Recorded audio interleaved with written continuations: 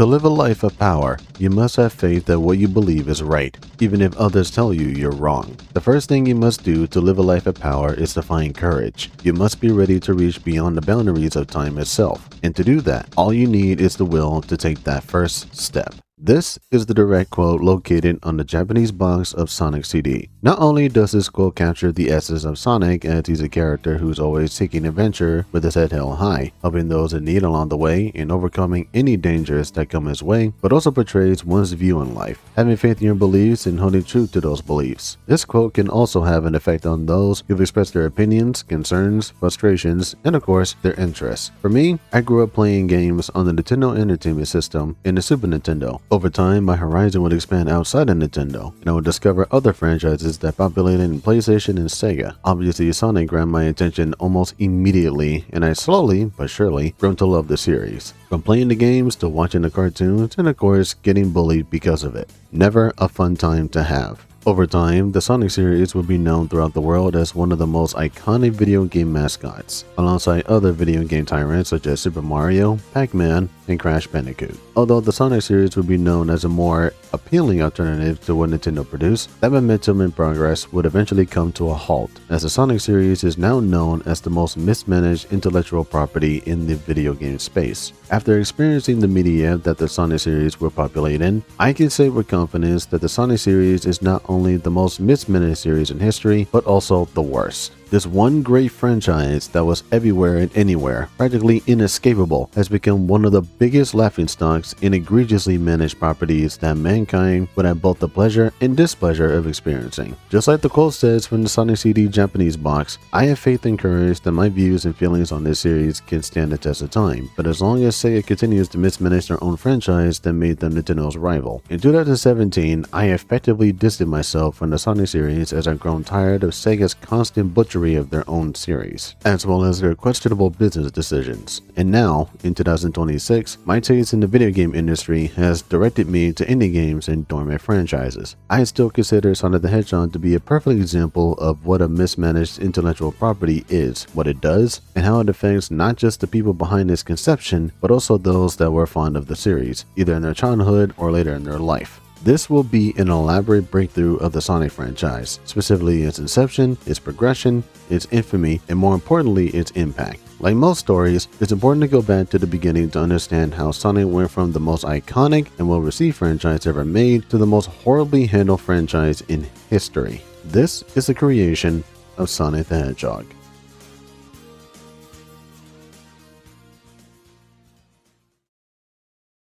To understand how Sonic was created, it's important to study Sega's rivalry with Nintendo. In 1983, Nintendo released their first ever video game console, the Family Computer, better known as the Famicom. The system was later localized in other countries years later and was dubbed the Nintendo Entertainment System, abbreviated as NES. This is a console that not only revolutionized Nintendo as an entertainment company, but also revitalized the game industry after the game crash in 1983. At the time, Sega imported arcade games and manufactured slot machines and jukeboxes. But it makes you wonder why you would hear the Sonic ring sound effect anytime an item is scanned at gas station stores.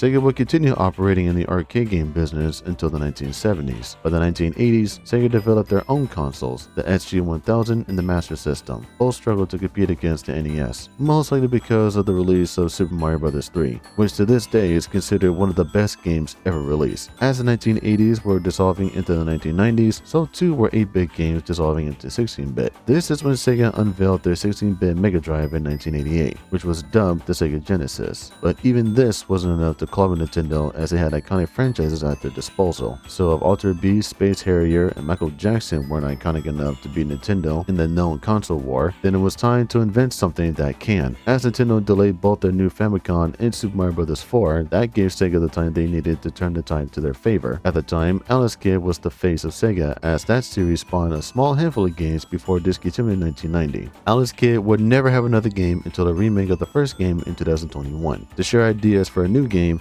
a contest was held for employees to create their own character that would be the main character. Certain designs consist of a rabbit, a wolf, a chicken, and even humans. The rabbit design, created by Naoto Oshima, was sent to Yuji Naka, who had previously worked on the Phantasy Star games. The early concept of the game was the rabbit who ran fast and collected objects along the way, not to be confused with Professor Asobin, the rare mascot for Sega's first console, the SG-1000. This idea was later simplified as Harukazu Yasuhara developed the game as a fast-paced game. No collecting, super attack methods, and an easier control scheme consisting of using one button. In addition, the character needs to accommodate for these changes, so it was decided that a porcupine was a more appropriate choice. The porcupine would roll into a ball to maintain speed, attack simply by rolling and jumping, and the design should reflect America, as America was the biggest game market and has the biggest influence in pop culture. So basically, Sonic is a patriot.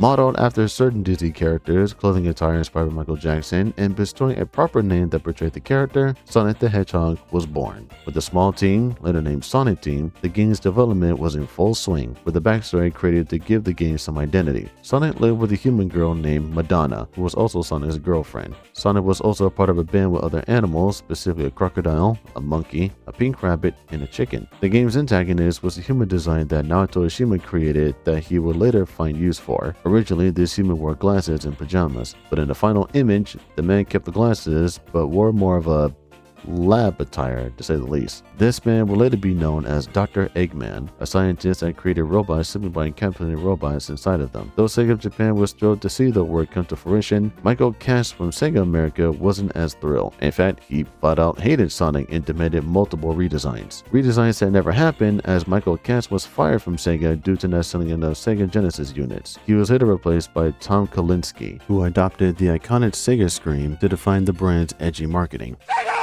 who favored the original Sonic designs but still requested redesigns nonetheless. Madonna and Sonic's band was scrapped. Dr. Eggman was renamed Dr. Ivo Robotnik, and the art for the game's cover was also changed. As Sonic the Hedgehog was getting closer to release, so too was the Super Famicom. The Super Famicom, dubbed the Super Nintendo Entertainment System, SNES abbreviated, along with Super Mario Bros. 4, named Super Mario World, were released in 1990, with Sonic the Hedgehog releasing a year later. And just like that, the console war had its biggest uproar. When you decide to get serious, there's only one place to come: the games of Super Nintendo. No one else creates this kind of experience, because no one else creates these kinds of games. The Sega Genesis has blast processing. Super Nintendo doesn't. So what's blast processing do?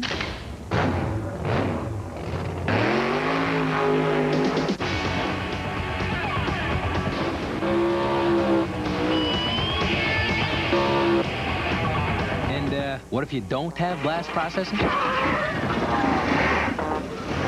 Back then, nobody could go wrong with either settling with the Super Nintendo or Sega Genesis, but Sega was more antagonistic towards Nintendo.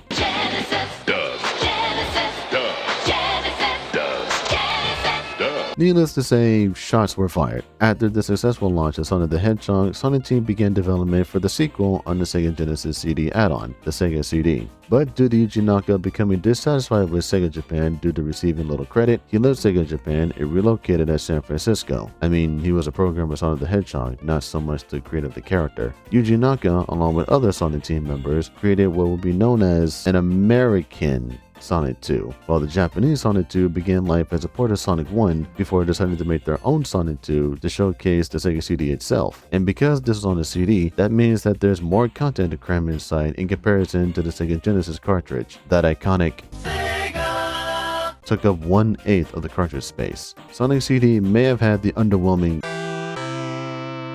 but what followed up was the intro cinematic that was animated by Studio Junio, the studio that collaborated with TMS and Toei Animation. Yes, that Toei Animation. Good to know that Sonic has some good influences. Sonic 1 may have got the ball rolling with the $150 bundle, but Sonic 2 would solidify the series as a major franchise. Sonic CD also performed nicely, though there were some localization issues with the soundtrack.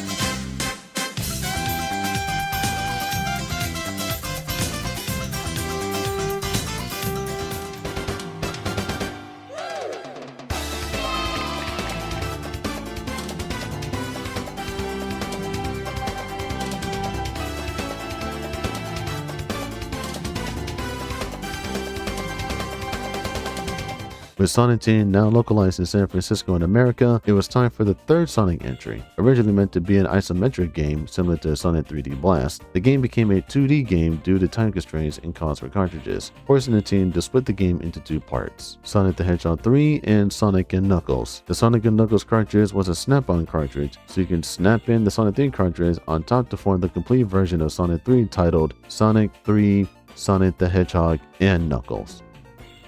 Working title. With a partial collaboration of Michael Jackson for the music, new mechanics, and more characters to play with, you got the most critically acclaimed Sonic game ever released. Sonic 3 and Knuckles would be the last traditional Sonic game, as the next game was developed for the Sega Genesis' second add-on, the 32X, a 32-bit graphical add-on that served as expandable power for the Genesis. In the beginning, the prototype for Knuckles Chaotix was titled Sonic Crackers, a prototype for the Genesis where Sonic and Tails use a tether mechanic to work together. Sonic Crackers could be a mistranslation for the word clackers, a reference to a toy where you clap two balls together. That clears up that confusion, though Sonic Crackers could have been a delicate snack. The game would later be known as Knuckles Ringstar until it was finally named Knuckles Chaotix. In 2011, Tom Kalinske stated that Knuckles Chaotix was originally meant to be a Sega Saturn game. Judging by some 3D aspects of the game, I can see the influences and what would have happened if this was a full-fledged 3D game. Knuckles Chaotix is considered the black sheep of the Sonic games, as critics and players found the game to be frustrating yet appreciative. The game sold poorly and was never re-released on future hardware, despite some interest in a potential port or reimagining. During the Sega Genesis Prime, Sega also released a competitor to Nintendo's Game Boy, the Sega Game Gear. This was Sega's answer to address the more minor issues the Game Boy had, such as full colors, backlit screen, better comfort, and battery life, though it takes 6 batteries to power this thing. But the games on this device were subtle? The Game Gear had its own Sonic games, but they pale in comparison to the Sonic games on the Genesis. Despite how underwhelming these Sonic games were, they're still regarded as games worth trying. Some of which have some neat ideas, such as Sonic wearing hover boots, Tails going on an adventure as he battles against an evil duck army, and even Sonic games that are more beginner friendly. Can't go wrong there. Though Chaos Emeralds aren't present in special stages in the Genesis games, they still play a major role in these games that they do in the Genesis games. In the Genesis games, they serve to unlock either a good ending or a Sonic super form, Super Sonic.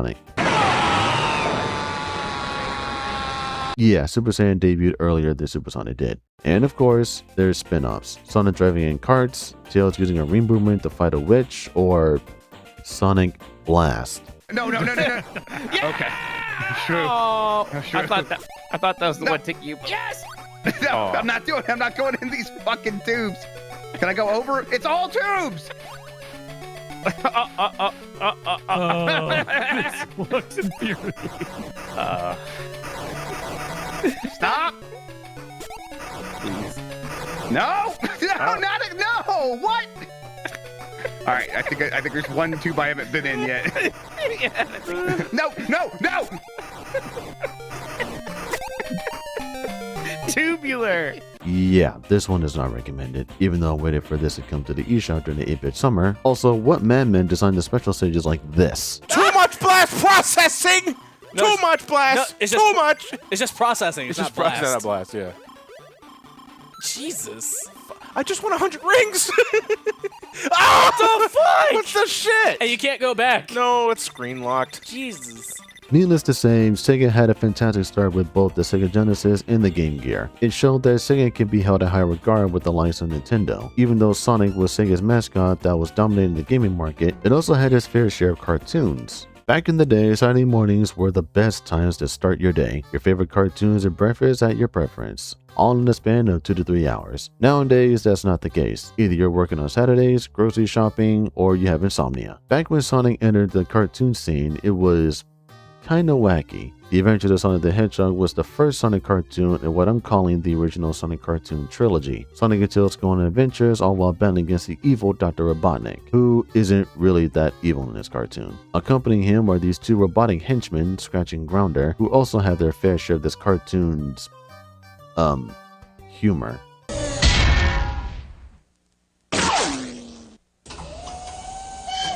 Dear Lulu, thanks for the letter. Why don't you take a long walk off a short pier? Fondly yours, Grounder. Along the way, Sonic and Tails meet friends and foes alike, and Sonic even shares some life advice like staying in school, avoiding smoking tobacco, and sexual harassment. But if someone tries to touch you in a place or in a way that makes you feel uncomfortable, that's no good. Who writes this stuff? Honestly, this cartoon isn't for someone like me who's looking for a more dire tone out of the series. After all, Sonic has been about fighting an evil genius who traps animals and robots, built a giant knockoff Death Star, and practically set an island on fire. Where's the evil black-hearted Robotnik that knows how to ruin days? And actually, Sonic the Hedgehog is the answer.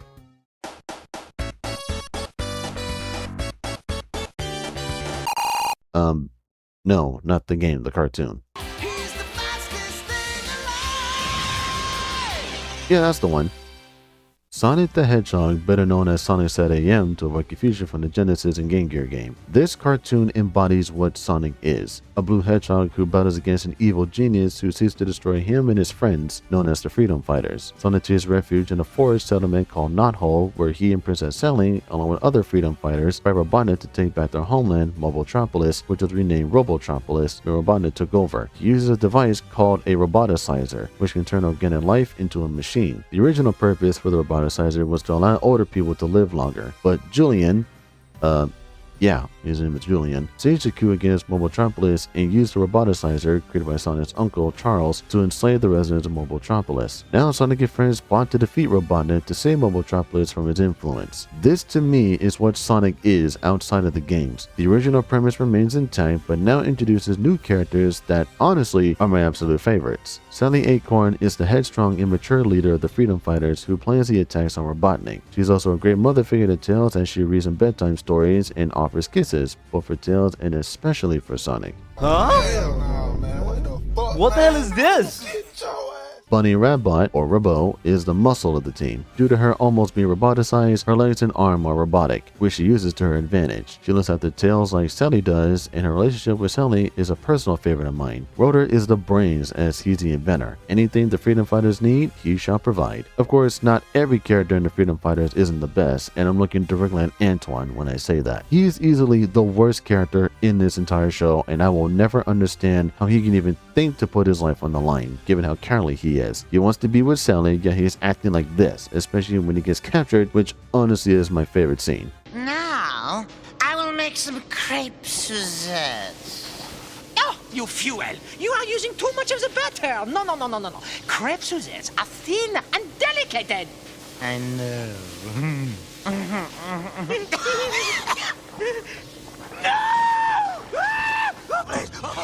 What's up, Uncle? Big problem. Antoine's been captured. That's no problem. Yes, it is. He'll talk. Please don't be stopping these terrible things. Oh, man. And of course, there's the best version of Robotnik. This Robotnik is a ruthless, pitiless, remorseless, heartless monster. He lives to conquer and to destroy. He captures lives and uses them to his will, and he'll stop at nothing to capture Sonic and destroy Knothole. That is, if he can find it. Oh, and Sylvie exists. Yeah, he used to have hair, but not anymore. But I do love the sound of his screams. Yes, sir. Sonic Set AM is a healthy blend of humor and dark tones. In the beginning, it may be clear skies and green grass, but as the series progresses, it shows its dark side. These characters are facing life-threatening scenarios, enslavement, and of course, extinction. Sonic Set AM is worth the watch, more so than Adventures of Sonic the Hedgehog and Sonic Underground. Yeah, Underground is the third Sonic cartoon in this trilogy. Instead of Sonic teaming up with Tails or any Freedom Fighters, he instead teams up with his siblings to find their mother so they can form the Council of Four to defeat Robotnik. I consider Sonic Underground to be a butcher version of Sonic Set AM, as Sonic and his siblings, Manic and Sonia, use magical instruments to fight Robotnik and the two bounty hunters he hired to kill the Hedgehog siblings, all while playing music. Really bad and cringy music.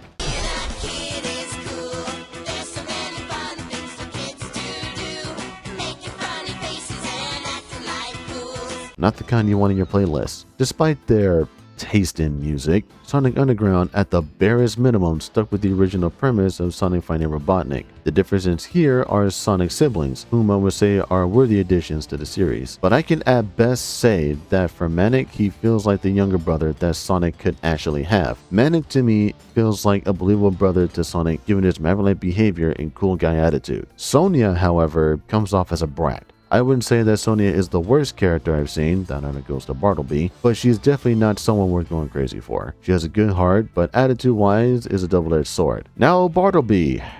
I hate this guy. Just about everything about this guy just sickens me. He's a narcissist, hardly cares about anyone else that isn't Sonia, and he's the one who's engaged to Sonia? I don't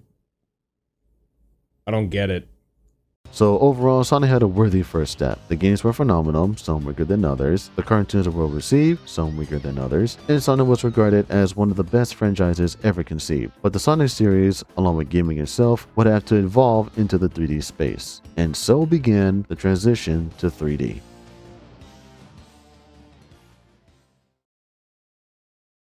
In the mid-1990s, the game industry was shifting to a more 3D polygonal graphics. Nintendo had made the shift to 3D with the Nintendo 64, while Sega had to close the book on the Sega Genesis in favor for the Sega Saturn. But Nintendo and Sega weren't the only ones making the transition to 3D, as there was one more competitor that would enter the console war. Sony would strike a deal with Nintendo to produce a CD add-on for the Super Famicom after Ken Kataraki created an audio chip for the Super Famicom, which he did on his own terms. And because of Sony's involvement with Philips in the creation of compact discs, that's what a recipe for success to develop games on CDs. Similar to the Sega CD, games on discs have more space compared to cartridges, so that means better audio, animated cutscenes, and even movie-like games. Yeah, that won't be a problem later. As Sony and Nintendo worked together to create the disc drive for the Super Nintendo, called the Super Nintendo CD, Sony created their own console, one that would play both CDs and cartridges. This would be the knife in Nintendo's back, as they did have the license to the disc portion of the Super Nintendo CD. Sony thought they had the high ground, but Nintendo instead canceled the project and formed a new deal with Philips. This resulted in the most infamous console ever released,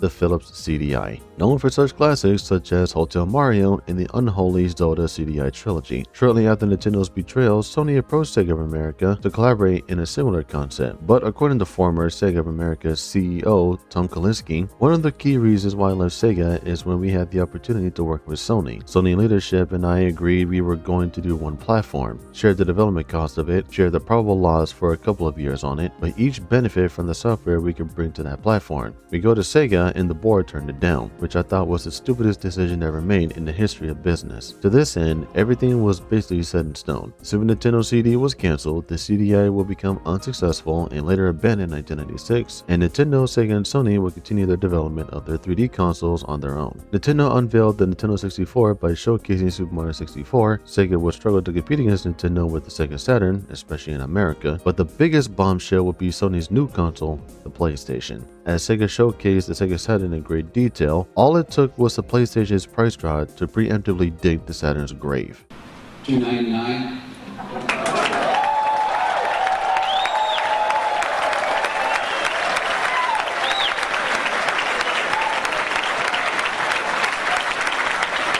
The console war became a three-way brawl. PlayStation would dominate the 3D transition with a variety of games to choose from: Crash Bandicoot, Spyro the Dragon, Metal Gear Solid, Final Fantasy VII, Klonoa, the list goes on and on. Sega Saturn would struggle greatly due to the lack of games available for the system. Sure, there was Nights in the Dreams, Virtua Fighter, and Panzer Dragoon, but what was happening to Sonic? Well, the 3D transition for Sonic wasn't as graceful as it was for Mario. In fact, Sonic 3D Blast, the isometric Sonic game, was a 3D Sonic game that was partially developed by Traveler's Tales, meaning that 3D Sonic Blast was outsourced for development, all while Sonic Team was preoccupied working on Nights in the Dreams. The game was released for the Sega Genesis during the development of Sonic Xtreme, a 3D Sonic game that would ultimately lead Sega to a civil war. In its original form, Sonic Xtreme was made to be Sonic the Hedgehog 4.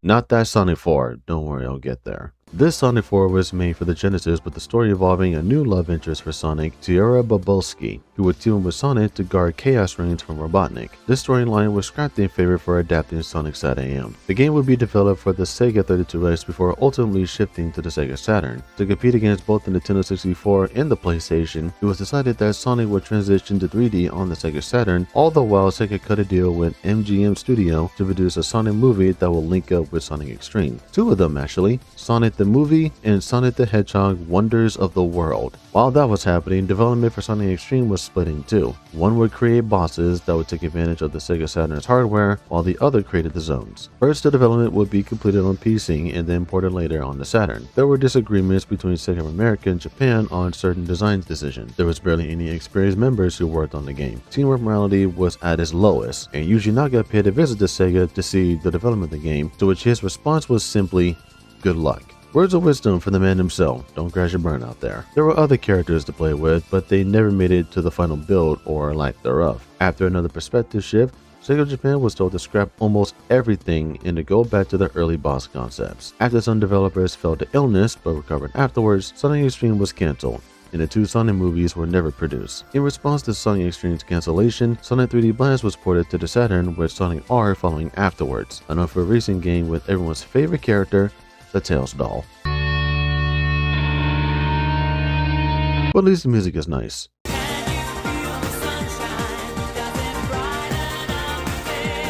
Oh God, my eyes!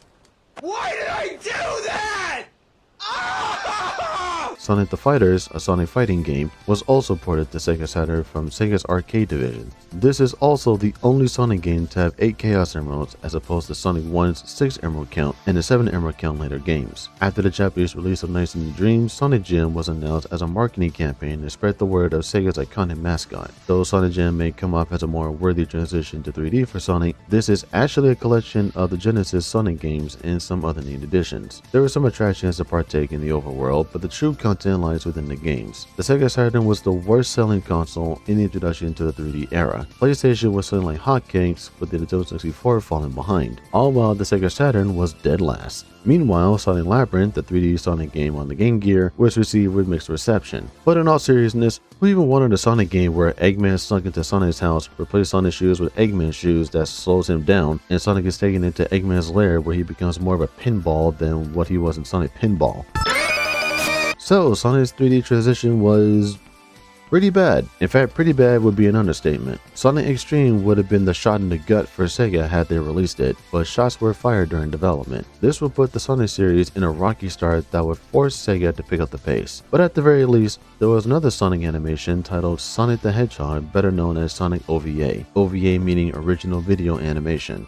This animation was produced by Studio Period, a studio that would later produce some of the more prominent adaptations. If you recall reading the character bio from Sonic Jam, then congratulations, you're in for a treat.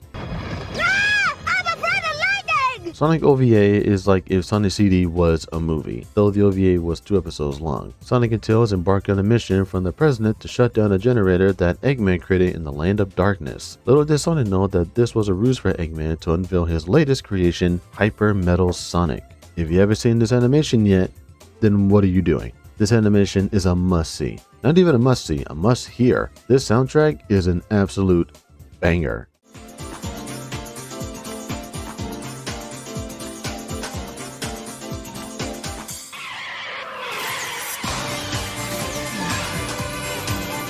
Whether you're a Sonic fan or not, this OVA is a huge recommend. The Sega Saturn will be known as Sega's biggest console failure, even more so than the 32X.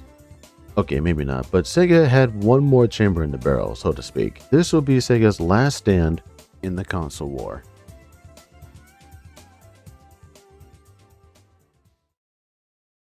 With Sony's PlayStation dominating the market and Sega discontinuing the Sega Saturn, Sega needed a successor that could potentially surpass the Nintendo 64 and even the PlayStation. Lockheed Martin, a company that helped Sega with arcade ports, pitched ideas for a more powerful Sega Saturn, but due to Sega's impatience, they decided to create a console on their own. Even Nvidia offered to create hardware for game development, but due to an accident with Nvidia's Saturn D08 chip that caused a black screen, Sega cut them loose right then and there. So Sega took matters in their own hands and approached other vendors to create hardware for them. There were some shots fired at, mostly between the companies that didn't know each other that Sega hired to develop the hardware for, but ultimately they made choices that would put the Dreamcast on most people's radars. The Dreamcast may have been Sega's ace in the hole, but wasn't enough to become top dog. The Dreamcast would be considered one of the best consoles ever released, with this one console that would demolish any chance of Sega continuing hardware development. And if you thought the GameCube, Nintendo's next console, would even the score, both consoles would struggle to sell, especially the GameCube that struggled so hard that Nintendo had to constantly drop the price. Drop the price, that won't be an issue later on for Nintendo.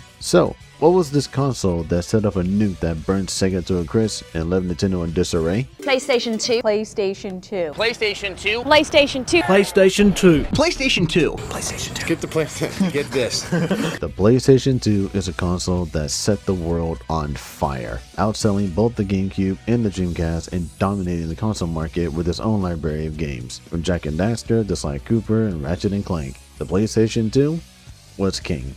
Despite the success of the PlayStation 2, the Dreamcast proved to be a worthy successor of the Sega Saturn, with a more established library of games and even a Sonic title, something that the Sega Saturn lacked during this initial run. And that title that properly transitioned Sonic to 3D was Sonic Adventure. In its original form, Sonic Adventure was meant to be an RPG for the Sega Saturn, but this idea was quickly shot down. The idea for a story stuck with Sonic Team, and the releases of early Sonic games, such as platforming, were maintained in 3D entry. Essentially, Sonic Adventure is like playing a glorified Sonic Jam with Sonic running in a 3D space, and even has a homing attack to boot. This was actually a power-up in Sonic 3D Blast that became a staple attack method for Sonic alongside jumping and rolling. To research environments with Sonic Adventure, Sonic Team organized a trip for specific locales for the game, such as Central and South America and Quintana Roo in Mexico. Sonic Team wanted the game to be as realistic as possible, so not only did they take inspirations from their little field trip, but the photos that they took were actually implemented in the game. Takashi Iizuka wanted to design a new enemy that was impossible with previous hardware, such as a transparent or liquid type creature. This enemy was bigger and more chaotic. No, not that chaotic. This chaotic.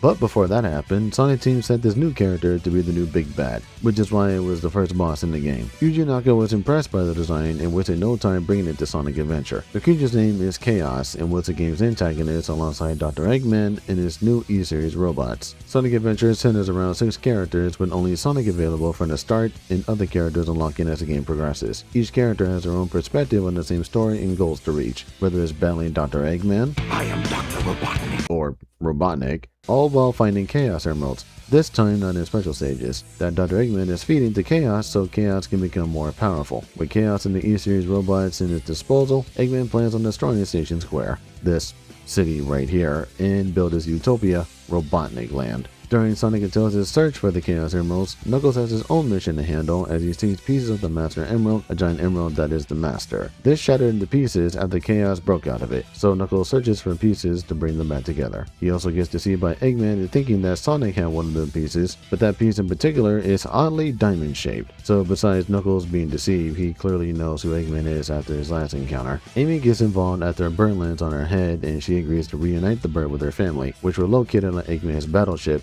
the Egg Carrier. This is where Eggman commands his E-Series robots, one of which is named E-102 Gamma, captures a frog with a tail that belongs to a big cat named Big.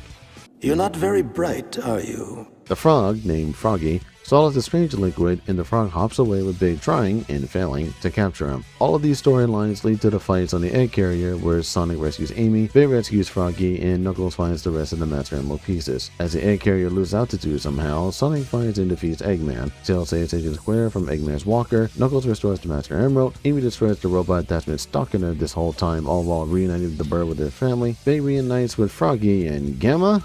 Oh god.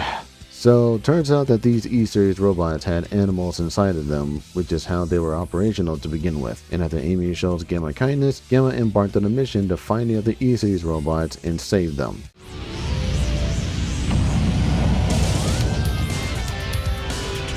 By blowing them up.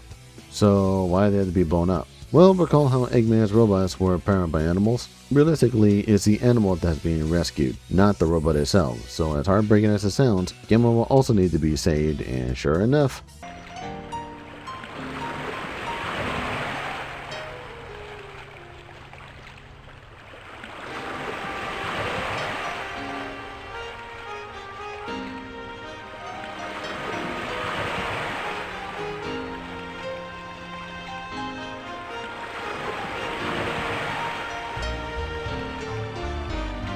Gamma is known to be one of the best characters in the series, and I agree. He goes from Eggman's loyal servant to learning kindness from Amy and making the decision to save the other E-Series robots. Though I believe that it was the bird that made those decisions, never forget the vessel that made that reunion a reality. Gamma will be missed and never forgotten. After Eggman's defeat, Chaos takes the Chaos Emeralds and turns into a water kaiju that nearly destroys the city. The Echidna girl Tikal appears to inform Sonic of Chaos's anger and sadness. With the Chaos Emeralds, Sonic unleashes his Saiyan pride and neutralizes Chaos. And Tikal and Chaos is sent into heaven.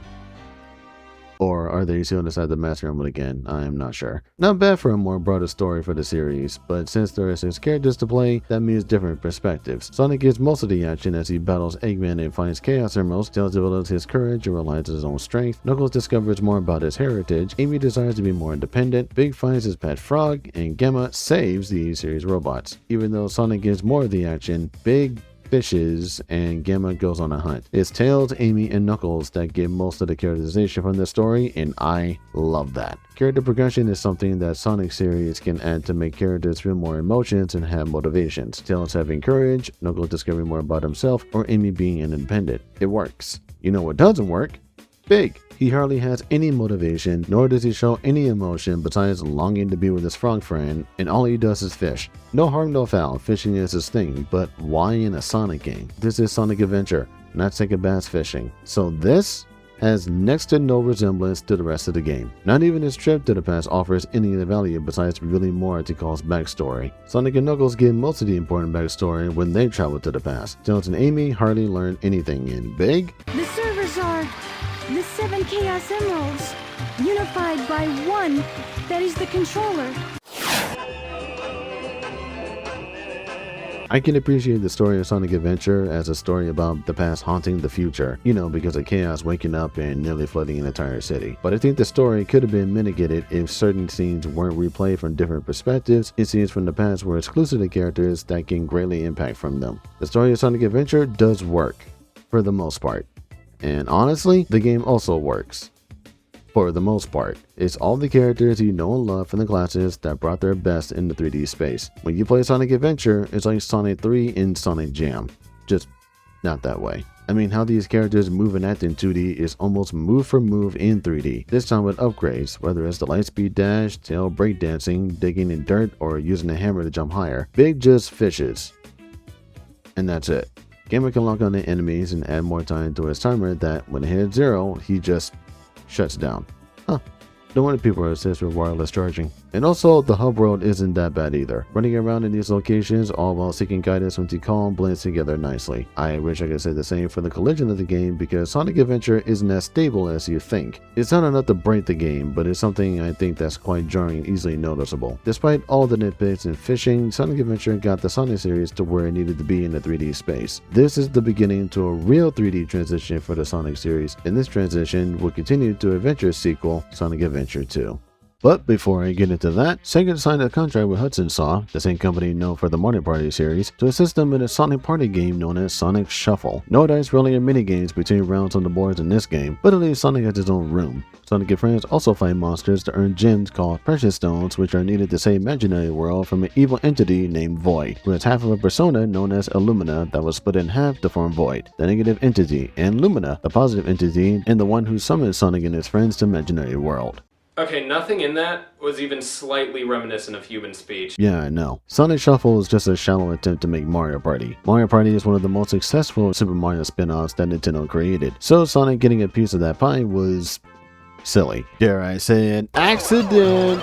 And this is after the series suffered trying to make the 3D transition. Even Crash Bandicoot had a better attempt at a party game, but Sonic Shuffle wasn't the game that reeked of experimentation. That comes later. The true Sonic Adventure sequel, Sonic Adventure 2, was developed similarly to Sonic 2 on the Genesis, a Sonic sequel made in the West. Takashi Iizuka was relocated to San Francisco to establish Sonic Team USA with only a handful of team members, one of which was Shiro Mirakawa, who was the writer for Adventure 2's story, who also didn't like Sonic as a character. So Sonic Adventure 2 was an opportunity for Shiro Mirakawa to revise Sonic that would better suit his taste. Was Sonic Adventure such a bad taste in his mouth that he wrote a story about a blue hedgehog getting arrested from the cops? What? All because the military couldn't tell the difference between a blue hedgehog and a black and red hedgehog that was an anti-hero because Iizuka wanted to appeal to an American audience? What? And because of trying to appeal to an American audience as well as working with fewer people, hub worlds were removed and the stories involved around characters with specific allegiance such as hero or dark. Hero or dark? Because clearly anything of the dark-skinned variety couldn't ever be the hero. Sonic Adventure 2 solved some of the problems that Sonic Adventure 1 had, all while presenting new ones, the biggest one being the story. Eggman discovers Shadow the Hedgehog, a science experiment created by Eggman's late grandfather, Gerald Robotnik. Eggman awakens Shadow, who informs Eggman of a space colony called Ark, which is equipped with a diabolical weapon of mass destruction called the Eclipse Cannon. All Eggman needs are the 7 Chaos Emeralds in order to activate it, and with Rouge Sabat's help, who's actually a spy sent from the government to discover more about Project Shadow, Eggman breaks into Prison Island, steals the Chaos Emeralds, and powers up the Eclipse Cannon to shoot at the moon just to prove a point. You know, when you actually think about it, how can Master Roshi and Piccolo blow up the moon so easily? After blowing him half of the moon, the entire world is now in panic, and in a time of crisis, the world needs his champion. Who got arrested for robbing banks, stealing Chaos Emeralds, and destroying government property? Yeah, because Shadow, a hedgehog, isn't the culprit, but Sonic is because he's a hedgehog. No, clearly this is the guy who is Station Square's most wanted. Even Amy, who wanted to be more independent, mixes up Shadow for Sonic. Oh, Sonic! I thought I'd never see you again. I'm so glad you made it. You're not Sonic. Who are you? I'm the one who should be asking that. Dr. Eggman! Ah!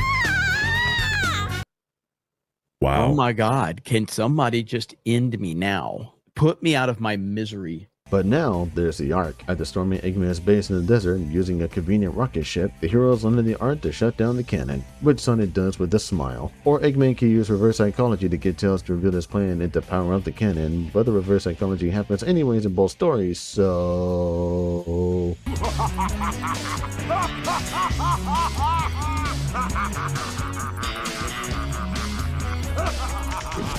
But wait, wrong! Turns out that Joe Robotnik reprogrammed the Ark to crash into the Earth once all the 7 Chaos Emeralds were inside as retaliation for the military killing his granddaughter, who was Shadow's best friend, which also prompted Shadow to seek revenge against humanity, only to remember his true purpose, as hinted by Amy, is to protect humanity and let them live happy lives. Or something. Yeah.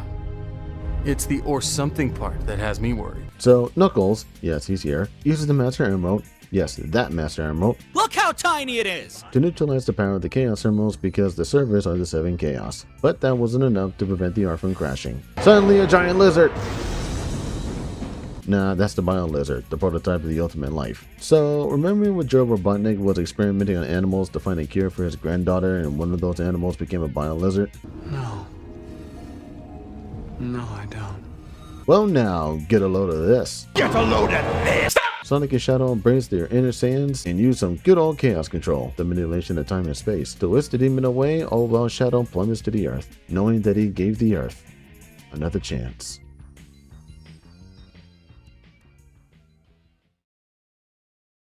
So, in all honesty, this story is not the best. I mean, the story was bold enough to pit 2 sides of characters to battle each other for world domination or defending the world, but the way these characters go about doing what they do is just illogical. In fact, what this story lacks is logic, because almost everything in this story doesn't make sense. The military confusing Sonic for Shadow, despite Sonic saving everybody from a giant water monster. Knuckles not doing his job as guardian of the Master Emerald in the middle of the desert instead of Angel Island. Rouge not saying anything to the military in order to maintain cover, so she breaks into the vault and steals the Chaos Emeralds within 5 minutes, even though the detonator was set to 15 minutes, which begs the question, why does Security Hall have a 5-minute time limit? Tails created the fake Chaos Emerald that just comes out of nowhere, Eggman not planning ahead when he raided Prison Island, the rocket ship in Eggman's pyramid came boom boo, and Joe Robotnik finding the time to reprogram the Ark during the raid. Again, I can appreciate the bold writing of Sonic Adventure 2, but the writing itself just doesn't add up, let alone just isn't as good as Adventure 1. And honestly, Sonic Adventure 2 isn't as good as Adventure 1. The stages in Adventure 1 could be explored by almost every character, some that actually rewards exploration by offering a few rings, 1-ups, or maybe an Easter egg. The stages in Adventure 2 are more linear by comparison. Even though these encourage speed, they're not as open as the levels in Adventure 1 were. If you want a direct comparison, here's Speed Highway.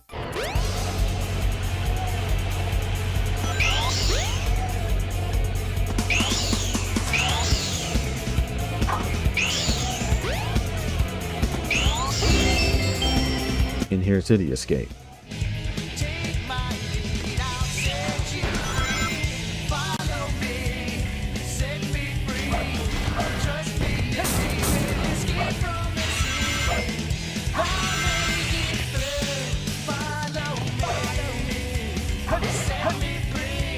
Though City Escape starts with a skateboarding segment that Sonic miraculously survives after jumping from a helicopter, the level starts after he slams his head on cars in the train. There's hardly any exploration in City Escape when compared to Speed Highway, where there are more branching pathways to take. Adventure 1 has a strong emphasis on exploration, while Adventure 2 has a strong emphasis on speed. Sonic and Shadow can spin dash, rail grind, and homing attack to their heart's content, and it's quite thrilling, especially when you find methods to skip sections of a level. Tails and Eggman ride in mechs. Similar to Gemma, Tails and Eggman lock onto enemies to fire at multiple targets. This time not for retaining time, but for racking up combos. Knuckles and Rouge...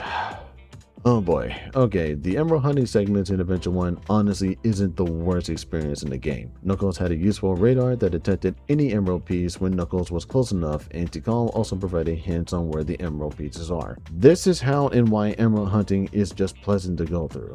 Emerald hunting in Adventure 2 takes away everything that made emerald hunting worthwhile. The radar only detects emeralds in a subsequent order, meaning that it doesn't detect any emerald pieces like it did in Adventure 1. Tikal isn't here to provide hints, but instead of these computers. These computers provide hints in riddle format that's only useful if you're familiar with the stages themselves. Not familiar with Wild Canyon, Pumpkin Hill, or Meteor Herd? Well, sad to say, but these hints are only at their best if you know the level inside and out. But in the space levels, the hints are either in reverse or they just lie to you.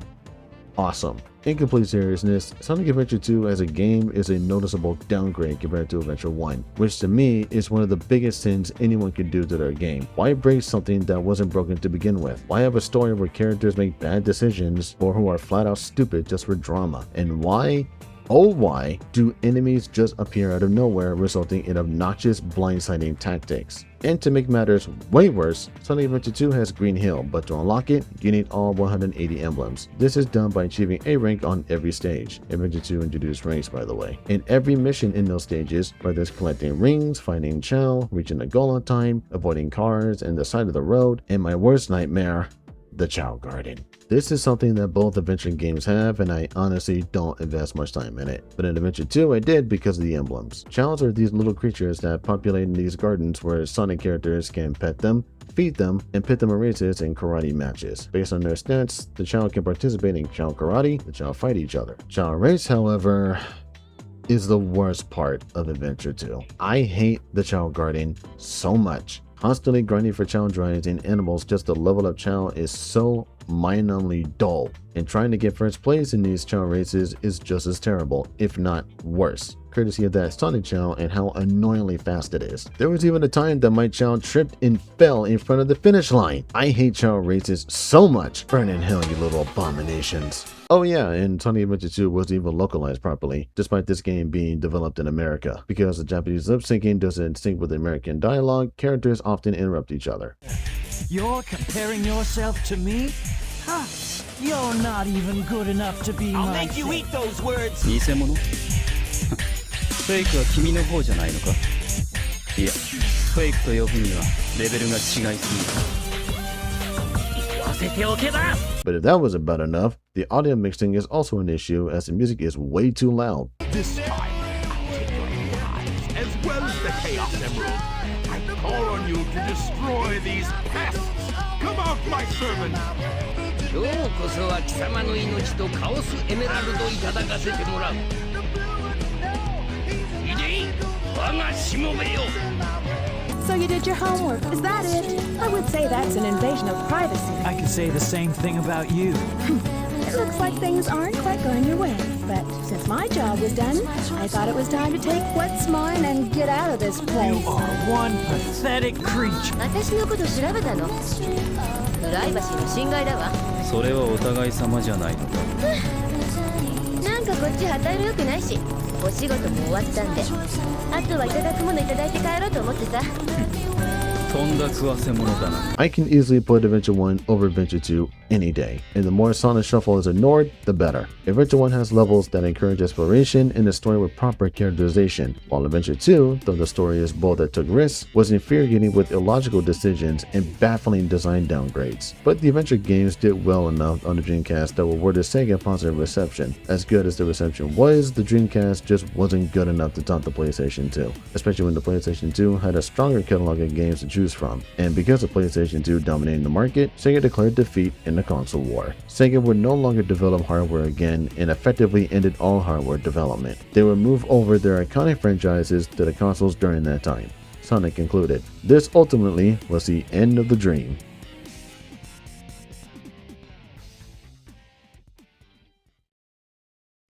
Dreamcast. Sorry, I stuttered. This is a Sonic Xtra on Shadow the Hedgehog. During the development of Sonic Adventure 2, Takashi Iizuka decided to explore the characteristics of good and evil, which led to the darker versions of the heroes. Tails would battle against Dr. Eggman, Knuckles would battle against Rouge, and Sonic would battle against Shadow the Hedgehog, who is inspired by American comic book anti-heroes such as Spawn. The most early conception of Shadow the Hedgehog was a more gray-toned Sonic equivalent known as Terios. Terios meaning reflection of. Kazuyuki Hoshino added red stripes to Shadow the Hedgehog as inspiration by Kabuki Tsujikuma makeup. In the early conception, the word Vegeta was used as a keyword to describe Shadow, but Takashi Iizuka denied this comparison, as Vegeta would join the heroes later in the Dragon Ball Z series, while Shadow would form his own path, as he never officially joined Sonic's group. Shiro Marikawa, who finalized Shadow's design, was brainstorming lines for what Shadow would say, one of which was, quote, "Aren't you the fake one here?" This line was brainstormed in order to shape a more subtle characteristic for Shadow the Hedgehog, and needless to say, due to his demeanor, he became a fan-favorite character, and due to this, he would star in the next game, which you will learn in the next act. This has been Sonic Xtra. With the PlayStation 2 dominating the market and Sega declaring defeat in the console war, it was time for Sega to move their franchises to the next generation of consoles, specifically the PlayStation 2, GameCube, and Xbox. With no original hardware to develop games for, Sega had to figure out how to move their catalog to non-Sega hardware, and the Sonic series was obviously their top priority. How would Sega introduce the Sonic series to players who didn't have a Sega console? Sonic Mega Collection was the answer, as this collection had almost every Sonic game from the Sega Genesis. I say almost because even though critically acclaimed Sonic games were added to this collection, other Sonic games such as Knuckles Chaotix and Sonic CD were not included due to storage constraints. I'm guessing it's because of the bonus features that they couldn't add other games, or they didn't have the means to properly emulate the other games. Yeah, these games are actually being emulated, including other Sega games such as Right Star and Comic Zone. So one could consider this Sonic and Sega Mega Collection.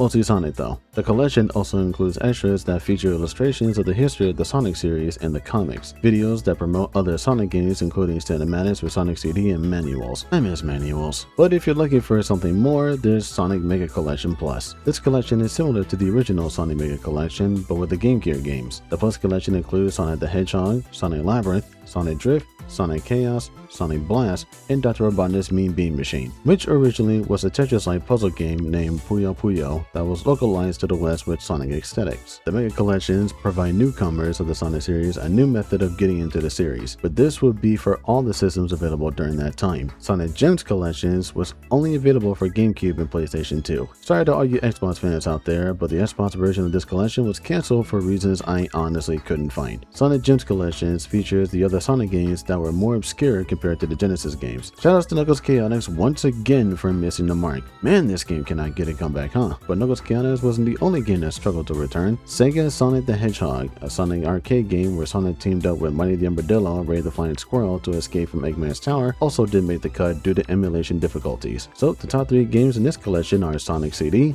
Sonic R, and Sonic the Fighters. Other Sega games include the other Sonic Game Gear games, Sonic the Hedgehog 2, Sonic Spinball, Sonic Triple Trouble, Sonic Drift 2, Tails Sky Patrol, and Tails Adventure, Vectorman 1 and 2, and the Streets of Rage trilogy for Western audience. So if anyone back in the day wanted the full Sonic experience, they would need either a GameCube or a PlayStation 2, as Xbox only had the Mega Collections. In fact, GameCube owners had the upper hand in experiencing the Sonic series more, as Sonic Adventure 1 and 2 were released as GameCube exclusives. You mostly have contract deals between Nintendo and Sega to thank for that. So if you really wanted to catch up with the Sonic series post Dreamcast, getting a GameCube was the way to go, especially since Nintendo needed to bounce back as the GameCube was struggling against the PlayStation 2, which is why the price dropped to a measly $100. Gotta love the competition. Sonic Adventure DX Director's Cut is supported Sonic Adventure with graphical overhauls, revamped child mechanics, and a mission mode in emulated GameCube games. So if anyone missed out on getting the Sonic Mega Collection Plus, Sonic Adventure DX has you covered. Mission mode is basically a fetch quest of either collecting flags or balloons. These missions take place on the hub worlds or in action stages. Though the missions are more flexible on the hub worlds, the missions in the stages are more strict. Failing a mission will result in restarting the level from the beginning just to try the mission again. The graphical overhaul was not well received as people called the character model shiny and wrapped in plastic. And no, it's not fantastic. There is a plethora of small graphical issues that make it look inferior when comparing them to the original Dreamcast graphics. Even the hub worlds went through a noticeable downgrade, though some graphics and textures were improved. And of course, there were new glitches not found in the Dreamcast version. For some odd reason, characters can now clip through geometry and fall through the ground, some of which are supposed to be blocked by invisible walls, but nope, they can still clip through them. Honestly, Sonic Adventure DS Director's Cut isn't that impressive, especially when this is on the GameCube. I know it's harsh comparing a port of a Dreamcast game to other GameCube titles, but it can't be helped. Super Mario Sunshine, The Legend of Zelda Wind Waker, and Star Fox Adventures look phenomenal on the original hardware. Sonic Adventure DS just looks amateurish by comparison. There is a Dreamcast conversion mod for the PC port of Sonic Adventure DX, not the PC port that came out a year after the GameCube release, but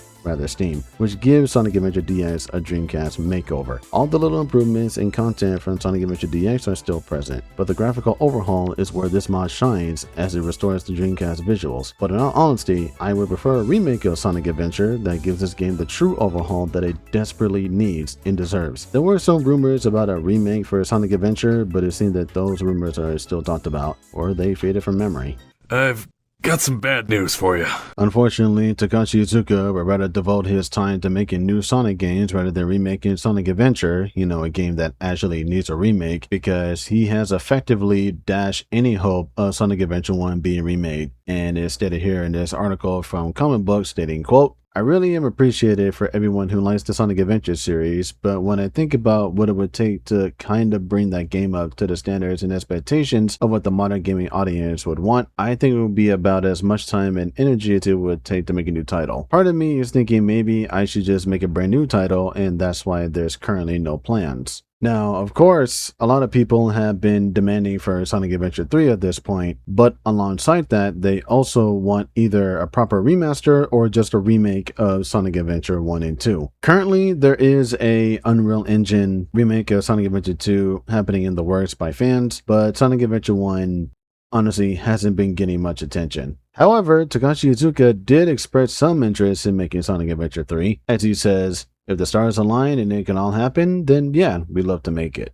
So even though the possibility of remaking Sonic Adventure 1, at least officially, is dead in the water, Sonic Adventure 3 at the very least hasn't been completely abandoned. So there may be hope for Sonic Adventure 3 at least, but for a Sonic Adventure remake, honestly fans, I think it's time for you to rise up and take that challenge. Either way, Sonic Adventure deserves better. It's just a shame that it's often overlooked by a sequel, Sonic Adventure 2, which also received little improvements and graphical changes. But the big change is the overhaul of two-player mode. More characters, more modes, and even Shout Karate, which actually debuted in Sonic Adventure 2 Battle. I should also note that Sonic Adventure 2 Battle was released before Sonic Adventure DX was. So imagine experiencing the Sonic Adventure games when they were released backwards. I would say that Sonic Adventure 2 Battle holds up better than Sonic Adventure DX. So in terms of visuals, Sonic Adventure 2 Battle reigns supreme, but in terms of experience, Sonic Adventure DX, though flawed, still maintains the fundamentals of Sonic Adventure 1. So now that you're all caught up with what you missed out during Sega's heyday, it's time for Sega to develop new games for the new consoles. And since Nintendo released a Game Boy Advance in 2001, this means that Sega had more options than before. The time of playing catch-up was now over. Now is the time for the Sonic series to have new games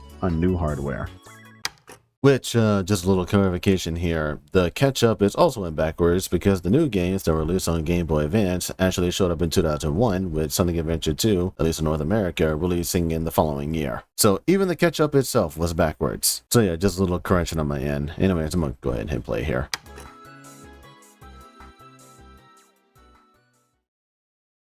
2001 was the beginning of the Sonic series' move to other consoles, and around that time, the Game Boy Advance was released, one of Nintendo's most successful handheld devices. The Game Boy Advance would be the first step for the Sonic series into new hardware that wasn't from Sega. Sonic Advance is the first game in the Sonic Advance trilogy that was developed by DIMS, a team formation of SNK developers that created Sonic Pocket Adventure for the Neo Geo Pocket Color, a device that competed against Nintendo's Game Boy Color. Sega recruited DIMS to develop Sonic Advance, which was not only the first Sonic game on the Game Boy Advance, but also also to commemorate the franchise's 10th anniversary, similar to Sonic Adventure 2, which is also a 10th anniversary title. Dim stayed true to the 2D Sonic gameplay, but also incorporated concepts from the adventure titles, such as rail grinding and the use of the new character designs at the time, which Yuji Naka thought was refreshing. The game was critically acclaimed from critics and fans alike, though criticized the game for having a basic plot of Eggman being evil, a more zoomed-in camera angle compared to the Genesis games, spikes galore, the glaring special stages with poor depth perception that require bouncing on special springs to find them, which have chaos emeralds that are required for the game's true ending, the Ab rocket with a countdown when the rocket fires that has no flooring to speak of, and questionable hazard placements, or certain Eggman fights, presumably the one that barely exposes the weak point. Despite all those gripes, Sonic Advance is generally favored by many. Some even call this the true Sonic the Hedgehog 4, and even I can agree. Sonic, Tails, Knuckles, and Amy are back in 2D form with their adventure looks and abilities. Essentially, Sonic Advance is Sonic Adventure in 2D. Sonic and Tails perform as they did in the classic games, including Knuckles with his inclusion of punching. Amy, despite being a hedgehog, can't roll or spin dash, but she has her trusty hammer that appears out of nowhere to help her in a pinch. So Sonic Advance is a decent start for the Sonic series overall outside of Sega hardware, but that momentum will come crashing down in the next entry, Sonic Advance 2. Dims decided that Sonic Advance 2 needed more speed, thus made the level 6 times larger and focused on the mechanical aspect of the game. This is the first Sonic game to introduce a trick system where characters can perform some mid-air action to gain some air traversal. Since the speed was cranked up a notch for this entry, that means that the level design needed to compensate for the increased speed. How was this accomplished? Well, let's do some comparing and contrasting. This is the level graph for Ice Paradise. Now compare that to Hot Crater, and Techno Base, and Music Plant. This was the solution to compensate for speed, to have almost every level in Sonic Advance 2 go down this downward diagonal slope. Even though this works, for the most part, this will become apparent as you play. That is until Sky Canyon. If there's one zone that is considered the bane of one's existence in Sonic Advance 2, it's Sky Canyon. Bottomless pits all over the place, places where tricks are required for progression, and Sky Canyon being the only zone that slants upward. Finally, something different. Now, despite some design issues, Advance 2's presentation is a step up compared to Advance 1. The biggest one being Music Plant, as his zone is just brimming with color. If anyone that's having a hard time with Sonic Advance 2, there is a character that's more beginner friendly. May I present Cream the Rabbit. Cream is a young polite bunny girl whose best friend is a child named Cheese. She gets rescued by Sonic from Eggman, who teams up with Sonic to rescue her mother, Vanilla. Notice the dairy pun here? Cream, cheese, vanilla. What's next? Chocolate? Wait, Chocola? Sonic predicted Necopara. Along the way, Sonic and Cream also rescue Tails and Knuckles, but no sign of Amy. After rescuing everyone, Sonic battles Eggman on his space station, where Sonic claims victory and rescues Vanilla. But that's not all. Gotta get those Chaos Emeralds, and this time around is much worse than just looking for a spring that sends you into space. Characters need to find a total of 7 special rings just to access the special stage in order to acquire a Chaos Emerald. This special stage has characters running around a checker pattern floor, all while Zero, the robot that captured Amy in Adventure 1, chases them. Hope you enjoy taking your time with these levels that begs for speed because now there's special rings to collect. You'll be needing a guide for this. After acquiring all the Chaos Emeralds, Super Sonic takes the fight to Eggman in space and rescues Vanilla before crashing and burning. Why Tails didn't use a tornado is beyond me. So everyone is saved, except for Amy. You may have noticed that Amy is nowhere to be seen in this game, even though she was playable in Advance 1. Well, she's playable in Advance 2. It's just that every character needs to collect the Chaos Emeralds just to unlock her. In other words, Sonic, Tails, Knuckles, and Cream need to collect all 7 Chaos Emeralds each just to unlock one character that should have been in the main story. You want to talk about a grinding mess in a Sonic game? Well, here you go. But we didn't use GameShark for this, you dirty hacker. So, even though the presentation, the inclusion of cream and cheese, and running towards bosses is a plus, which became a staple for Sonic games so that the pacing doesn't go interrupted, Sonic Advance 2 basically wrote the book on how not to make a high-speed platforming game. Characters running at full speed where they might run into a hazard or an enemy all because the camera wasn't zoomed out. A collectathon that has no reason to be in high-speed platformer in the first place. Not adding all the characters to the main story and instead locking one of them behind the most baffling design decisions known to man, and introducing a new mechanic that is required for progression. Sonic Advance 2 feels like a game that people wish they liked, but truthfully, I think it's debatable what's considered the worst entry in the Advance trilogy. Sonic Advance 2 suffers through a love-hate relationship from people who knows what this game is, so I label Sonic Advance 2 as divisive. It's a game that you either love or hate, and it's still debatable if Sonic Advance 2 is actually the worst one. So that begs the question, is Sonic Advance 2 the worst one? Or is it Sonic Advance 3? Advance 3 still follows the fundamentals of the last two Advance games, but this time it adds a team mechanic where two characters can form a team and thus use team abilities. You can mix and match characters and even form some unique teams. Look how happy Sonic is being with Amy. This also impacts the main character as well, such as new abilities or powering up existing abilities. Game gets a parasol in this game. It's so adorable. How come this isn't a staple? Make Cream more princess-like. I command it. Though the partner system in Advance 3 is the best mechanic that can happen in a 2D Sonic game, I assure you it's not as sacred as you think. A mechanic like this needs the Donkey Kong Country treatment where characters hardly interact with the environment in addition to character swapping, something that Advance 3 lacks. Hub worlds are in Advance 3 and they're not the best. Characters will be running around accessing levels and switching out partners. It's not as flexible and convenient as, say, the hub worlds in Kirby's Adventure. Kirby can walk through doors to access levels. Characters in Advance 3 can accidentally run into rings that teleports them to levels that are already completed. There's no map to make traversal easy, so it takes trial and error just to figure out where anything is. Again, Kirby's Adventure had hub worlds that weren't cumbersome, and that game came out in 1993. Advance 3's hub worlds is just dreadful to go through because, again, the ring teleporters are not as interactive as just opening a door with a simple input on the D-pad. So after all that hullabaloo, it's time to finally get into the action. Advance 1 is more traditional in its stages, Advance 2 focuses more on speed, but Advance 3, it's more open. Basically, think if Sonic CD was a handheld title. Sonic CD emphasizes on exploration in its stages, and I think that's what Advance 3 is all about. Exploration. Being able to explore in 2D Sonic games is honestly a guilty pleasure of mine, and I welcome it. Advance 3 is packed full of speed sections and platforming and different kinds of gimmicks, some worse than others, but I really think the speed and openness of the stages is Advance 3's strength. In fact, the partner mechanic and the explorative stages are Advance 3's strong suits. Where this game falls short or the lack of player input in the hub worlds. Certain areas with cheap hazard placement, areas where speed is a punishment rather than a reliability, and the biggest complaint that I've heard are crushing hazards. This is apparently in the first zone of the game and probably Advance 3's biggest criticism. Crushing hazards all over the place, even in areas where it looks like a crushing hazard, is enough to fuel anyone with PTSD anytime they see a block or a square object. Hey, remember in Advance 2 how characters needed to find 7 special rings just to access the special stage? Well, in Advance 3 the characters now have to find and collect 10. Yes, 10 Chow. Find 10 Chow and the key will appear at random in the respective zone. These keys are required for unlocking the special stage in the hub world where characters ride on a tornado to collect rings. I would say these are much better than Advance 1 special stages as the field of vision is more tolerable. You even get to see Amy's panties when the tornado goes from 0 to 100. Feast your eyes, you horny hoodlums.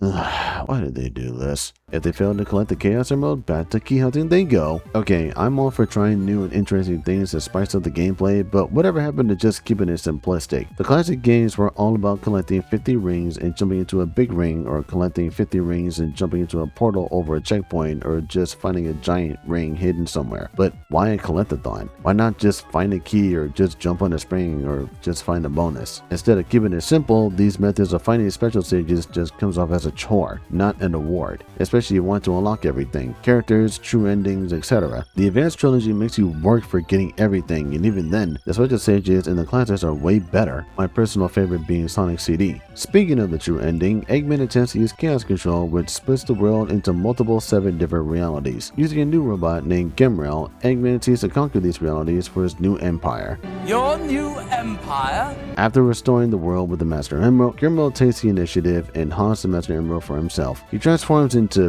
this thing right here, and Sonic and Eggman team up. Gotta stick with the partner mechanic after all. With their combined strength, Super Sonic and Eggman defeat Gemrel, and days later, Cream and Vanilla fight Gemrel, and with Tails' help, Gemrel becomes friendly and lives with Cream and Vanilla. It's heartwarming as it is heart-wrenching. Ooh boy, so the Advanced Trilogy definitely had its ups and downs and all-arounds. But overall, I think the Advanced Trilogy is a welcome addition to the series. It shows that 2D Sonic can be innovative, but it's still flawed in its execution. Whether it's the zoomed-in screen, the cheap hazard, and enemy placement, the bizarre collecting for special stages, the demand for unlocking characters, and the true ending, the Advanced Trilogy will break you in some way or another. But at the same time, these are Sonic games that have phenomenal presentation and ideas that could carry over to other games. Plus, Cream the Rabbit joins the crew. I really do like Cream, and she is a welcoming character to the series. In fact, ever since her debut in Sonic Advance 2, Cream and she has had a good streak of appearances. Cream's cameo appearance in Sonic Adventure DX, artwork in Sonic Mega Collection, her appearance in Sonic Pinball Party, and her as a team met in Amy's team, Team Rose. She was added to Team Rose so that the teams could be evened out, which I think was an excellent idea. Cream was already a fan favorite, so I see no problem with her in Sonic Heroes or Sonic Battle.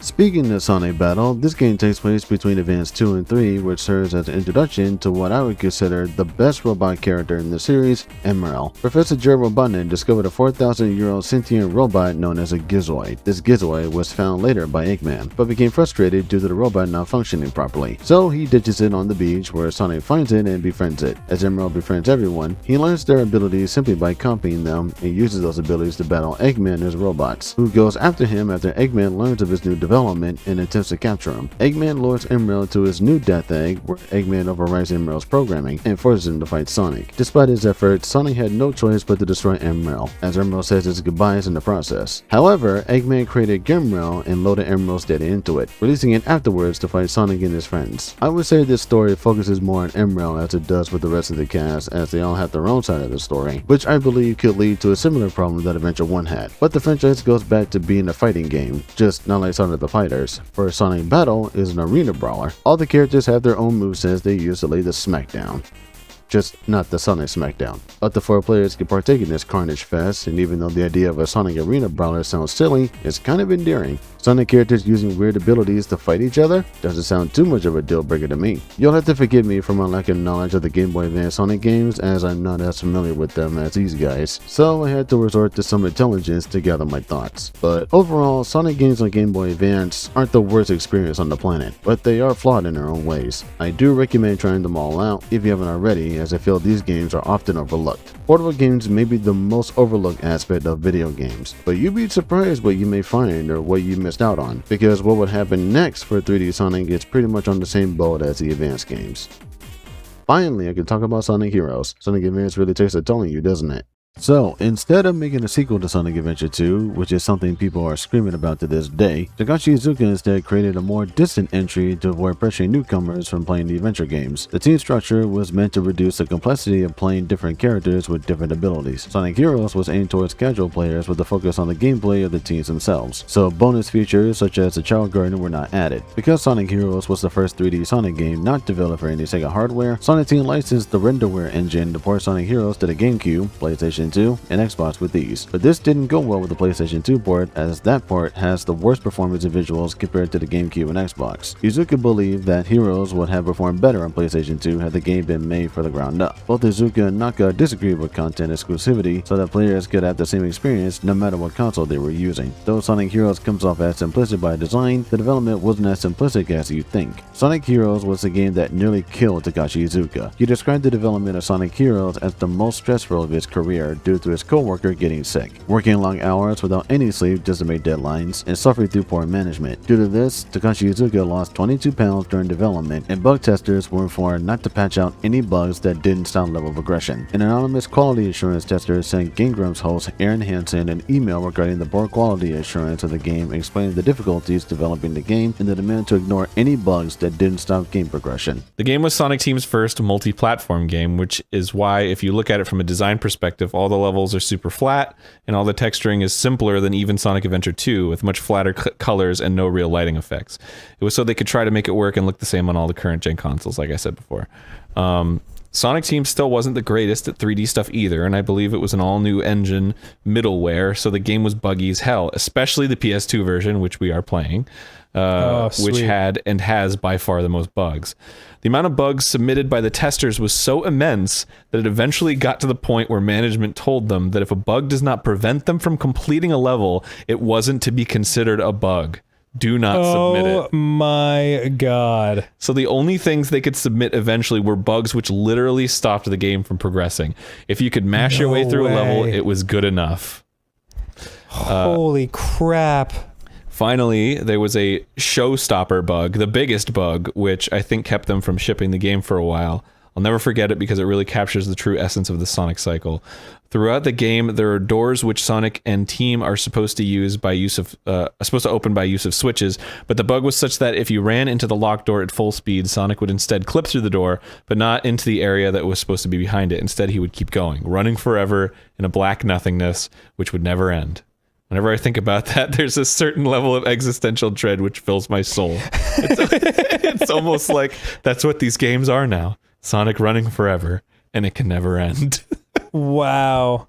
Now, it's possible to believe what Aaron read is considered the truth, but after seeing how busted this game can get, especially in speedruns, I think it's very likely that this game didn't receive the polish that it desperately needed. Sonic Heroes is nothing like the adventure games, and I'm not saying that because it's based on team formation, which holds the Genesis World Record for having most playable characters in an action platforming game, but more so the overall movement. Comparing the movement of Sonic Heroes to the movement of the adventure games is like comparing walking on ground to walking on ice. The speed problems that Advance 2 has is carried over to Heroes. The speed in this game is ridiculous at times, and it actually led to characters falling off the edge. Characters will be slipping and sliding all over the place as the control isn't as tight as it was in adventure games. This is most apparent when playing with the speed character at full speed. It is not ideal to go at full speed in areas that are hazardous or occupied with robots. Even going full speed down a ramp could potentially be fatal as characters can just fall off. And how about those grind rails? Remember how fun it was to maintain balance while gaining speed? Well, in Heroes, the rail grinding now has acceleration, assuming you hold the button to maintain speed instead of just mashing it. But rail switching can lead to characters flinging themselves right off. So it's not just the speed that's an issue, it's the grinding too, and maybe some awkward camera angles. Flying type characters have it a bit easier as the control isn't as slippery as the speed character. They can throw their allies with great force and provide some aviation, even though two of the characters have actual wings and the other two have appendages that honestly don't offer any flight at all. The idea of using twin tails or long ears is tricky to me, but when you take into account the body weight of the characters, flight just doesn't seem possible. At best, characters like Tails and Green can gently float or flutter for a brief moment, which is how I view these characters in terms of having any aviation. But if Tails is gonna fly anyways, then I prefer the tail wagging from Mario 3. As for Green, take notes from Dixie Kong.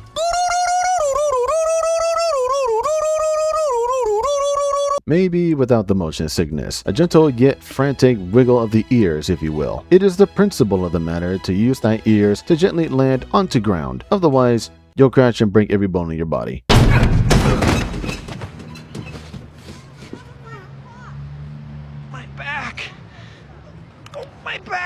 The flying type characters can fly and can even stay afloat when remaining still, but during this, characters can't be switched. In fact, the inability to switch in midair is a small problem that impacts the game greatly. Power type characters like the Smackdown with a good old 3-hit combo, though I must disclose that characters like Knuckles and Omega, the new E-Series robot, slide all over the place and could potentially slide off the edge. This usually happens when characters level up. By collecting these level up drops, characters can become stronger and deal more damage. Enemies have health bars, so it takes more than just one homing attack or a punch to defeat them, but with enough levels, going up to 3, teams are a force to be reckoned with. Stronger thunder shoots, more devastating combo finishers, homing attacks that penetrate shields. It's powerful stuff. Speaking of powerful stuff, teams have a special attack called Team Blast that destroys anything in the area. Team Sonics is Sonic being thrown around like a pinball. Team Darks is chaos control while Omega fires his mega laser. Team Rose spews out flowers and grants the team a shield invincibility. And Team Chaotix is playing loud music and converting destroyed enemies into rings. During the cooldown, Sonic remains being a pinball while time freezes on Team Dark's side, so be mindful of where the team is during the time freeze. So even though these teams play similar to each other, the progression plays differently. Each team has their own difficulty that determines level progression. For example, Team Rose is easy for beginner players, where playtime for stages is relatively shorter. Team Sonics is more stretched out for more difficult experience. Team Darks is the hard mode with more difficult enemies to fight and longer progression. And Team Chaotix is mission mode, whether it's fighting Chow, destroying robots, stealth missions, or blowing out torches. Team Chaotix is a team that actually has a job to do. They gotta pay rent. What did you want from the detective agency? Actually, about the story, it's divided into 5 stories, the main 4 focusing on the teams, while the 5th requires chaos emeralds to unlock.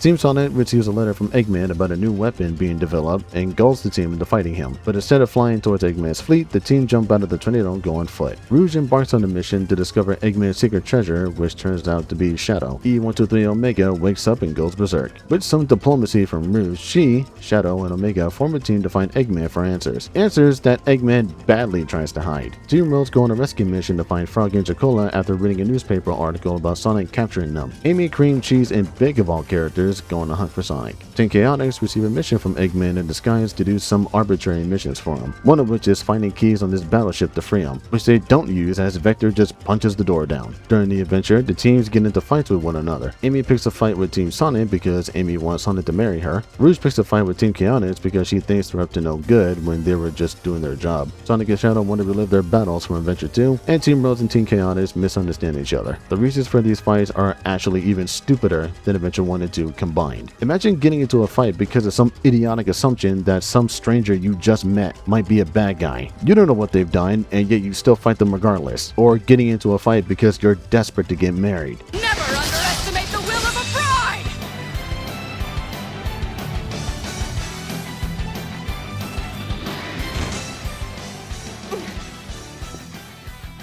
It's like your bride form wouldn't take no for an answer. It's sad. You must be desperate to get married, aren't you?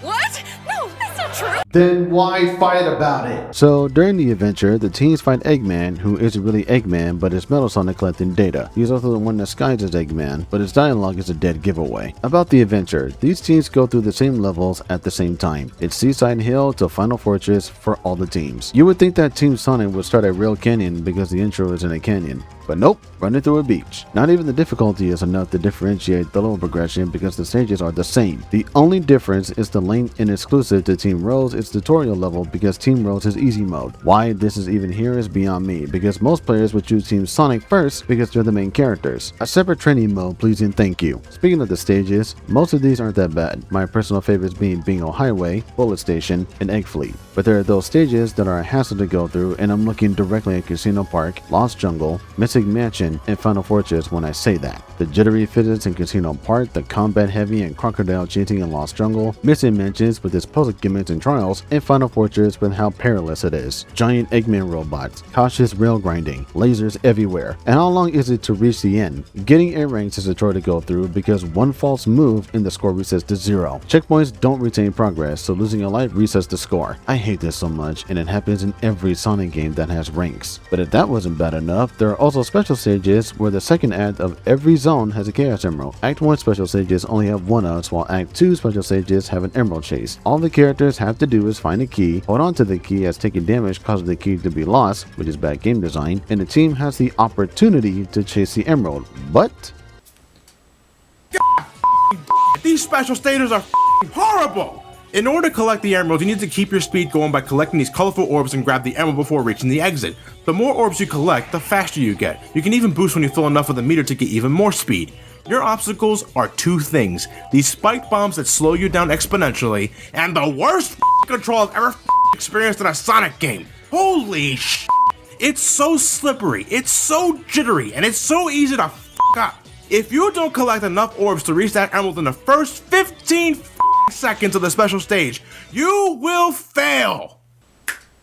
so far, Sonic Heroes feels like Sonic Advance 2 in 3D. Sure, you get more characters, new stages to play in different stories, but combined with the control issues and teams having the same progression, it just feels like a chore to go through. Why not just have different stage progression for each of the teams with different enemy placements? Imagine if Vile had the exact same level and enemy layout in Maverick Hunter X. Sure, you're playing as Vile, but the enemy placement would be the same as X's story. Sonic Heroes is just the same stage progression, but with a different team. Team Chaotix is the one exception because they're the mission mode. Okay, so Team Sonic succeeds in defeating Eggman with aiming chasing Sonic. Rouge discovers shadow clones, not the ninja variety, and Omega discloses that the original must exist somewhere. You mean the one that has amnesia? Yeah, sure. Trust that one. Team Rose rescues Froggy and Chocola, and Team Chaotix beat the crap out of Eggman due to the lack of payment. But Eggman survives the beating to tell them that Metal Sonic was the one who locked him away and turned into a demon that takes forever.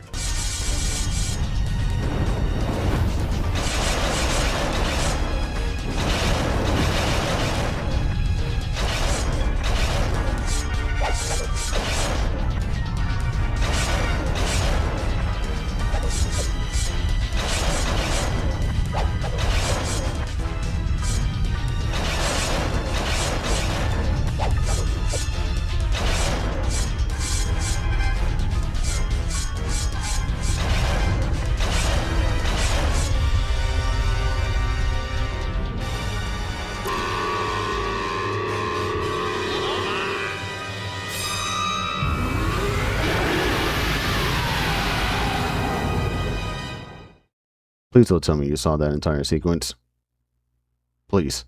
For the Chaos Emerald, Sonic turns into Super Sonic, while Tails and Knuckles are trapped inside Super Spheres. Remember the days when Tails and Knuckles had super forms? Good times. Dynamite. Oh, and Shadow decided to sit this one out, despite also having a super form. Real power, teamwork indeed. After using the power of teamwork to beat Metal Sonic, Team Chaotix resumed their pummeling of Eggman due to lack of payment. So once again, the day is saved, thanks to the Sonic Heroes.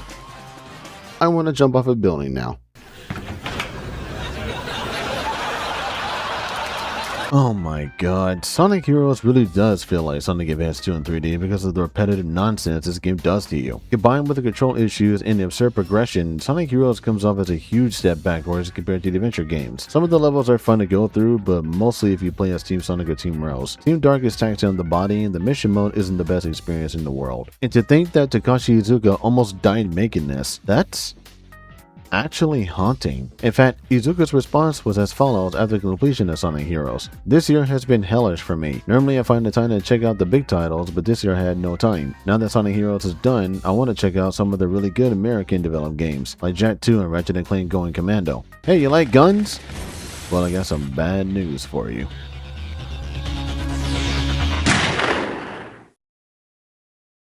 The American market for games saw a rise from mature content across the PlayStation 2 and Xbox, from Halo to Call of Duty, Grand Theft Auto, and even Resident Evil. Of course, there was also Jak 2 and Ratchet & Clank Going Commando that set the stage for the biggest disasters to ever hit the Sonic series. What Sonic Team was about to do would not only kill the franchise, but actually murder it. This is the murder of Sonic the Hedgehog. Wait, that's a real game? Huh. Well, at least Sega was being honest with themselves, because they did indeed, in fact, murder Sonic the Hedgehog. These are their stories.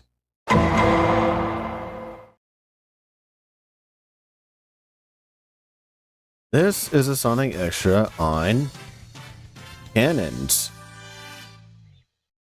Throughout the journey, teams will encounter what are known to be cannons, which they can jump into and be fired from. However, the character type depends on the type of shot that the cannon fires. Speed type characters get shot out of the cannon in a straight formation. Flying type characters have a more higher arc compared to the speed type characters. And power type characters have manual control of the cannon, which means that the cannon can be fired in any direction. This could be a good or bad thing depending on where the cannon is facing. However, there are some benefits from manual control in the cannon. For the most part, if you're not careful, chances are that you'll find yourself away from dry land. Because self-quarantining to...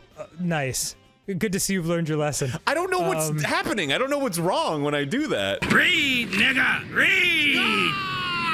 This has been Sonic Xtra. Oh yeah, and a little bit of a disclaimer here. I had to swap out headsets because the last one that I was using for the first 5 acts unfortunately broke due to my klutziness. So from this point on, you'll be hearing new audio from the headset that I've been using this entire time. What you're listening to is the Corsair HS65 Surround. And I've had this headset for quite a while, and I actually taken a liking to it. So hopefully the audio will sound much better by comparison. And now, for the rest of the main event. Development for Shadow the Hedgehog began as an idea for a spin-off game, as Shadow was considered a popular character, which the Sonic team believed would be a perfect segue to a more directional impact on the series. This idea, along with Yuji Naka receiving letters from kids saying they wanted Sonic to have a gun, would lead to the beginning of what will later become the biggest disaster for the series. You could even tell that they were serious about Shadow having a gun, as there was a statue of Shadow holding a gun menacingly at a promotional event where a Shadow mascot performed as a wrestling referee and awarded the winner 10 Sega games. This is where Yuji Naka attended the event and commented on the letters he received. To top off the development of this game, the team also factored Shadow's moral ambiguity. They wanted players to decide whether Shadow is a hero or a villain, which is completely pointless because Shadow was already a hero before this game. He assisted Sonic in the fight against the Bio Lizard and he teamed with Rouge and Omega to fight Eggman. But considering Shadow's demeanor, he is portrayed as an anti-hero, a hero of the dark variety. So instead of just laying Shadow to rest after the deed was done, his death was retconned, he was the subject of cloning, and now he has amnesia once again where he wonders who he is and who Maria is. As he ponders, aliens suddenly appear and wreak havoc all over the city. Shadow is then approached by the leader of the aliens, Black Doom, who was led by Sean Schemmel. Carlos, Ryan, and Roy. Black Doom says his regards. He voices Goku, by the way, who informs Shadow that the Day of Reckoning is near and that Shadow must find the Chaos Emeralds and bring them to Black Doom as promised. So instead of fighting either Rouge or Sonic that can disclose Shadow's past because he has amnesia for no reason at all, Shadow embarks on the quest to find the Chaos Emeralds, one of which is just locked in a cage in the middle of the road. Afterwards, it's up to him to decide what he does and which path he takes. Does Shadow go neutral and follow his own path? Does Shadow team up with the good guys to defeat the forces of evil? Or does Shadow join the villains in the plot for world domination? Well, just like the chorus of Sonic's theme song in the adventure games. Because even though there are a total of 10 endings, those endings are invalid because after reaching those endings, there's a last story segment that reveals the game's true ending, thus rendering the 10 endings Shadow worked so hard to reach effectively worthless. Why did they do that? I mean, why make us think our choices matter in the grand scheme of things and then completely nullify it with a last story segment that's officially canon to the Sonic universe? I mean, what about the people that wanted an evil Shadow the Hedgehog? Don't those people's choices matter too? No. Turns out that Joe Robotnik made a pact with the literal devil after contacting the alien commune and begging for assistance to finish Shadow in exchange for the Chaos Emeralds. Joe knew that the aliens posed a threat, which is why he created the Eclipse Cannon, the very same cannon Shadow used to destroy the alien comet, and the same cannon that was used to destroy the White House in Illinois, because that's where the White House is in Sonic version of Earth apparently, which is a reference to the White House scene from Independence Day. But in the midst of Shadow collecting Chaos Emeralds, he may or may not have to set up bombs in the city, search for the not so top secret discs as they are perfectly exposed, gotten lost in these labyrinth levels because there's no map in this game and only appear on the walls in the flashback arc levels, and he most certainly did or did not kill Eggman with a karate chop. All the while, the Gun Commander of Gun, the Guardian Unit of Nations, embarks on a revenge mission to find and kill Shadow as he believes he's responsible for everyone dying on the Ark, Maria included. So if this Gun Commander had a vendetta against Shadow for 50 plus years, then there should be no reason for Sonic to get arrested. Naturally, Sonic shouldn't have been arrested anyways because he and Shadow are nothing alike and Sonic saved the city from a water kaiju. So about those endings, Shadow can either be the world savior as he defeats the aliens right hand man as he brings the human race to his knees, accepts the line that he's a Shadow android, or he kills himself because he thinks he's a failed science experiment. Suicide in a Sonic game that's rated E10 in this clearly T14 game, but the E10 really was introduced at this time, so why not? Rate this game E10 for players who are 10 years old or older. You're going straight to hell! As for the process of reaching these endings, Shadow can either go through a stage like normal or complete some mundane tasks of hunting down enemies, some of which may need to be defeated in order to progress despite Shadow's allegiance, collecting whatever items the game demands, lighting up torches, destroying battleships, shooting computers, or getting lost trying to destroy artificial chaos, reviving scientists, or blowing up bombs in cyberspace, which you would need a map for because these hybrid levels are the worst part of the game. Oh dear fucking Christ alive, guys. Oh my fucking god. Oh my god. Oh my god. Oh my god. Oh my god. Oh my god. Oh my god. Oh my god. Oh my god. But some of the stages here are actually pretty fun to go through, my personal favorites being Death Ruins, Gun Fortress, Sky Troops, and Lethal Highway. But the best level in this game without question is Westopolis, as you'll be playing this level over and over and over and over and over and over.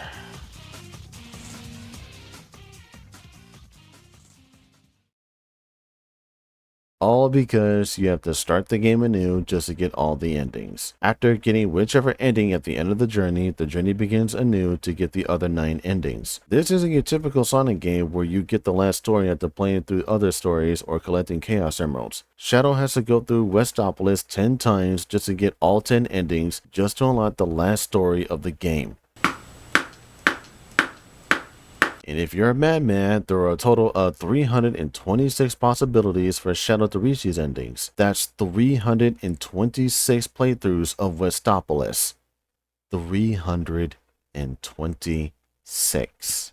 Unbelievable. And just when you thought it couldn't be any worse than it already is, well, Unfortunately, the control problem for Sonic Heroes is carried over here, as Shadow will be slipping and sliding all over the place. Now, there are moments where the level design does compensate for Shadow's speed, but most of the time it's best to not go fast, which will happen anyways because of this game's painstakingly mission structure. Even if this was just a regular Sonic game, why like this? Why have a story about aliens invading a planet all because they want Chaos Emeralds? Why have a story where Shadow was retconned into having amnesia again? Why have a game about an anti-hero with an already established backstory? And why add a gunshot sound in the menu?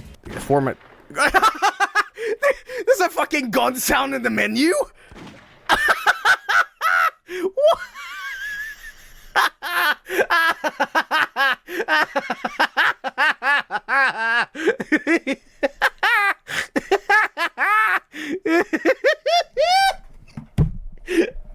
I'm sorry, that's funny as shit. There was no need for this game. There was no need for the aliens. There was no need for Shadow to use guns when he has chaos powers, one of which is fun to use as he can just zip across most of the level. Just don't use it during the mission that requires collecting or hunting enemies. There was no need for Shadow to be retconned all because he was popular, certainly when the explanation behind his survival after the final hazard fight from Adventure 2 was complete bogus. After wasting 9 minutes fighting Devil Doom, Eggman will contact Shadow with this message. Shadow, can you hear me? This might be the last chance I have to speak to you, so what I said about having created you, it was all a lie. Everyone thought you died during that horrible incident, but I rescued you with one of my robots. You'd lost your memory, that's all. You really are the ultimate life form my grandfather created. And needless to say, but I'll say it anyways, this game didn't sit well with critics or fans. I bought this game with very low expectations. I mean, how could anyone think a Sonic game with a premise like this could possibly be good? Shadow the Hedgehog doesn't even meet those low expectations. It's a void, where nothing happens and nothing matters. This is one game I'm never touching again, until I have to play it for the Let's Play channel anyway. Shadow the Hedgehog sucks. Sadly, it's become painfully obvious that Sega has no idea what to do with the Sonic franchise. And instead of letting it retire peacefully, they slapped some lipstick on it, told it to stop crying, and made it go out and dance for another night. We're playing Shadow the Hedgehog, a game you told me you really liked or enjoyed, but I gave it a 2, Brian. I wouldn't say really enjoyed it. I think it was kind of a guilty pleasure or maybe a hate enjoy. But so like Stockholm Syndrome, like you couldn't stop. Yeah, like I grew up a Sonic fan, and I enjoyed the Sonic Adventure games, and this kind of ran off the Sonic Adventure engine, and it was stupid and it was fun. Tim's got something to say. Well, one, I thought I was going to make my whole life without ever seeing or really playing this game. I'm going to say I didn't think it was going to happen, and also I didn't predict it would happen today of all days. Brian, you're making me face one of my demons that I've avoided for my entire life as a Sonic fan, so... You think you're a bit of a masochist then, Brian? Like, I don't think I would be considering myself a masochist, but I don't know. I think that's the definition of hate enjoy, though. Yeah, I guess so. If you're looking for a game that handles dark tones in a mature fashion, then look no further than the game that gave Takashi Iizuka this so-called bright idea. Let's go take care of business.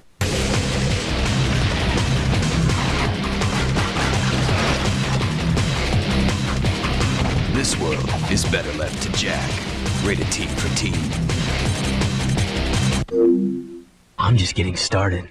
Isn't it fascinating how Sega effectively pushed the series in the worst direction possible? I would think they would learn a thing or two after easing up the tone in Sonic Heroes, but I guess being influenced in American gaming will give you some idea best left unused. So, what's going on over at the Land of the Rising Sun?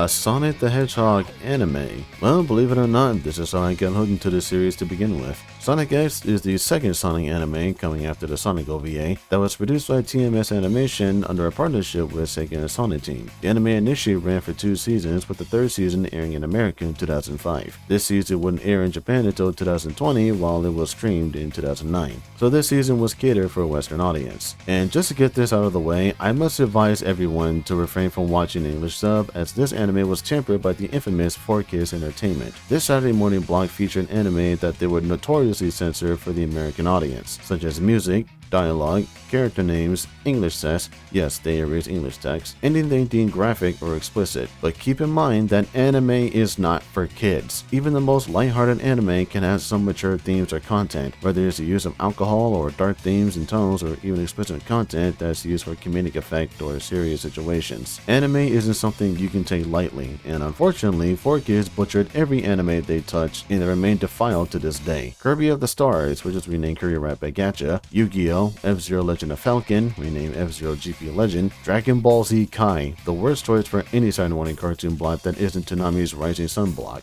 And the perfect example of most tempered anime, and personally my most hated anime of all time, Pokemon. These donuts are great! Jelly-filled are my favorite! Nothing beats a jelly-filled donut. And Sonic X absolutely was defiled by these demons. No text on signs and billboards, no music from the adventure games.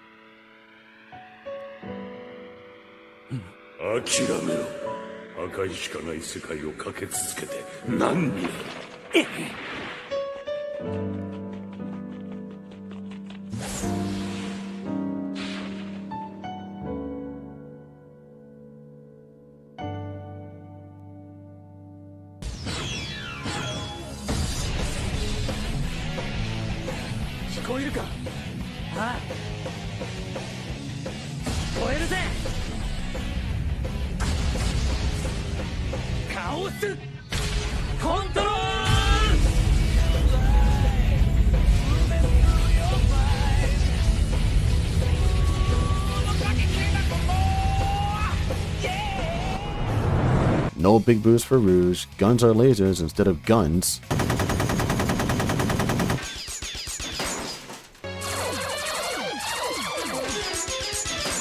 And the music was also changed in the worst way possible. Controversial statement, the English intro is rather obnoxious.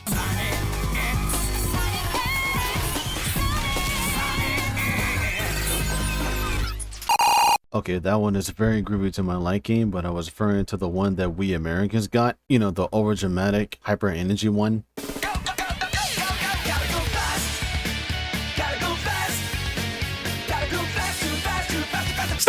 When I was a child, I spoke as a child, I understood as a child, I thought as a child, and when I became an adult, I removed childish things. And the Sonic X English intro is one of them. Terrible English stuff aside, Sonic X is a story about Sonic and friends transporting to Earth via Chaos Control after Sonic tried to rescue Cream and Cheese. Things go haywire and everyone is sent to Earth, where a boy named Chris Thorndyke rescues Sonic from drowning and the two become friends. Sonic then rescues Cream and Cheese from a military base and reunites with his other friends who team up to fight Eggman, who seems to conquer Station Square with some of the most moronic ideas known to man. Sending one robot to demolish his city, sending one robot to find the Chaos Emeralds, sending one robot to brainwash children, that was an actual idea he had, and sending one robot with an emphasis on luck. Actually, I like Lucky. He's so cute. Eggman's planning in the first season is pitiful. He would rather play bootleg Yu-Gi-Oh! To randomly choose a robot instead of just causing the robot apocalypse to destroy cities, search for Chaos Emeralds, and swallow satellites.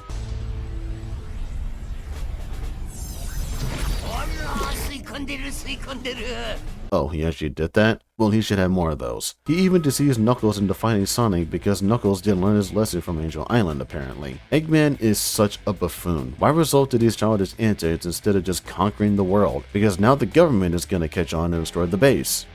Which they did. And because of that, Eggman had to resort to mobile bases, one of which has a massive drill and the other he ripped off from Star Trek. So, as the Chaos Emerald hunt reaches its peak, Knuckles gets the unfortunate idea of reconciling with Eggman to use the Chaos Emeralds to use Chaos Control to return home. But Eggman, being Eggman, betrays Knuckles, steals the other emeralds, and nearly kills Sonic because of it. After Sonic has his Super Saiyan moment, Chaos Control happens.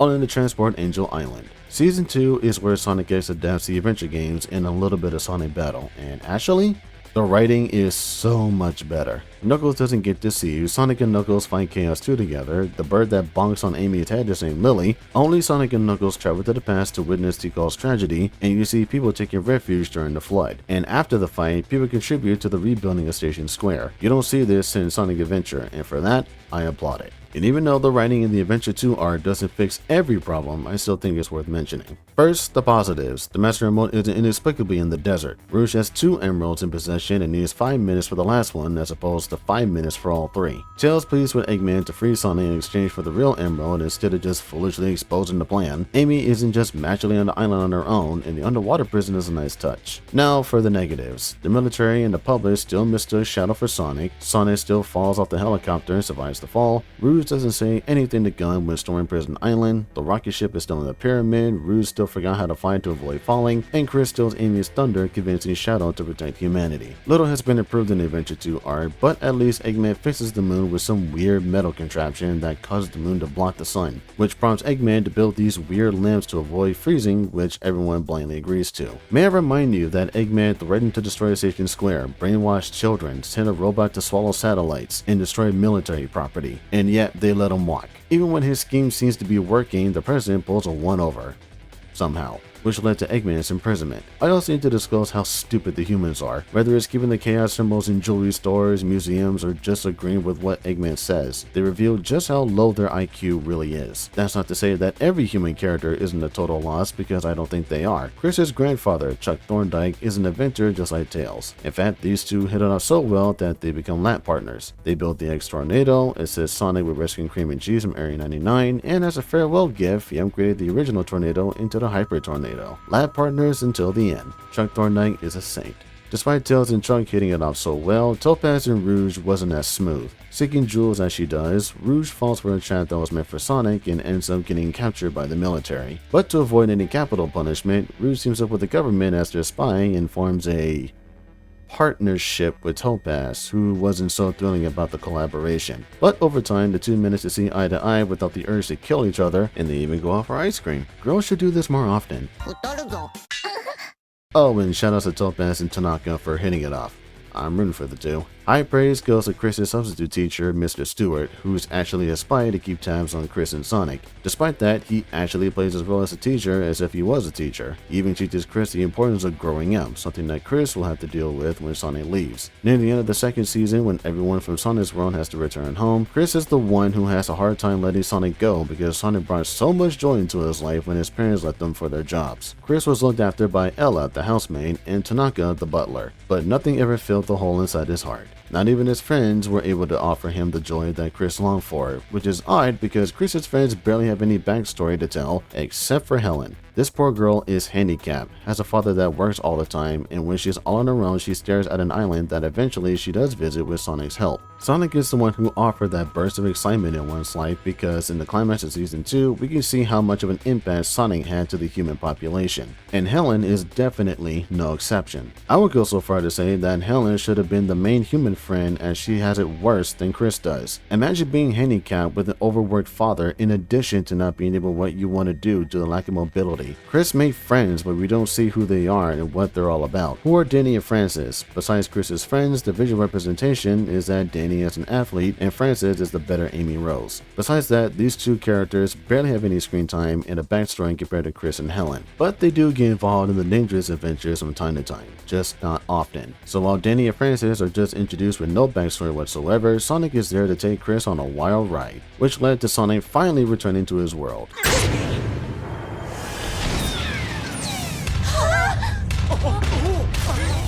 or so he thought. Chris wasn't able to accept Sonic's departure well and runs away with him, thus dooming the world. If everyone from Sonic's world doesn't return, both Earth and Mobius will merge once again, thus plunging the world into a time stasis. Eventually, Sonic did return to his world, while Chris had to accept the reality of his friendship with Sonic. Plus, he already knew that Sonic and his friends had to find the Chaos Emeralds anyway, so his reasoning for running away with Sonic makes even less sense. Even Sonic was shedding tears, so that makes two of them. But that didn't stop Chris from reuniting with this friend, because 6 years later, he hooks up the portal again and teleports himself to Sonic's world while leaving a farewell note, knowing that they will prevent him from teleporting. Little did he know that he will revert back to a child, because Mobius apparently has a slower time axis than Earth does. What was 6 years going by on Earth is 6 months on Mobius in comparison. So Chris is an 18-year-old that reverted to a 12-year-old.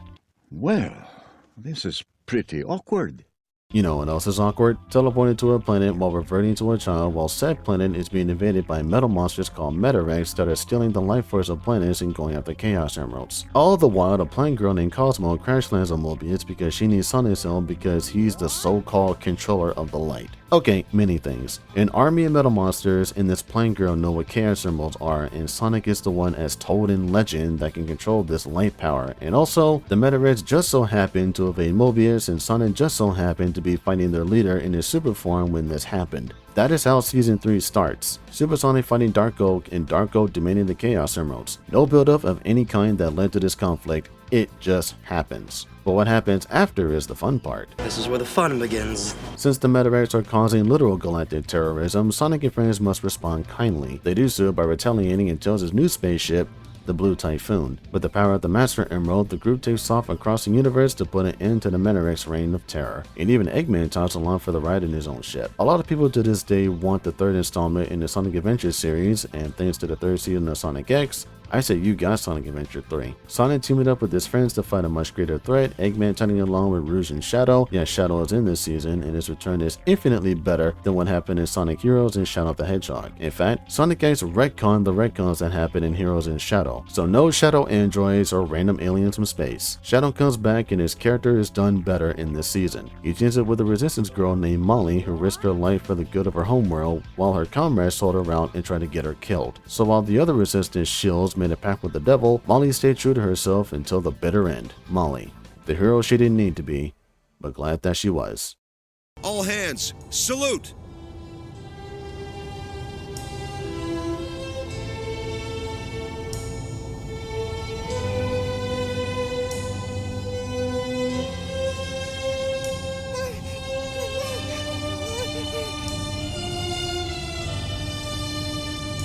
Despite my praising of Season 3, I have to address the issues that this season has. Knuckles getting deceived? Check. Rouge almost getting herself killed and selling out cameras just to look for jewels? Check. The group just letting Eggman inspect their spaceships while Deco and Bunko plant sabotaging devices? Check. And my personal favorite, Shadow having amnesia. This is a plot point that didn't need to happen in Shadow the Hedgehog because it was the second time he had amnesia, but Eggman, who inexplicably found Shadow, just had him in a capsule the whole time before Shadow woke up and brought 2 Chaos Emeralds after a fight with a Metarex mansion. After that, he obeyed every order that Eggman gave him, even if it meant killing Sonic and taking all the emeralds. You know, I can help but wonder how Shadow would even become Eggman's nemesis after all the mischief Eggman caused. Nonetheless, I'll take Shadow's characterization here over what happened here, or here. In fact, characterization is Season 3's strong suit. Even though characters like Knuckles, Rouge, and Eggman are the usual selves, other characters like Cosmo, Chris, and Tails are handled properly. Even the Chaotix tag along, and I am all in for it. These goofs are nothing but a big burl of laughs no matter what they do, except for trying to catch a crane. Shout out to Cosmo for taking the plunge. Chris is not the child he used to be as he mans up and doesn't try to be Sonic's #1 friend who wants all the glory. He's able to assist whenever he can and even holds his own in fights as does everyone. Even Cosmo gets in on the action whenever she needs to. She also is seen spending a lot of time with Tails from time to time. I wonder why. Honestly, the romance between Tails and Cosmo is the sweetest thing ever. Tails developing feelings for Cosmo is personally my favorite part of Season 3 because we see this once timid kid fighting for something more precious than just the universe. Even the Chaotix cooked up schemes just to get the two together. Speaking of schemes, Amy tries to hook up with Sonic on a planet known for fortune telling, but this backfires big time because Tails and Cosmo are the ones falling for the trap. A trap that ultimately pairs the two to become a couple. Lovebirds under the moonlight, how cliche. But hey, Can't beat the classics. Despite some fun and exciting moments here and there, Sonic fans are fighting a war, so intense and dark moments are part of the equation. The Meteorites are ruthless and dangerous, so there will be firefights and fights in general that must be fought, all of which are life-threatening. Yet another reason why Season 3 is the best thing that happened to the Sonic franchise. If anyone ever asked me what the best Sonic story is, it's Season 3 of Sonic X, no question. What I've just explained thus far was most of the season, but I implore you to see it for yourselves. This is the best this series is ever going to get. It still has the Sonic tropes that I loathe, but deep down there's a story that works for the series. I just wish there was more to it after its conclusion. This series should have had an OVA episode at least. I like having loose ends tied up after the main event concludes. So all in all, Sonic X has an acceptable start with Sonic characters teleporting to Earth with some Eggman engines along the way, but then it gets into the adventure territory where the writing in comparison to the adventure games is slightly better, but then just drives off a cliff with the Egg Moon arc. Then it picks back up with Emerald enters the fray, which breaks my heart seeing him get killed off by Cream, drops off slightly with the Season 2 finale, then slowly builds up and just explodes with Season 3. Sonic X is worth the watch, but not all of it. If anything, the adventure arcs in Season 3 are the high points of Sonic X. As long as you watch the original release and not the 4K dub, it's actually insulting. The only good thing about the dub is the cast. Some of these performances are actually pretty good, and ever since the debut of Sonic X, fans have called this era of Sonic voice acting the 4K era, with the cast making their video game debut in 2005 with Shadow the Hedgehog and Sonic Rush, a title for the Nintendo DS that was released on the same day as Shadow the Hedgehog, where Sonic Team combined the ideas of 2D and 3D gameplay.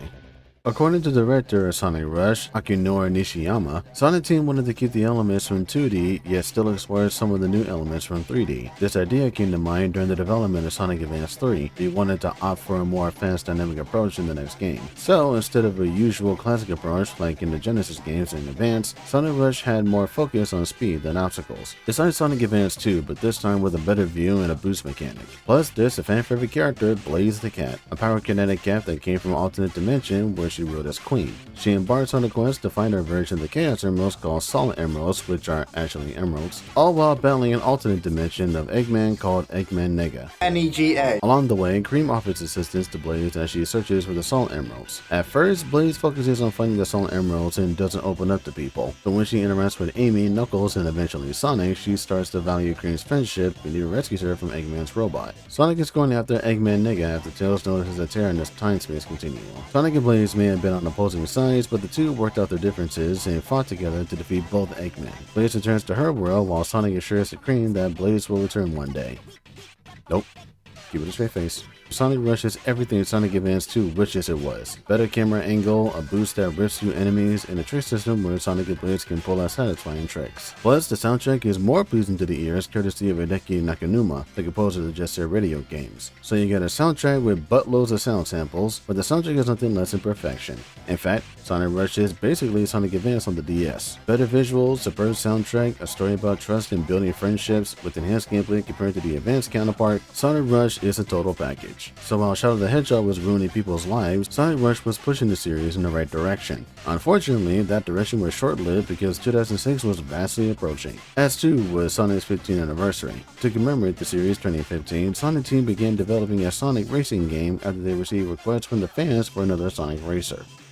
Game producer Takashi Yuta wasn't interested in making an ordinary racing game as he wanted something more dynamic. He wanted players to be able to perform tricks, which is something that can't be done in a car. A car, no, but a go-kart, yes. But instead of a vehicle, Sonic Team preferred snowboarding or surfing, which led to the idea of Sonic characters riding hoverboards. With these hoverboards, Sonic and fans would partake in a racing Grand Prix. Not just a race, but a special race to see who's the fastest. Yeah, a race, I just said that. But this Grand Prix isn't just some leisure stroll in the park, as Sonic is challenged by the Babylon Rogues to win the prize. But the chaos run as an entry fee, which, why?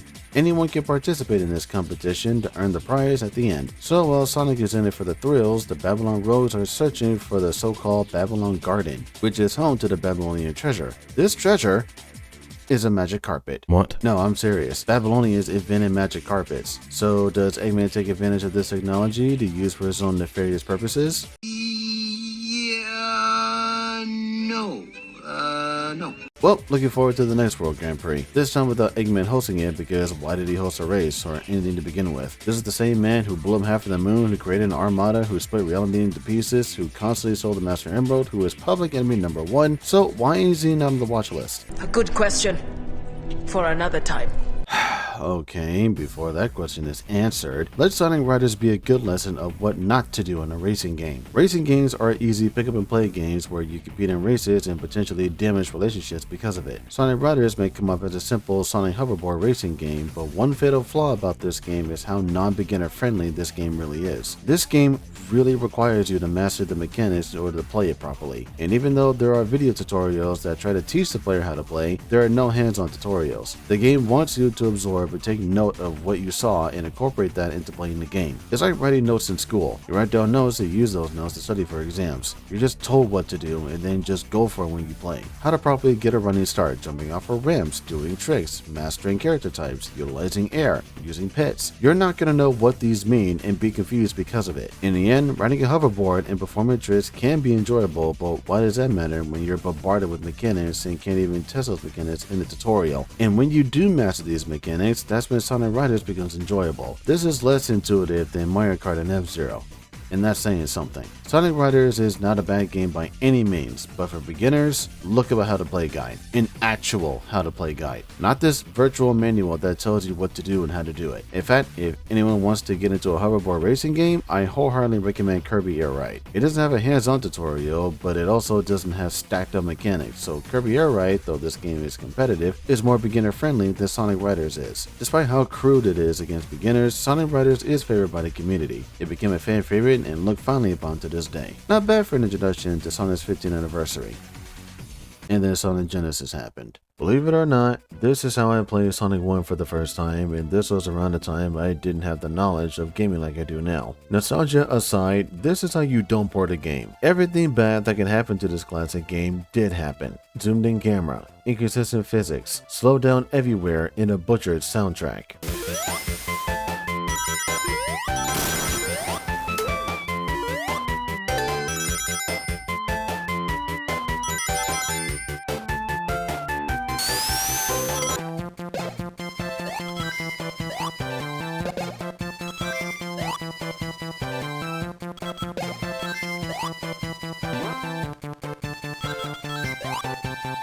Upon researching as to why this game turned out the way that it did, there was some speculation that this game was actually running on the same engine as Sonic Advance. But then on closer inspection, this just so happens to be a port of a mobile port of Sonic 1 that was released on cell phones in 2005. Which begs the question, why was this not a DS title? Later in 2010, the classic Sonic games were re-released on the DS in another collection where the games ran better. Plus, Simon Thomley, also known as Stealth Man, reworked the game to make it run as intended on Game Boy Advance and even included Tails and Knuckles as playable characters. Sonic Genesis doesn't have other playable characters. The only new feature is Anniversary Mode where Sonic uses the spin dash. Riveting. And keep in mind that this release is meant to celebrate the franchise's 15th anniversary. So imagine people back in the day who were like me, never had a GameCube, wasn't knowledgeable about video games, and playing better games on the same device. Sonic Genesis is borderline an embarrassment, and the fact that Sega just greenlit the game as is really exposes them for their poor taste and quality. And surely enough, there was another Sonic game being developed to commemorate for the 15th anniversary.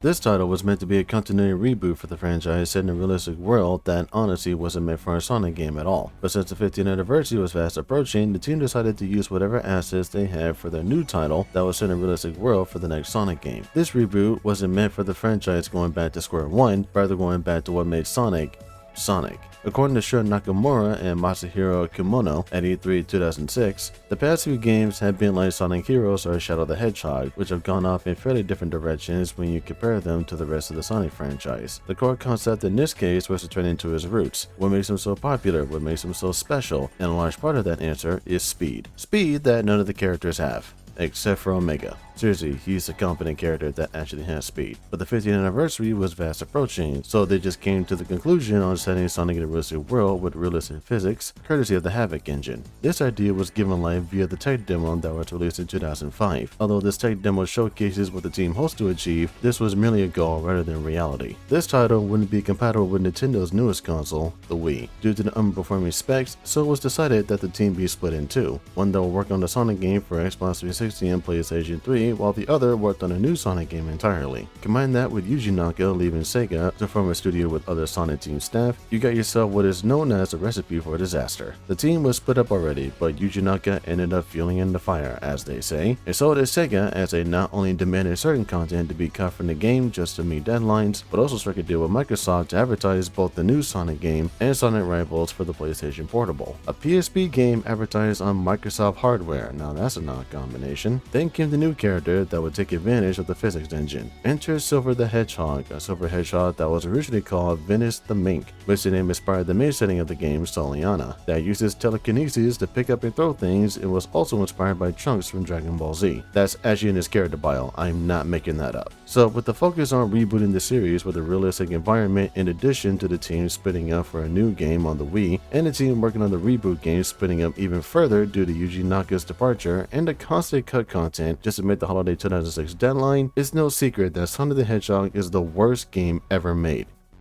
Wait, no, not that one. No, not that one. Sonic, no, that's 7 AM. No, that's the OVA. What are you doing? Oh my god, hold on.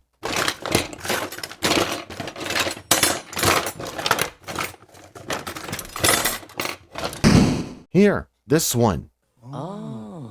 This is not the Genesis game, or the Game Gear game, or the cartoon, or the anime. This is Sonic the Hedgehog, also known as Sonic 2006, also known as Sonic 06, also known as Sonic Next Gen, also known as Sonic the Hedgehog, written in all capitals. And normally I break down the plot and gameplay of the game in great detail, but let these gentlemen scratch the surface. Sonic 2006 is not a good game. It's got a bewildering story, intense glitchy gameplay, excessive load times, terrible character abilities, deranged NPCs, clashing character designs, ill-conceived worlds, disastrous slowdown, broken physics, a gag-inducing romance, painful dialogue, awful side quests, and plenty of other unsavory nuggets. Thank you, gentlemen.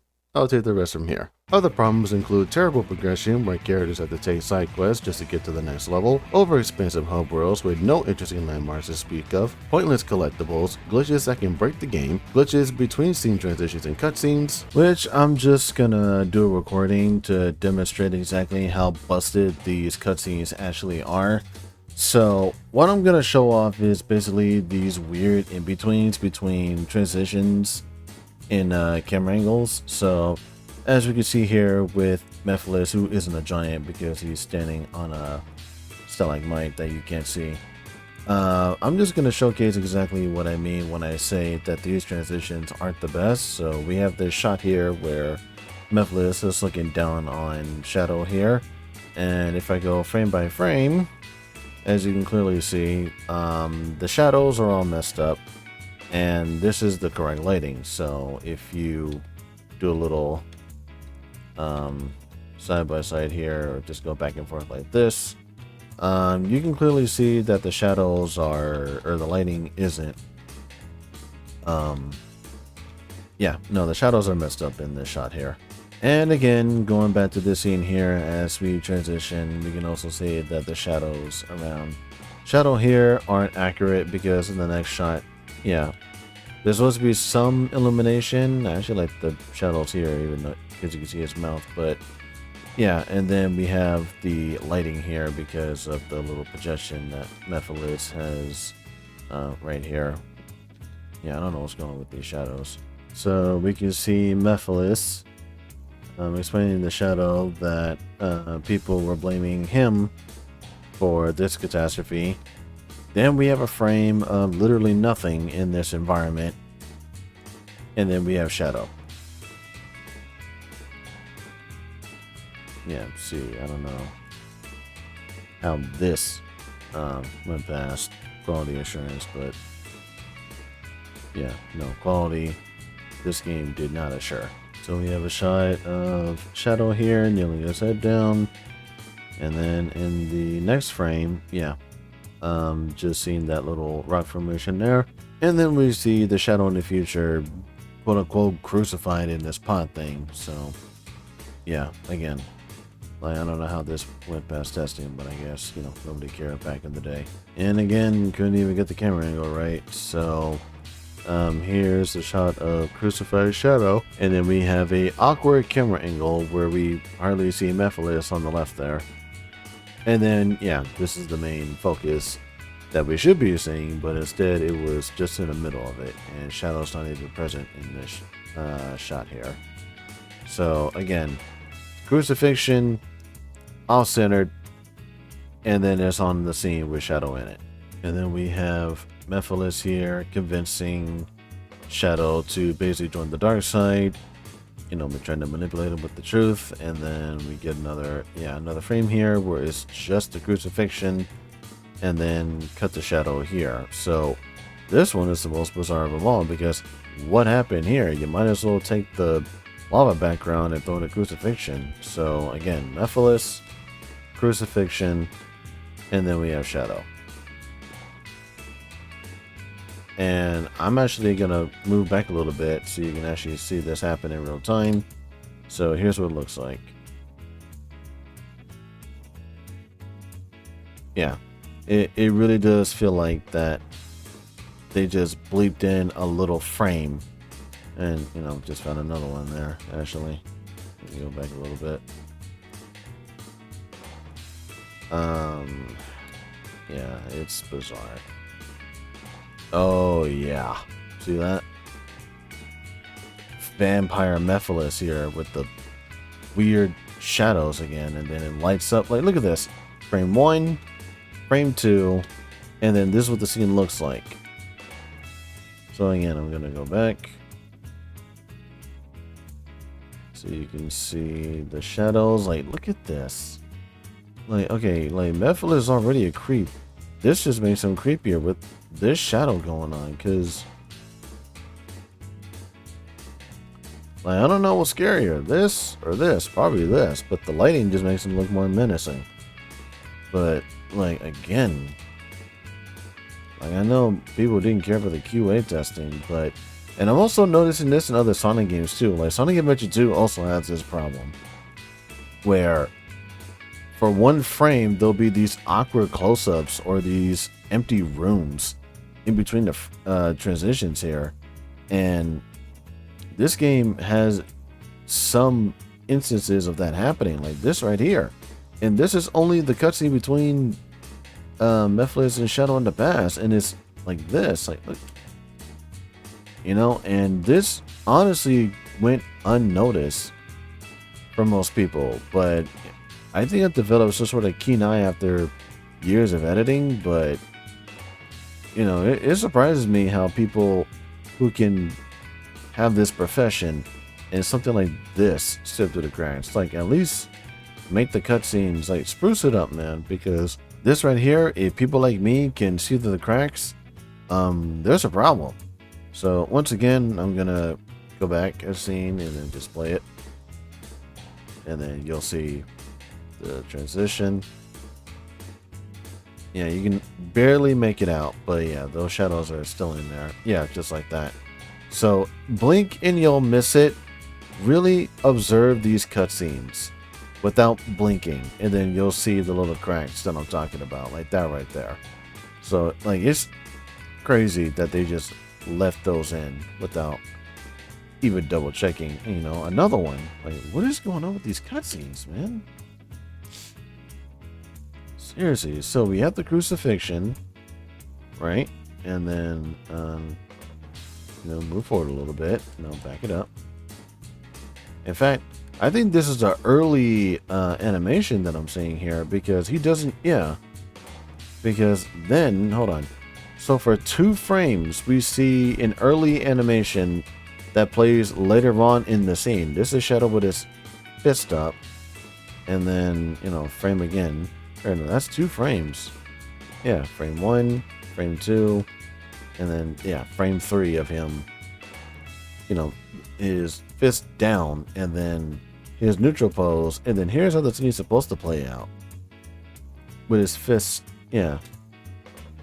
clenches his fist, but why did he hold this pose in the beginning of the scene for like 3 frames? Like, again, they did not set this up. Like, there it is. Like, even I could spot that. Like, look at this. Okay. Number 1, number 2, and number 3. And then he goes neutral. So, play it back. Okay, there's the crucifixion. And there it is right there. Like, 2 frames. Not even blinking, you'll miss it. I think it's just like it's honestly distracting to watch these cutscenes again and notice these little mishaps here. Like, it's actually distracting. Characters once again making stupid decisions, characters T-posing for no reason, a time travel plot, old beloved characters getting screwed over, characters coming through bounce pads. What? Why? That was a...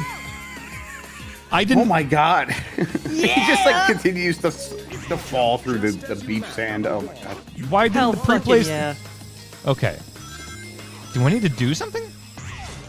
Why did they do it that time, but not... I did the exact same thing. Okay. Real physics. Mm-hmm. Okay. And my personal favorite, Sonic dies. Wait, say what? Yeah, you heard that correctly. In Sonic the Hedgehog 2006, Sonic dies.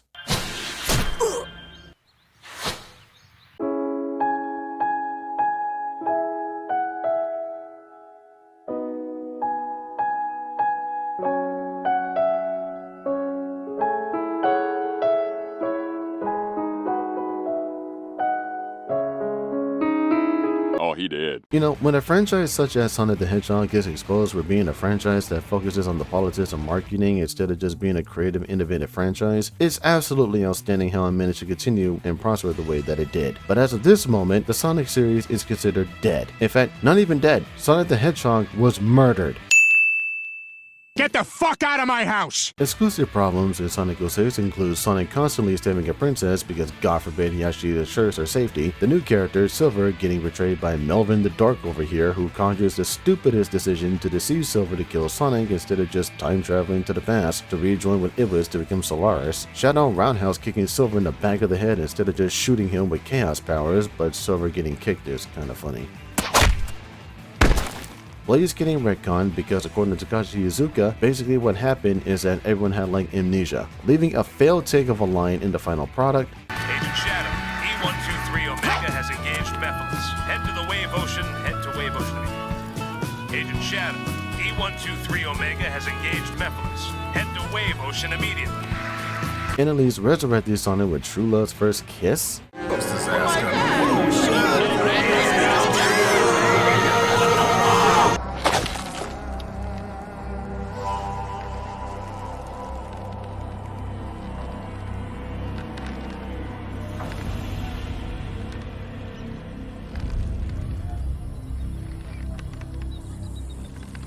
This game is a perfect example of what happens when you lose touch of your own franchise. Sonic 2006 isn't even close to a reboot because it doesn't go back to its roots. It doesn't retain any of the character's story or world build. It's all gone. A true reboot goes back to what made the original great in the first place with some reimagining sprinkled in to make it new. What you're looking at is a fan remake of the first Sonic game, which you can download for yourself, that gives the original game a fresh and new look in addition to adding some adventure aspects for Sonic. And to add more brutality to the injury, Nintendo actually rebooted Super Mario in 2006, more specifically 2D Mario. In 2006, Nintendo aimed to revive 2D Mario after making so many 3D Mario games. Not only does New Super Mario Bros. Stick with the roots of 2D Mario, but it also introduces new power-ups, new gimmicks, and a new look with a 2x5 aesthetic. And again, this was released in 2006 as opposed to this, which released in the same year, later on anyways. So while Nintendo found their niche with their new 2D Mario series, Sega had to mend the giant gaping flesh wound that they inflicted on their own franchise. But it wasn't all doom and gloom, for you see, there were Sonic Rivals for the PSP, a title created by Backbone Entertainment that originally wasn't going to be a Sonic game at all.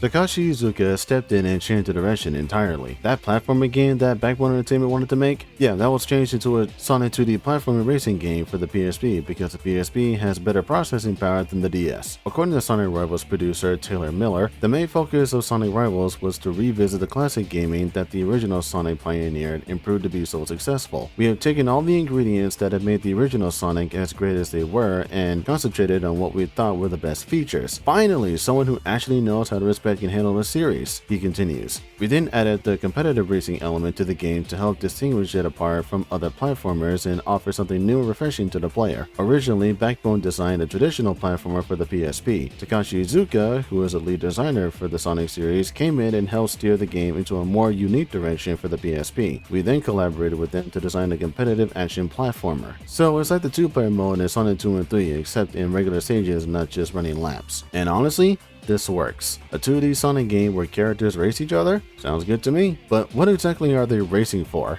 Not just a race, but a special race to see who... I know what a race is. I just need to know why they're racing. Well, Eggman is using a camera that turns people into cars and Sonic is chasing him, all while Silver is also chasing Eggman because he believes that Eggman is actually Eggman Nega. NEGA. And he's trying to return him to the future. Silver the Hedgehog, a character from the future, is trying to drag Eggman Nega, a character from an alternate dimension, into the future. You see the problem here. In fact, here's another problem. Shadow, who is loyal to Eggman and Rouge, discovered that Eggman is actually Eggman Nega in disguise. The very same Eggman Nega that managed to steal the Master Emerald simply by taking a picture of it, thus turning it into a card. The plot in this game is dumb. Gameplay, however, is your typical Sonic game with some modern flair. Trick jumping off of logs, dash panels on loops, rail grinding and attacking each other. It's like Sonic Riders on foot. Though the camera could have been worked on some more, Sonic Rivals feels like the game that Sonic Team should have made, which would have been a true Saw reboot for the Sonic series. Just bring back the old characters, have a plot with actual logic, and bam! Sonic is born anew. Sadly, Sonic Rivals is a PSP game and not a console game, and you shouldn't think about that because Sonic Rivals wasn't a greatest hits nor platinum seller like your Lord and Savior Sonic 06. Avert your eyes! Oh, but it gets worse. What could be worse than a rushed, convoluted, disrespectful waste of space, you may or may not be asking? Well, in case you forgot, there's the other Sonic game that was being worked on for the Wii. You know, the console that sold like hotcakes universally, that was everywhere and anywhere, a console that nobody could escape, that made headlines on the news. Though the team was split in two, Sonic Team needed a winner.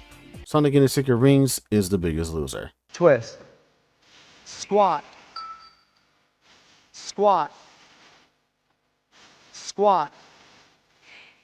Squat. Didn't know there was a Wii game for that. I'm on a roll.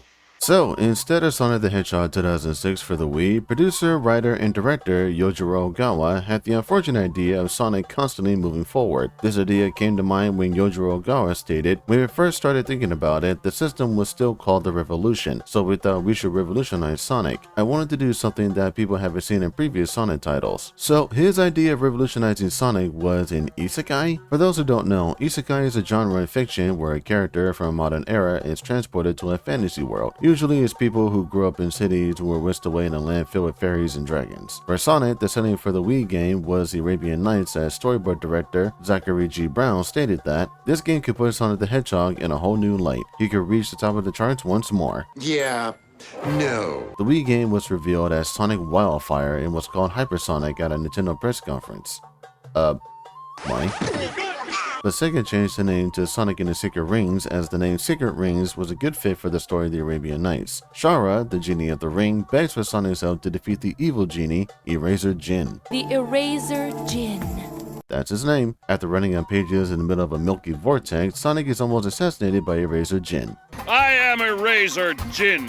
Yeah, I see that. Eraser Jin is wiping out pages of the Arabian Nights and aims to conquer Sonic's world, which he can do with the 7 world rings, which Shara doesn't believe in their existence. But Eraser Jin forces Shara to find the rings via a Flame of Judgment, a flame that Sonic takes for Shara and will kill Sonic if the flame goes out. Now, to avoid bitter fate, Sonic must find and collect the 7 world rings that Shara claims don't exist, all while Eraser Jin... Eraser Jin? Yes, that's what I said. Goes around wreaking havoc. From capturing a king to releasing henchmen and capturing Sinbad to waking a fire genie to stealing a king's bones. So, not a dumb question, but why doesn't Eraser Jin just look for the rings himself instead of forcing Shara or Sonic to look for them? One of the rings was locked inside of a bomb that was inside of a fire genie called the Ifrit, and a few others just laying around. Not so secret are these secret rings, are they? When Sonic finds the last not so secret ring, he questions how Shara knows Eraser Jin. Eraser Jin? I know! Turns out that Eraser Jin hated humans and was imprisoned in his lamp and wouldn't be free until he granted 1,000 wishes. When he served his sentence, he vowed to destroy the Arabian Nights and to find the 7 world rings. Powerful rings that Sonic believed could open the gates of hell. Might even open the gates of hell.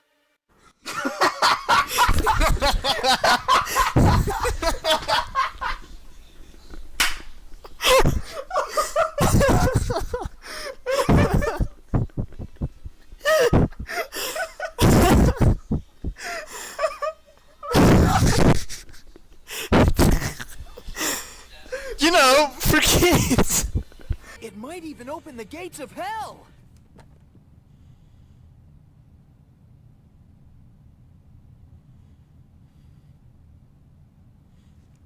Okay, what is it? If nothing else we do is able to stop him, Just not gonna talk about this will that? be The our fuck? final resort. Might even open the gates of hell. Okay. Shara then gives Sonic a weird ball object. After fighting Eraser Jin and using the 7 world rings to open a door, Shara offers the rings to Eraser Jin so that she can be back with them. So not only did Shara lie about the rings not existing, but she also betrayed Sonic and basically got him killed because the world rings requires a sacrifice to be used. But Shara takes the blow and dies. As Eraser Jin uses the rings to transform into whatever this is.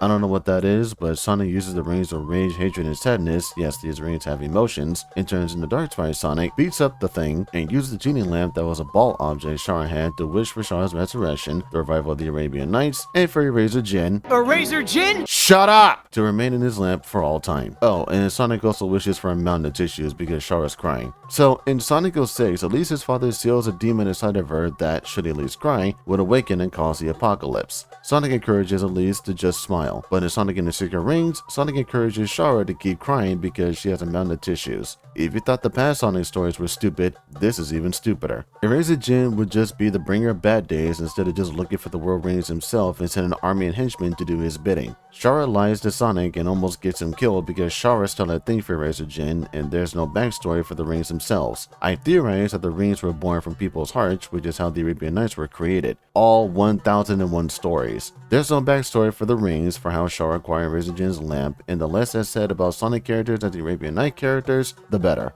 And just when you thought it couldn't get worse, unfortunately it does. Instead of just playing the game like a normal human being with functional hands and a normal controller, or in this case with a purple with the analog stick, you instead have to hold the Wii remote horizontally and tilt the remote left and right to move, press the 2 button to hop, and press hold and release a button to jump, shake the Wii remote to homing attack, point the Wii remote towards your genitals to back up, and once Sonic gets the Soul Gauge to use Soul abilities, which he gets after completing the first mission of Evil Foundry that has a fast moving fan, you press up on the D-pad to boost and down on the D-pad to slow down. And when I mean slow down, I don't mean like a time ability. Time break slows down everything, including the frame rate. Deserve this money for this putting yourself through this wonderfully awful game.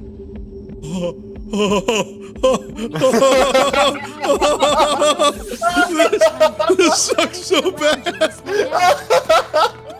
I forgot how much it sucked. Press the plus control pad down and release. God, it's so bad. God, Around you will slow down. The fuck is this? No, don't do that. By the way, you may be wondering, anyone in chat, does this control any better now that you're moving slow?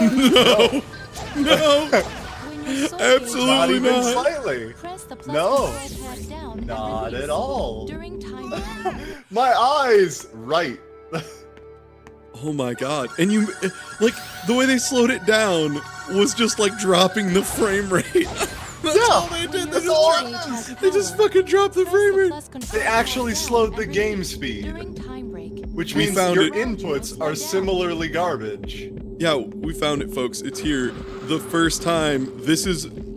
Oh my god, I accidentally... No, don't stop. You're gonna run out of time break, my dude. Oh my god. So for anyone who ever gets shitty with a game dev, when they're like, why don't you just have it also be 60 FPS? And they explain, sorry, that's not a thing the engine supports. And they're like, well, why don't you just make it support it? So this is what it looks like if you just try and make it support it. Except twice as fast. God, I'm doing this with motion controls. This is such garbage. Yeah, again, motion controls, all of it.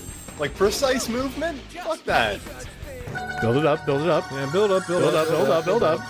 First should kill those enemies. And whoa. Alright, so, what, and I got hit, which means that, okay, wait. When you get hit, you lose some of your gauge. Oh, no, that's not how it should be. Oh, it's fun, isn't it? I know. It's not.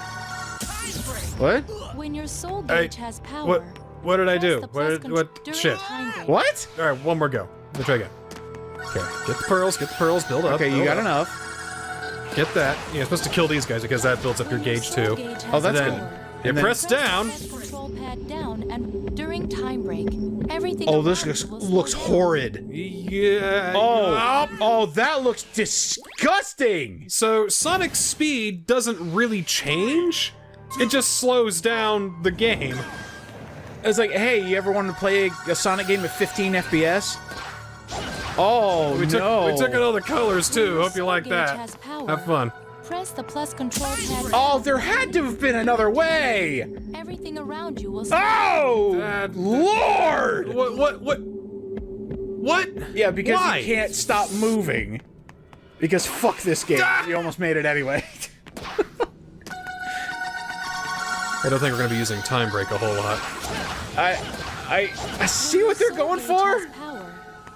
Ew! And the way that they the way they constructed that, you know, they got two spike balls here, and they got a spike ball. It looks so slapdash. It looks so like rushed together. And you got hit again. God damn it! You got hit again. Remember how easy it was to use just the speed break? It's just, hey, get all the speed and then use it. There you go, you used it. Why? So wait, do they want you to turn it on and turn it back off? I don't think it works that way. So you're just stuck using 15 FPS mode until it runs out, or you get hit. I think it can turn it off, but I think that also uses some of the gauge and all that. Look how quickly it drains. Everything around you will slow down. Yeah, that's just I go to the right, and then well, hey, you could try that, I guess. Huh. Don't like. Just made it. I'm actually in shock. Don't like. No. I actually cannot believe how bad that looks. Yep. Uh-huh. Well, there you go. And that's a mechanic. That's a mechanic. So the story is asinine and the controls are on the same page. Pun not intended. But how's the gameplay?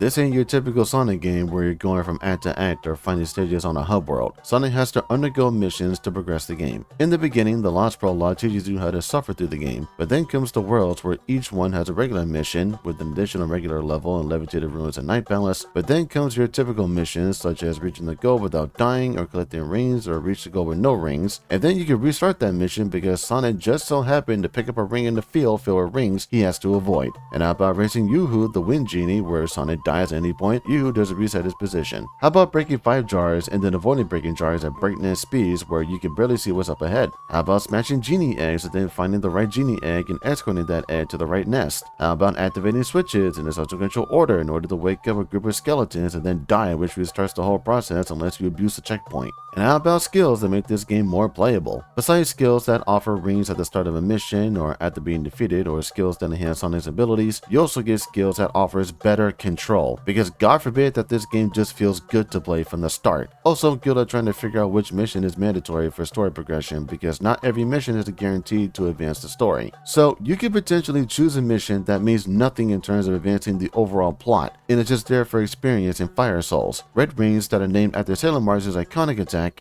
Fire Soul.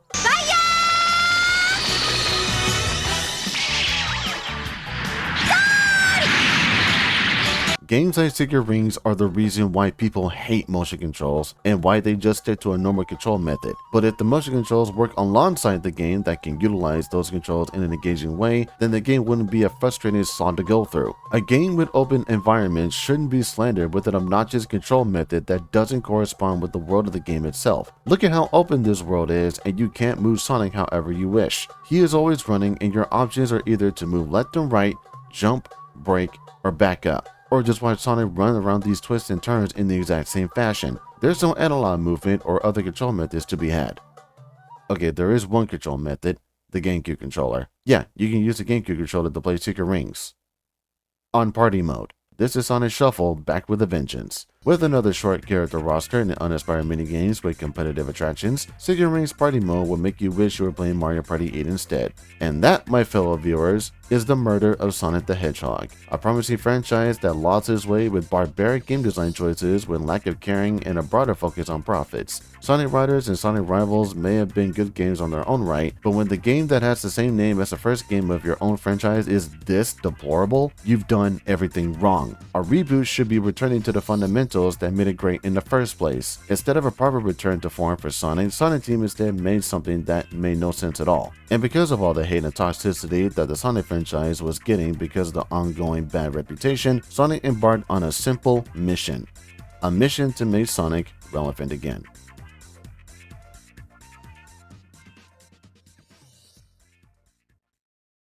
Also, who's Adam Carrollison? This is a Sonic Xtra on Blaze the Cat. As many of you may know by now, Blaze the Cat is a princess from an alternate dimension known as the Soul Dimension, where she protects mythical gems known as the Soul Emeralds. She teams up with Sonic to defeat Eggman's dimensional counterpart, Eggman Nega. Afterwards, she returns to her home world, where she protects the Soul Emeralds once again. However, in Sonic the Hedgehog 2006, she was retconned into being Silver's companion, where she travels from the future with Silver to defend the apocalypse. And just like Silver, Blaze the Cat also has a character bio for Sonic 2006. But one piece of text in the character bio is quite unusual. There are two sensitive topics when it comes to Blaze the Cat's character. One is that she's afraid of heights, as we've seen in Sonic Rush, and the other, which is written in her character bio, reads, "She is bothered by under-adorned chest, comments of which will rouse her anger." In other words, Blaze the Cat gets embarrassed when anyone talks about her breast size.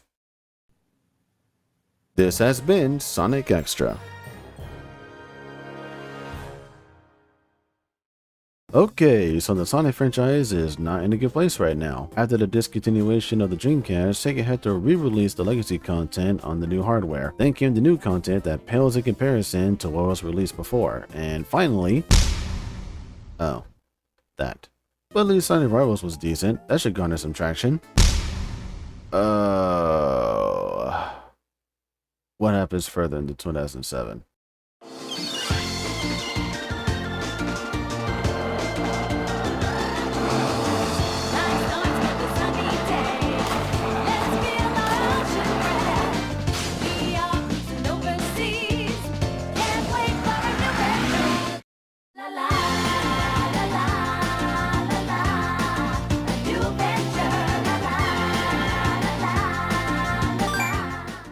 Okay, so after getting retcon, Blaze the Cat is back.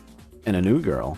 Nice. So instead of Blaze in Sonic's world, Rush Adventure pulls an old switcheroo, meaning that Sonic Rush Adventure takes place in Blaze's dimension, theoretically the one that Silver teleported her to, but Sonic 06 was retcon and that doesn't matter anymore. Early in production, project director Sakae Osumi was inspired by the aspect of adventure that he would see and read about in TV shows and novels. And what better way to start an adventure than to introduce a character that yearns for adventure? This is where Marine the Raccoon comes in, who's always looking for adventure and gets in trouble because of it. And what's an adventure where you sail the seas without pirates to get in your way. Captain Whiskers, a treasure-seeking pirate captain, and his right-hand man, Johnny. That's his name, and some call him that. I shot that asshole dead. So essentially, Sonic Rush Adventure is basically Sonic Rush with some Wind Waker sprinkled in. Sonic and Blaze travel from island to island, riding these aquatic vehicles, either a jet ski, a sailboat, or a submarine. Personally, I think the jet ski is fitting for some high speed on the high seas, but as you keep unlocking the new vehicles, you notice the pacing of the sailing slows down. In the beginning, the sailing starts off with this,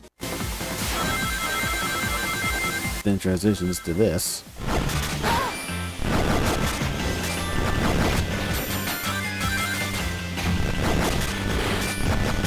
and finally, you're underwater.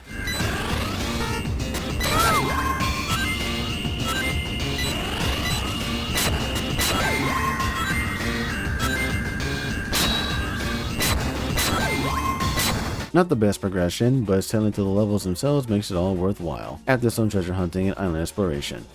Hey, it's a pirate game, comes with the turf. Speaking of pirates, Chaos Emeralds must be gathered in order to reach the true ending. To accomplish this, Sonic must defeat Johnny in races. Sonic is on the jet ski at all times and races Johnny while avoiding bombs or bursting through them by boosting. But the boost here drains quickly than Sonic's normal boost, so it's best to conserve it rather than boosting to win. That gives Johnny the advantage, and I personally hated that every time that happens. Despite some sailing antics, Sonic Rush Adventure is almost note for note the same as Sonic Rush. Characters can do tricks, have their own attributes, but the bosses here are a little less aggressive. While the bosses in Sonic Rush come off as heavy slammers, literally, the bosses in Rush Adventure are a little less hostile, but they still pose a threat, so they're not total pushovers. Story-wise, it's the most intriguing story in the series thus far. Sonic and Tails find themselves on the island after a thunderstorm where they meet Marine the Raccoon, an adventurous girl who aids the two Emerald Hunters to basically find out where they are. Upon battling Captain Whiskers and his crew, where they discover not only the Jewel Scepter but also Blaze herself, who discloses that Sonic and Tails were the ones who were teleported to Blaze's dimension. The tables have turned. Marine also tags along because someone needs to build new vehicles and potentially destroy them. While the crew risked life and limb battling Captain Whisker, Marine found what little time she could to goof off and sink any adventure she could find, which drove Blaze to tell it like it is.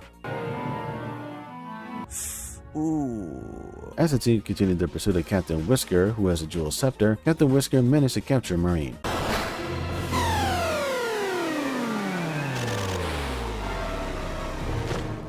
For a while, and the group managed to escape. Luckily, Marine just so happened to snag the Jewel Scepter at the last moment until suspected that Captain Whisker was stealing the Jewel Scepter for someone else. That someone else is dun dun dun Eggman nigga. NEGA. Turns out they need the Jewel Scepter because they're after this so-called Power of the Stars, which is Blaze's Dimension's version of Chaos Control. They plan to use the power to build Eggman Land and rule the multiverse? Yeah, that makes sense. But with the efforts of Supersonic and Burning Blaze and Marine throwing a bubble, that part is never explained, the two defeat the Eggman and Sonic and Tails bid Blaze and Marine farewell. The most interesting part of this story is the Soul Dimension's equivalent of Chaos Control, except here it's not bending time and space, it's to travel to other universes, or what the game presents as parallel universes. I classify Blaze as the alternate dimension of Sonic, and if that's legitimate, then who will be the alternate dimension counterpart of the other Sonic characters? Blaze is the alternate dimension Sonic, Marine is the alternate dimension Tails, and Eggman Nega is alternate dimension Eggman. So who would be the alternate dimension version of the other characters like Knuckles and Amy? Hopefully someone smart and not low-struck. The most interesting part of Rush Adventure is the world, and the disappointing part of this game is that Rush Adventure is the only game to feature Blaze's world. After this, back to basics. As for Marine, God bless her, but this girl really needs to calm down. Take a second to breathe and control yourself. Adventure calls and she is there to answer, but if it means running towards danger and potentially endangering herself or others. But the ending led me to believe that she'll become better than what transpired. I understand that she thirsts for adventure and that she's very energetic about it, but in all seriousness, I do see potential in Marine. She's a wild card and has what it takes to be reliable. Between Rush and Rush Adventure, I believe that Rush is the better title. Despite some Sonic antics here and there, I love the bonding between Blaze and Cream, and I think the gameplay is stronger than Rush Adventure. But Rush Adventure has a more compelling world to explore, and I think that sailing isn't the worst the franchise has done thus far, but they really should have focused more on speed and pacing. I consider the Rush duology a saving grades because after all the dumbness that was the 3D games, the Rush games were there to clean the palette, as the saying goes. That goes double for Rush Adventure because this was released months after Secret Rings. Good for you, Rush Adventure. You're like a bottle of mouthwash. I had to do a little digging for this one because the development backstory of Sonic Rivals 2 is almost non-existent. I say almost because I managed to find this article regarding an interview of Sonic Rivals producer Taylor Miller, who shed some light on Sonic Rivals 2's background in a GHC forum post. Although anticipation for new Sonic games has gradually decreased over the years, it's safe to say that out of all the Sonic titles released recently, Sonic Rivals 2 was one of the least anticipated. This shouldn't be too surprising, although the original managed to provide an exhilarating sense of speed. It was marred by a severe case of press right syndrome, and what little interactivity offered consisted solely of frustrating reaction tests. However, as Taylor reveals, the Backbone team were neatly aware of these problems when developing the sequel and set out to eradicate every bottomless pit, increase the interactivity, and offer a greater variety of paths in an effort to make the definitive Sonic racer. Pre-release aficionados will be pleased to learn about Sonic Lightning, which was a game that Backbone team were originally developing before Takashi Iizuka reworked it into a racing game. Story fans are also catered for, as Taylor provides the official explanation direct from Sega about the contradictions between Sonic Rush and Sonic Rivals on Eggman Nega's origin, and like most Sega explanations, increase more questions than it answers. Thinking about it now, I'm starting to believe that Sega doesn't like the alternate dimension story anymore, and instead of trying, and failing, to retcon the alternate dimension and turn it into the future. The whole point of world building is to establish a thriving world with appealing visuals and locales that operates on its own accord, and to simply just discard that for something less interesting is not only stupid, but it's also a way of saying, we don't like where this is going, we're doing something else, despite the previous work actually working. Think of it this way. You have a bunch of characters that live in an alternate dimension that's parallel to the real world. There's an alternate variation of existing characters and locations with its own story and philosophy that is similar to the world that it's reflecting. You see it in Ni no Kuni, Wrath of the White Witch, you see it in Ratchet & Clank Rift Apart, and you see it in Dragon Ball Super. So why ditch that plot point for something so easy and lazy by comparison? This is not Chrono Trigger, this is not Ocarina of Time, this isn't even Sonic CD. Sonic retcon not just Blaze in Sonic 2006, but Eggman Nega in Sonic Rivals 2. Even though he's planning to summon a demon from another dimension, this isn't Blaze's dimension. Otherwise, she would be in the game, which she isn't. So here's what transpired. Sonic and Tails chase Eggman because he's capturing Chao and he's leaving pages of a book Sonic read regarding the Ifrit. So Sonic and Tails race to pursue Eggman. They find the Chao, they get possessed by Sonic and Tails.exe, and they fight the lava monster. They rescue the Chao and don't care about chasing Eggman anymore, which begs the question, actually no, two questions. One, why did Eggman capture the Chao? And two, why hasn't Eggman thought about using Chao for badniks? Seriously, how has he not thought of that? Knuckles lost the Master Emerald, again. Rouge is hunting for jewels, again. So they team up and follow Eggman, steals his Emerald Radar, go on a wild goose chase for what appears to be the same thing that Sonic and Tails were following, and in the end, Knuckles finds the Master Emerald inside the Emerald Radar. This big chunky life-size diamond was inside of an Emerald tracking device. Actually, it can shapeshift after you see in Adventure 2. Okay, moving on. Shadow gets duped by Eggman Nega, and with Eggman's help using Metal Sonic as a communicator, Shadow assists Eggman in preventing Eggman Nega from waking up the Ifrit. Oh, and Metal Sonic has an emerald inside itself the entire time, which is how the portal opened to begin with. Silver and SBO team up when they discover that Chao are going missing, and the culprit is Eggman Nega, who's planning to feed the Chao to the Ifrit. I repeat, Eggman Nega captured Chao so he could feed them to the Ifrit. This is the most brain-dead slog that I've seen from the series thus far. This is all blatant character trope nonsense that might as well be Gourmet Race from Kirby, but evolving around a stupid plot. Knuckles losing the Master Emerald, Rouge purpose in life hunting jewels, Sonic and Tails chasing Eggman because he's a meanie until he's no longer a meanie. Metal Sonic is just a radio, Shadow goes on a goose chase for Eggman Nega, and Silver's here. That alone is a problem. SBO has better motivations because he's on the job. He's investigating why the Chao are missing, and he gets paid for it. No different than what happened in Sonic Heroes. Here's a better story. Why not have an alternate dimension Chaos tear open a portal because it wants Chaos Emeralds or is angry because of the misuse of the Salt Emerald, something like that. Blaze pursues, chasing Eggman Nega, who's planning to use the Salt Emeralds to control the Ifrit, while Eggman is using Chao for his badniks. Cheese gets captured, and now Cream is the one chasing Eggman. So both Eggmen team up to take advantage of the situation, you know, controlling Ifrit and using the Chao power badness to find the Chaos Emeralds. And now Cream teams up with Blaze, all while Sonic and Tails trying to find a way to cut off Eggman's supply of Chao, and in the badnik production, and Rouge, sent by Gun, teams up with SBO, who is investigating the Chao disappearances. That leads to finding and destroying Eggman's machines, and the teams team up to fight both Eggmen in order to defeat the Ifrit and protect the jewels in question and to rescue Cheese. Boom.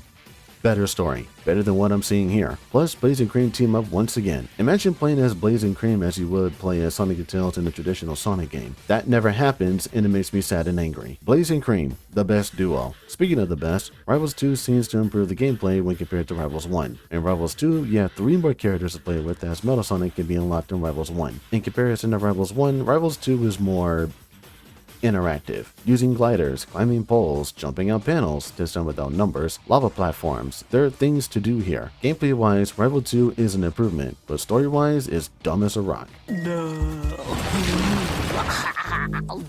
So far, the quality of the console games was declining, while the portable games were proven to be the better games. Was this enough to get the Sonic series back on its feet? The answer is yes and no. Sonic and the Secret Rings is without question the worst Sonic game released in 2007, and Sonic Rush Adventure and Rivals 2 basically had to pick up the slack. And now it's time for the console games to do the same. Whether you had a Nintendo Wii, a PlayStation 3, or an Xbox 360, it was almost a certainty that those consoles would have better Sonic games in comparison to what was released previously. This means that the Sonic franchise still had more road to tread in order to regain its relevance.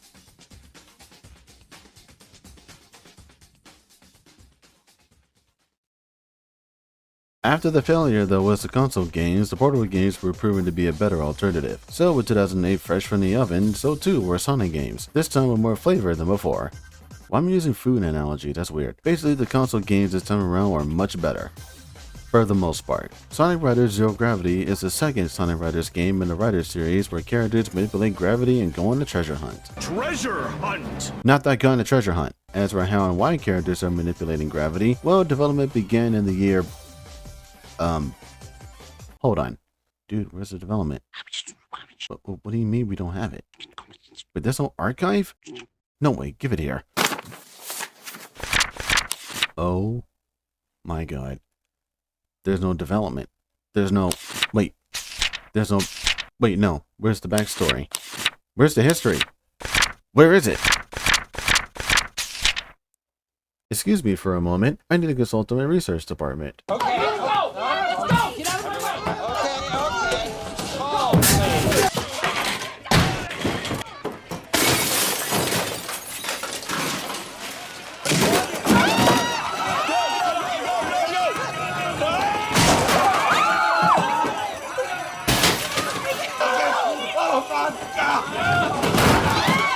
Okay, so slight hitch in the research department, but Sonic Riders Zero Gravity is more beginner friendly compared to Sonic Riders. Sonic Riders was all about mastering the game's mechanics that at first were overwhelming and wasn't beginner friendly. There's no tutorial mode, so your only chance to join Sonic Riders is to master the game itself. Sonic Riders Zero Gravity reduces some of the mechanics from the first game and simplifies the controls. Plus, there is a tutorial mode if you ever feel the need to try the controls before playing the actual game. And for the Nintendo Wii, the motion controls here are much better, as long as you hold the Wii remote horizontally and don't hold it vertically. No crouch jumps, no using air, no attacking unless someone is falling behind, and no doing tricks in midair. Wherever the character jumps from the ramp, that will determine the trick that the character does. Plus, there's the use of gravity. With enough energy, characters can manipulate gravity where they can soar through the air and knock away heavy objects or cut corners with ease. Love the sound that plays when this happens.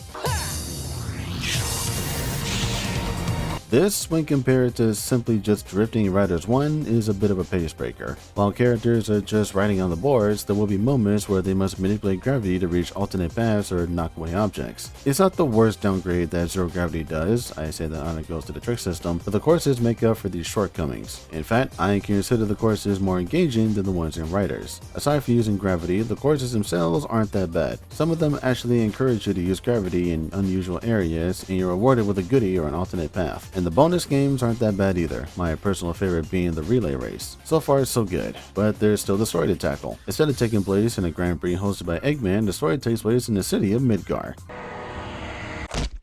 Final Fantasy VII Remake looking real good so far. Yeah, I know, it's almost as if they knew. So, a strange fragment falls from the sky, causing robots to run rampant, and Sonic just so happened to use gravity like it's no big deal. One trip to Meteor take later, and Sonic runs into Jet and his crew, who are also looking for these strange fragments called the Ark of the Cosmos, which are basically engine parts for the Babylon Garden. When Sonic and Jet discover that Eggman is the owner of Meteor Tech, Eggman explains that the robot went berserk after interacting with a stone similar to the Ark of the Cosmos, something that the mother computer has, but the leader of these rampaging rampaging robots, is also searching for similar stones that Amy had in her possession before throwing it at Storm's beak. Also, they were standing in the middle of the road here, and then the next shot they were standing on the side, and now they're not where they are. You don't even need a degree in photography to see the errors here. So Storm runs away with the Ark of the Cosmos, and the rest of the game finally find Amy and the robot, where Amy discloses where Storm ran off to. Something that Knuckles knows too well, him being a treasure hunter, I guess. Hey, how's that Master Emerald doing these days? Storm returns with 2 Ark of the Cosmos in hand, and Wade translates more Babylonian text that foreshadows a black hole. Oh, and during the exposition, Eggman stole the donut-shaped rocks. Is Jet Knuckles 2.0? Speaking of Knuckles, he finds out the rock he's looking for. It's gone! But he entails finding a description of what is called the Divine Wings. Basically, it's Babylon Garden. Whereas Eggman was trying to use Ark of the Cosmos to use Babylon Garden, well, Babylonians did seal these fragments underneath what's called the Great Scar, which is a crater where one of the stones fell. And what do you know it, that's also where the Crimson Tower is, which is basically the brain of Meteor Tech. So let's play a little game called Make It Make Sense. Eggman, a scientific evil genius who tries animals as hunter robots, who took over a small planet that appears once a month every year, who tried to use a giant water monster to conquer a city, who used a giant laser gun to blow up half the moon, who constantly abducts a princess for whatever power she has, who tried to conquer an alternate dimension, who trapped Sonic's friends inside of cards like Pegasus J. Crawford, is the owner of Meteor Tech and stole the Ark of the Cosmos to basically cause a robot apocalypse to create Eggman Land. Make it make sense because it doesn't make any sense at all. An evil genius that owns a weapons security manufacturing company that is filled to the brim with robots that are rampaging over some stones that are engine parts for a spaceship. Make it make sense! I am doing my best here, so stay with me. Sonic and Jet crash into the Crimson Tower where the Babylon Rose retrieve the Ark of the Cosmos and Babylon Garden lands on Earth once more. Little did anyone know, besides Tails, that these stones can manipulate gravity to form a black hole. Hey, there's your lightless black. To prevent the world from being swallowed, everyone bands together to fight the evil robot and retrieve the stones again. So, technically speaking, but if Babylonians originated from space, does that mean that the Babylon Rose are aliens? You know, them being descendants from an ancient civilization from another planet. So now there's an alternate dimension and another world. Honestly, besides the dumb Sonic answers that happens in this story, the story actually works. Imagine being some descendant from another world looking for artifacts that leads to a spaceship that's actually a flying hanging garden. I will give credit where it's due. The world building in Sonic games do work, but my problem so far is that the world building is inconsistent. One moment Sonic is in the South Islands, then Station Square, and then Sonic Team threw all that away for Soliana and just stopped caring about the alternate dimension. Now the Sonic series is adding a Babylonian planet in the mix with backstory to back it up. In the next game, Sonic Unleashed adds even more world building, this time in the form of 7 continents. Ooh boy, what could go wrong? Similar to Sonic Hero, Sonic Unleashed was another attempt at an Adventure 3, but instead of making Adventure 3 and possibly reflecting on their past failures, the game was reworked into something that Sonic Team thought was refreshing and exciting. I'm of the opinion that because of the failure that was Shadow the Hedgehog in Sonic 2006, mostly 06, that Sonic Team would rather create another gimmick than just sticking with the franchise's roots. Despite Sonic being the only playable character, Sonic Team still pursued their mission to introduce newcomers to the franchise. And that's why Sonic is a werewolf. Oh wait, he's a werehog. A werehog?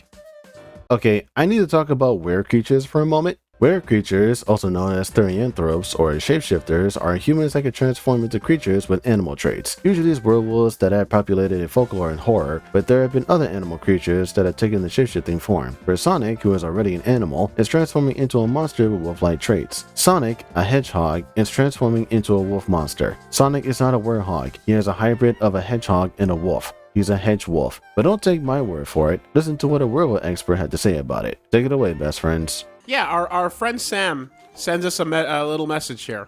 All right, Sam. And I thought this would be the perfect opportunity to get into this. Okay. Sure. Technically not a question, but since you guys started Sonic Unleashed, I was reminded of something that's infuriating. Yes. The word werehog is fucking nonsense bullshit. It is. I was thinking... A werewolf is a person who turns into a humanoid monster with wolf-like features. Sonic turns into a monster with wolf-like features. He's a fucking werewolf who happens to be an anthropomorphic hedgehog during the day. A werehog, however, would be part man, part hedgehog. That shrinks in size and grows bat quills. Or even worse, an actual hog. Yes. If Sonic were a werehog, he'd either turn into a double hedgehog at night or become part pig. Fucking idiots. Oh my God, I want to go up that. Wait, so what should Thanks, Sam. Thank you, Samuel. What should then Sonic's other form be called then? If we're going to go by what Sam says. We're ditching the word werehog? So then is he just called a werewolf? Is what he he's would saying. be a werewolf, yes. Yes. Oh, and he has stretchy arms because werewolves do indeed have stretchy arms. The werehog was a mistake. And the worst part about the Hedgewolf, director and lead game designer of Sonic Unleashed, Yoshihisa Hashimoto, knew from the start that the Hedgewolf would create friction within the fan base, but he had hoped that people would understand why Sonic has this form in the first place. Think about it. When introducing the Sonic series to a newcomer, what would you show them? Would you show them this?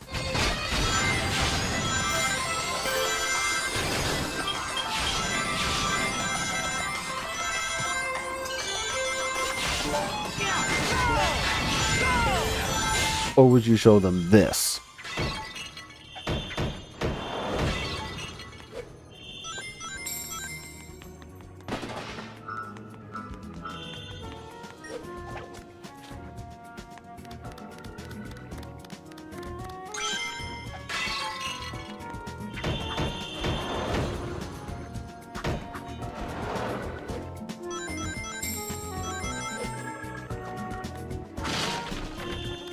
And keep in mind, this is a well-known series about a fast blue hedgehog who fights a fat doctor who imprisons animals inside of robots. Fast forward to 2008 and Sonic still runs, he still fights the doctor who now has regular robots with no animals inside them, and uses an oddly shaped satellite to awaken a dark demon and splits the entire planet into 7 pieces. Now you have to determine which game to introduce newcomers to the franchise to, and if your answer is still Unleashed, what's wrong with you? So far, Sonic Unleashed is a half package. On one side is Sonic gameplay that has Sonic doing what he does best. On the other is beat 'em up gameplay where Sonic beats up weird night creatures and moves slowly than he does and uses stretchy arms to climb platforms and other obstacles, which, in comparison to climbing on things and ledge grabbing in adventure games, are clunkier and less fluid. What is this jazz music and why is it so loud?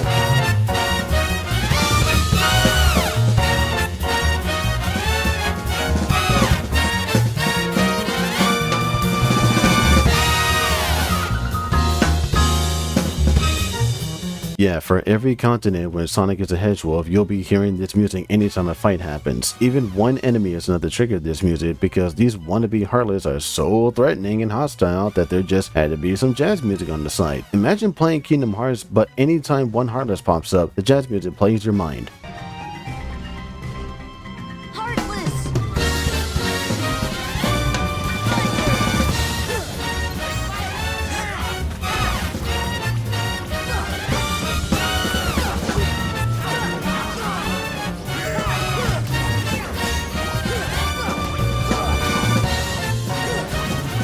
It really is night and day. Daytime is pleasant, full of speed and action and excitement. Nighttime is slow, a pace breaker, and full of fights and platforming. The best benefit I can think of is that fighting a big group of enemies can be satisfying at times, and the experience they drop can help, assuming that Sonic can get it. The experience is used to upgrade Sonic's speed and boost power during the day, and his combat is strength during the night. And if Sonic is going to stand a ghost of a chance this time, experience is needed. Certain enemies and stages can be tough, some longer than others. While the day levels can take a good 2 to 5 minutes, night levels can go well over 10 minutes, if not 20. So if you thought certain levels in Shadow the Hedgehog and Sonic 2006 were long, look no further than these night levels that are chock full of enemies and platforming. But at least there are day stages to look forward to, a little treat for your troubles. Emphasis on little. Then comes Eggman Land, but I'm getting ahead of myself. Since this game is meant to attract a new crowd, I'm not sorry to say that Sonic Unleashed fails to do so. Eggman is evil, Sonic crashes on his ship while gasping for oxygen, Eggman shoots his own ship trying to shoot Sonic, Sonic runs past robots, Eggman uses Grabby Hands robot to catch Sonic, Sonic summons Chaos Emeralds with his mind and blows up most of the Armada, Eggman pretends to be Dr. Wily, Sonic gets trapped and is sapped of all his powers, Eggman uses a giant genital satellite to break the planet into 7 pieces, Sonic turns into a hedgehog, Eggman sends Sonic flying, Sonic crash lands into ground.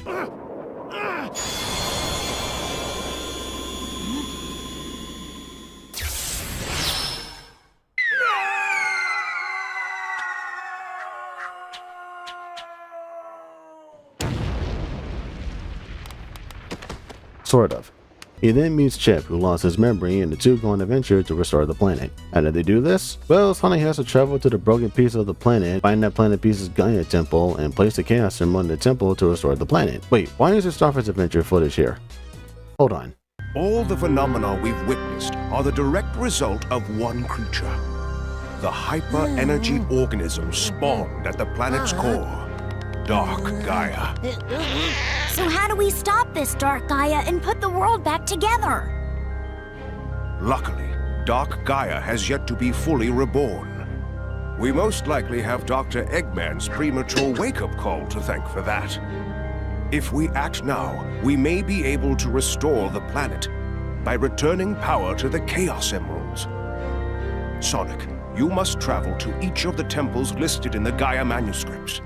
The planet's power will restore the Chaos Emeralds, and in turn, the Chaos Emeralds will restore the planet and help it heal naturally.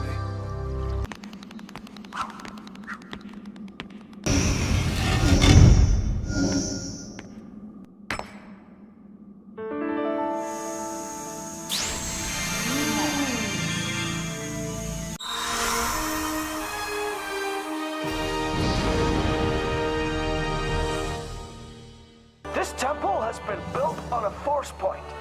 A point where pure magical energy is forced up from within the core of the planet. This energy is so powerful that it continually attempts to break the planet apart. To stop this, the ancient Krasoa placed 2 spell stones inside the temple to absorb the energy. When General Scales removed the stones, the planet began to fall apart. By returning the spell stones back to the temple, you will bring the planet together once more.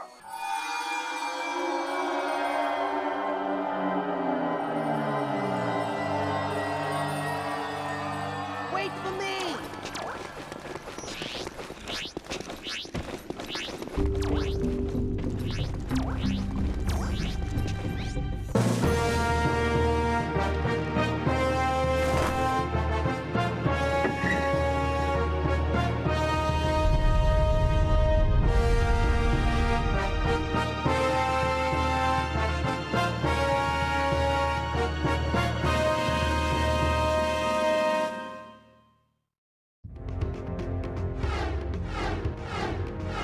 Oh, right. That's what the plot of Sonic Unleashed is. It's Star Fox Adventures. You know, the game where Fox travels to a dinosaur planet that's split into 4 pieces, and the only way to restore the planet is to find magical stones called spell stones that must be placed inside the Force Point temples to bring the planet back together. And the companion that Fox befriends is Little Triceratops, that is a prince that aids Fox on his quest, such as digging for goodies, breathing fire, or helping Fox solve puzzles. Chip in Unleashed just summons a hole for the Chaos Emerald to be placed and carries a bar of chocolate. Restoring a piece of the world doesn't grant Chip any of his lost memories, which can lead to new abilities. Instead, Chip gets his memory back at the second to last temple, where he reveals that he's Light Gaia. He and Dark Gaia have been fighting each other because Dark Gaia is constantly destroying the world, and Light Gaia, this guy, puts the world back together. They've been doing it since the beginning of time, and thanks to Eggman being Eggman, Dark Gaia woke up too early, and now he's upset. Another demon that Eggman tries to take advantage of.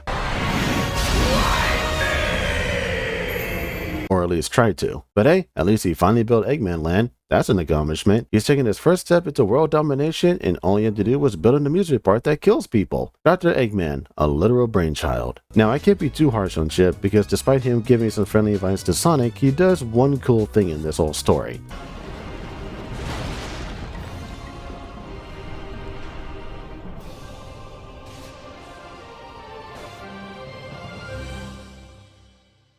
Together, Chip and Sonic poke out Dark Gaia's eyeballs, and Chip sacrifices himself to save Sonic. Meanwhile, Eggman enjoys a nice view of the sunrise. Yeah, I'm not a fan of Sonic Unleashed's story. Even though this is classic Sonic vs. Eggman plot, you still have Sonic turning into a monster that takes away his fundamental trait: speed. Speed in past Sonic games have been the selling point in the vast majority of the released games. Even though there are games like Sonic Labyrinth where it's more of a puzzle game, at least there was a move or two that Sonic could do to gain speed. Then comes Sonic Unleashed, where Sonic just becomes a slower version of God of War, where the combat in comparison to other combat games is lackluster, or how the frame rate can't keep up with enemies and objects on screen that it's hard to perform button prompts. Actually, I wanted to break down the button prompts for the Hedgehog for a moment. When fighting bad guys, Sonic the Hedgehog will be able to either grab or perform combos on enemies. However, grabbing and initiating combos are both tied to the same button, so chances are that Sonic will either initiate a combo or just grab an enemy, which requires tapping the same button over and over again. And if Sonic is performing a combo on an enemy, if he screws up any of the prompts, he will get counterattacked and the enemy will regain health. And please be careful not to initiate any combos on an enemy that has full health. The higher the health,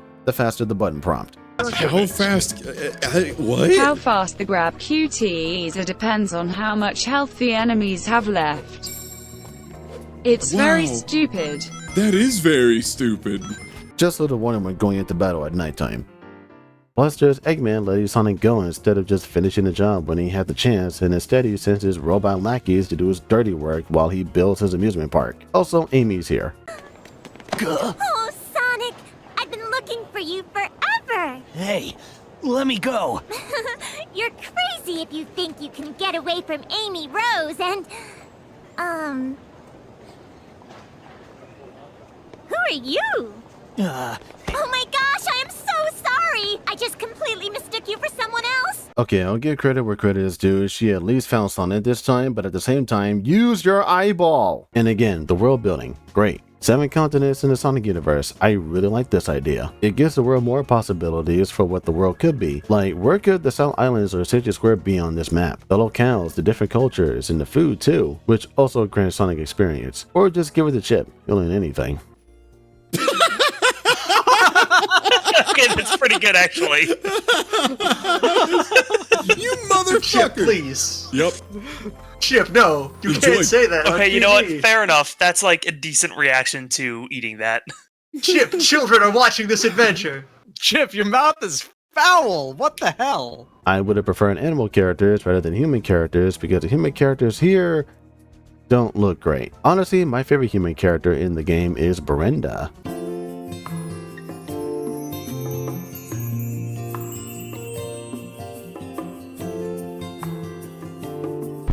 Yes, well, speaking with Brenda isn't required, but taking a little Sonic Q&A is a good little distraction. Reminds me of Chuck Quizmo from Paper Mario. Speaking of humans, Sonic will find them all over these homeworlds where you can talk to them, take side quests, buy food and collectibles for Professor Pickle over here, or look around for Sun and Moon medals which are required for game progression. Unlike other Sonic games where you go from point A to point B, Sonic Unleashed is not only a high-speed platformer, a beat-em-up platformer, an RPG, a flight simulator with nothing but button prompts that makes Sky Chase and Sonic Adventure 1 endearing, but it's also a collectathon. A collectathon that blocks progression if Sonic doesn't have enough medals.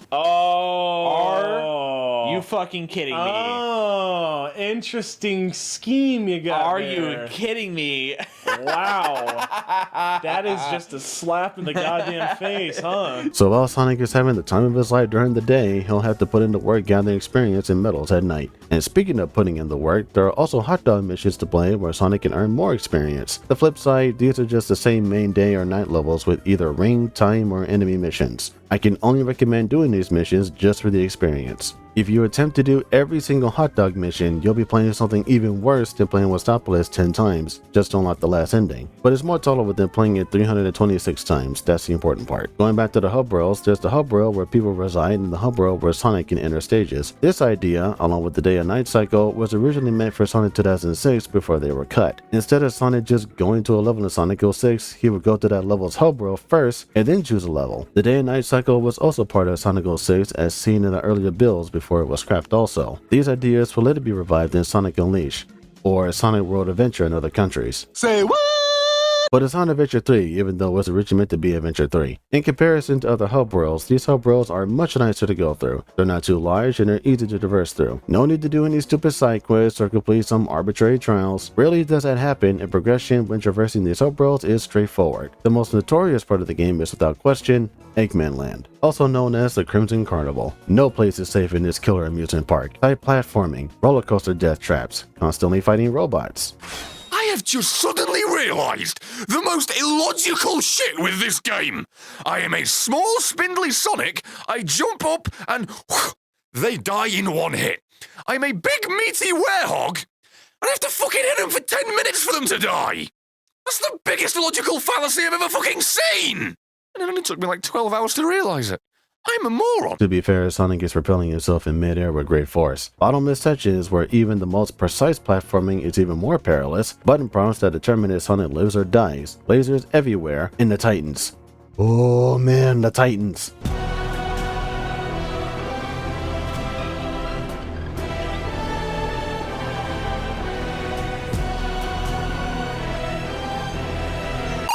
No, not those Titans. These Titans. These guys were already a problem when trying to go for that critical hit, but finding these on a skyscraper? I don't even think that took any damage off. Oh no!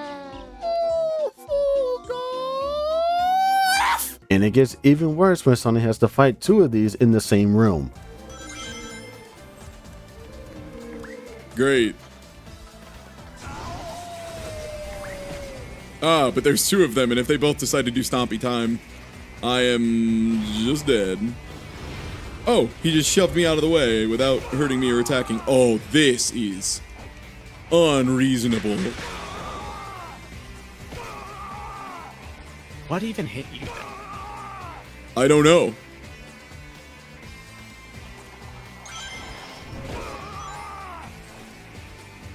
I'm sorry, I just saw the writing on the wall and he was gonna have to do it again. It's way worse this time, though. Yeah.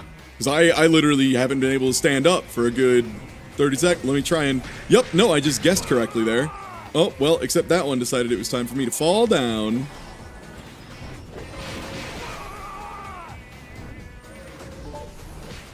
Yeah, guarding, like, never works. Like, there, I guarded... There's... At least? No, I don't think so. No, they're not, yeah. God, why is that so fast? Also, why is that a 3-input one? Because there's a big boy.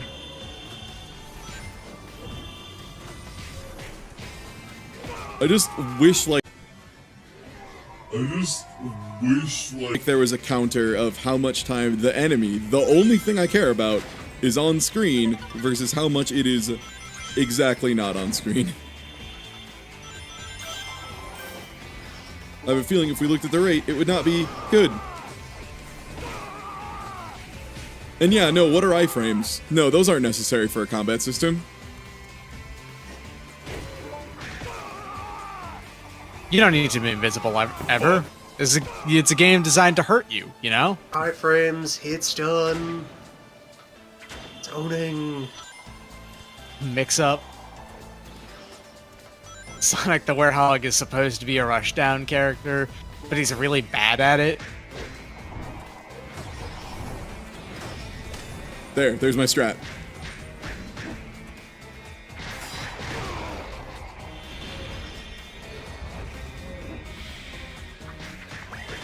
How many bars to buy some toys for this hog?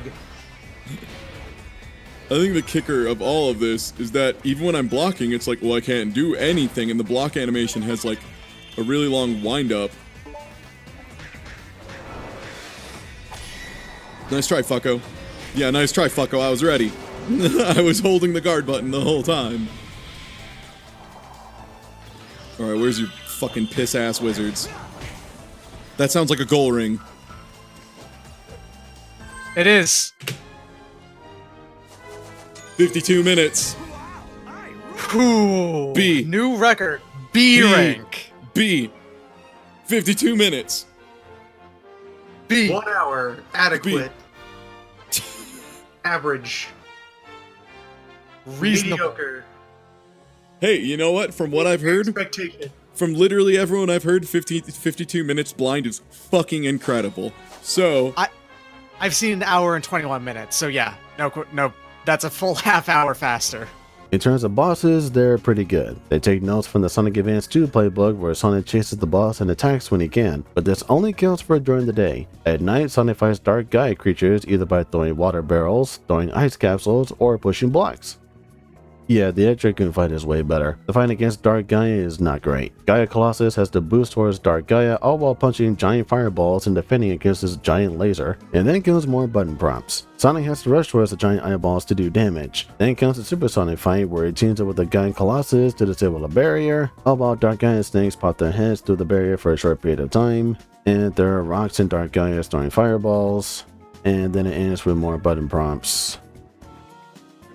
Well, that's the Sonic Team version. Let's check out what Dim's made. Sonic Unleashed on Wii and PlayStation 2 is a bit of an improvement, but it has its own issues. The dead levels aren't as creative as they are in the Sonic Team version, but the night levels are, for lack of a better term, digestible, as the levels are a quarter of the length compared to the Sonic Team version. But the quantity is much larger, as there are 4 to 5 night levels for each continent, except for Missouri and Empire City. Well, Missouri does exist, but only for Egg Beetle, but Empire City is nowhere to be found. But this time around, Sonic has to find the appropriate tablet from citizens in order to open the door within the temple. Yes, Sonic can actually explore the Gaia temples, and with the no Sun and Moon medals, he can open other doors where he can find the collectible he normally would find in levels, including 1-ups. 1-ups in the Dims version are treated as collectibles, so Sonic won't find any 1-ups nor earn any via collecting 100 rings and stages. It only helps to temporarily expand the boost meter. The other positive for Day Sonic, he has all his abilities as opposed to finding them in Hope Worlds in the Sonic Team version. Unfortunately, he only gets one main Dane stage and the rest of them are just mission based, whether it's racing against the clock, collecting rings, or avoiding breaking things. Sonic and the Secret Rings, back with a vengeance. The best part about these missions is that you don't have to play the entire level just to complete them, unless Sonic has to reach the gold ring.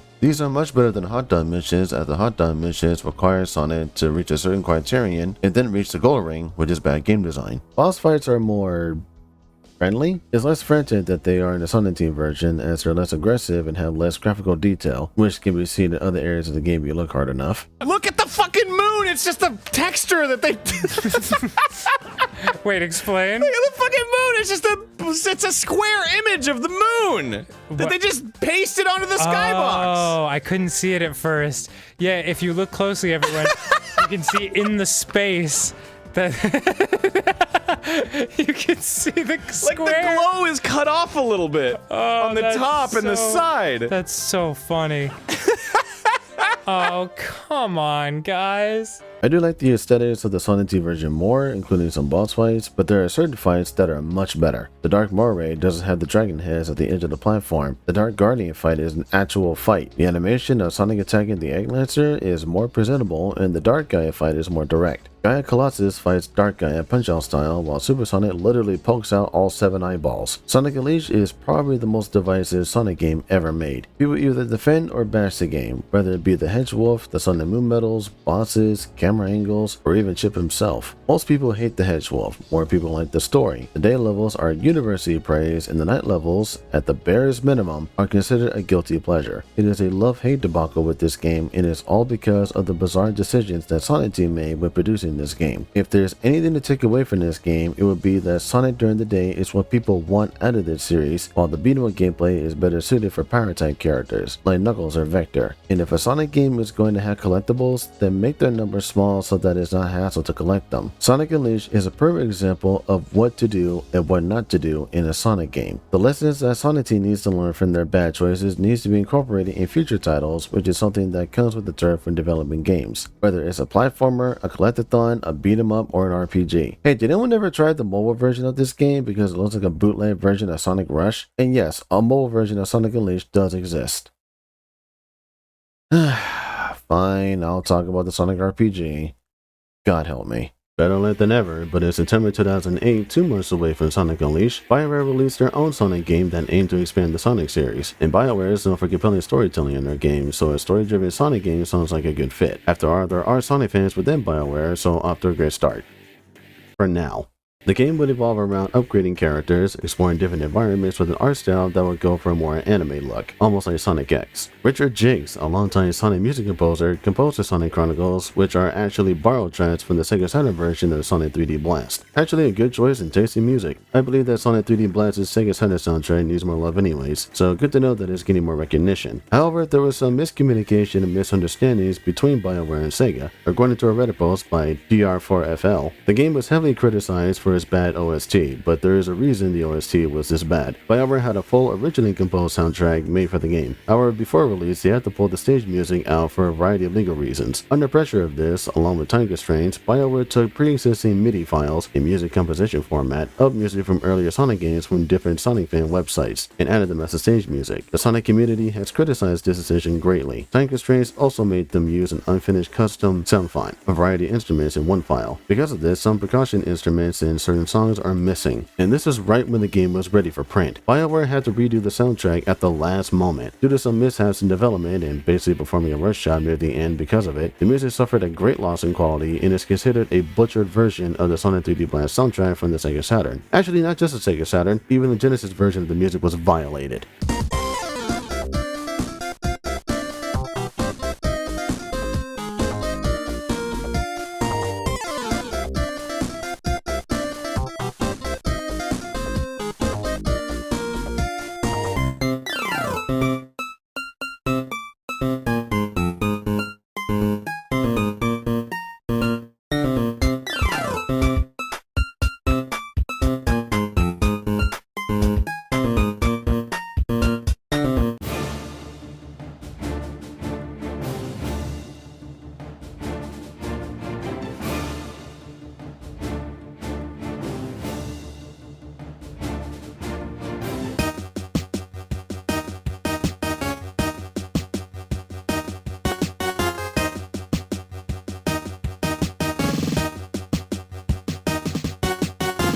So the music unfortunately took a blow to the head, but what about the game itself? Well, according to BioWare's general manager Greg Zuschuk in a Nintendo Power interview, we were interested in making a really high-end handheld project. That was the other thing that was actually important to us. We play a ton of handheld games, and generally most of the high-quality handheld stuff is coming out of Japan. There isn't a lot of North America AAA handheld development going on, so we thought it was a great chance to team up and do that. I mostly see high-quality games coming from Nintendo, but Sega is no slouch themselves when it came to dudes making the games, so BioWare expanding the Sonic series on Nintendo's most successful handheld device was a good step. As much as I like how Sonic Chronicles explores more of the Sonic lore, Sonic Chronicles falls flat as soon as you start a new game. First, there's this quote from Joe Robotnik referencing the destruction of the Echidna tribe, which begs the question, how and why did he know the Echidna tribe? This is the same scientist who created a new life form just to cure his granddaughter of AIDS. So how could he ever have any time to discover Chaos, the Gizoids, or even the Echidna tribe? To me, this is simply doing too much for the character that's only motivated to helping his granddaughter get better, and he just so happened to discover some rumors about Chaos or the Echidna tribe and somehow found a Gizoid? Honestly, I don't buy it. But this quote pretty much sums up the whole series, but I'm jumping way too far ahead here. After that awkward display, Gun is actually fighting Eggman. They're shooting down his base while Sonic and friends deliver the final blow, thus ending Eggman's tyranny. They finally did it. Eggman has been vanquished. Time passes and Sonic receives a message from Tails regarding Knuckles' disappearance. With help from some friends, Sonic manages to rescue Knuckles. Or rather, Knuckles frees himself from the Dark Brotherhood themselves, known as the Marauders, who also stole all the Chaos Emeralds. And to make matters worse, Angel Island disappears. Suspecting that Eggman is behind the floating island's disappearance, even though he's been defeated, Sonic and friends decide to find Eggman, who has been lording around his hidden base. Not that hidden base. When he's been located, Eggman discloses that the Marauders were pulling the strings the whole time, using Eggman's robots, capturing Knuckles, causing Angel Island to disappear, or being pulled towards Metropolis, which is where everyone was going until they found the Marauders, which is shocking news for Knuckles because the Marauders are echidnas. Oh no!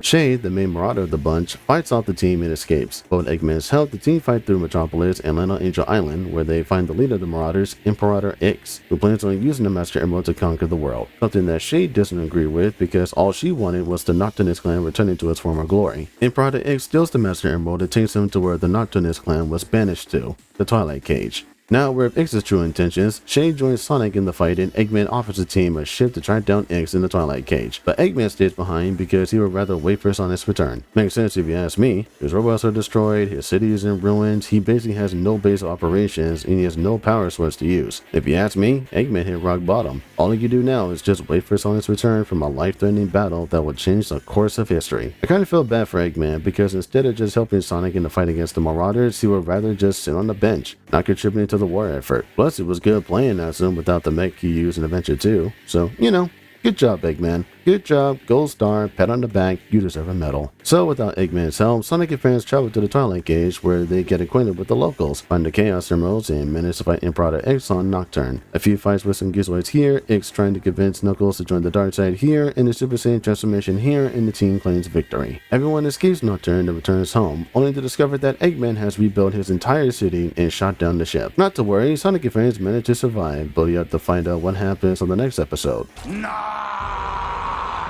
Unfortunately, besides the game teasing for a sequel, it will never happen because 1. BioWare was bought by Electronic Arts, 2. Ken Penders, the artist and writer of the Sonic comics, sued Sega for copyright infringement as he claimed that the Nocturnus clan was too similar to the Dark Legion, which despite both parties being echidnas, looked nothing alike when compared. After being dismissed twice, Ken Penders was unable to file again due to reaching a limit to the Statute of Limitations and wouldn't be able to file again unless any material from the Dark Brotherhood was used again. And 3. This is an embarrassing display of an RPG. First comes the presentation. The backgrounds are very detailed with a comic book aesthetic, but the characters are butt ugly as they look like a corrupted version of what they will look like in the Genesis games. Second is the sound, which I briefly covered when discussing the music. Aside from the music, the sound effects are also bad.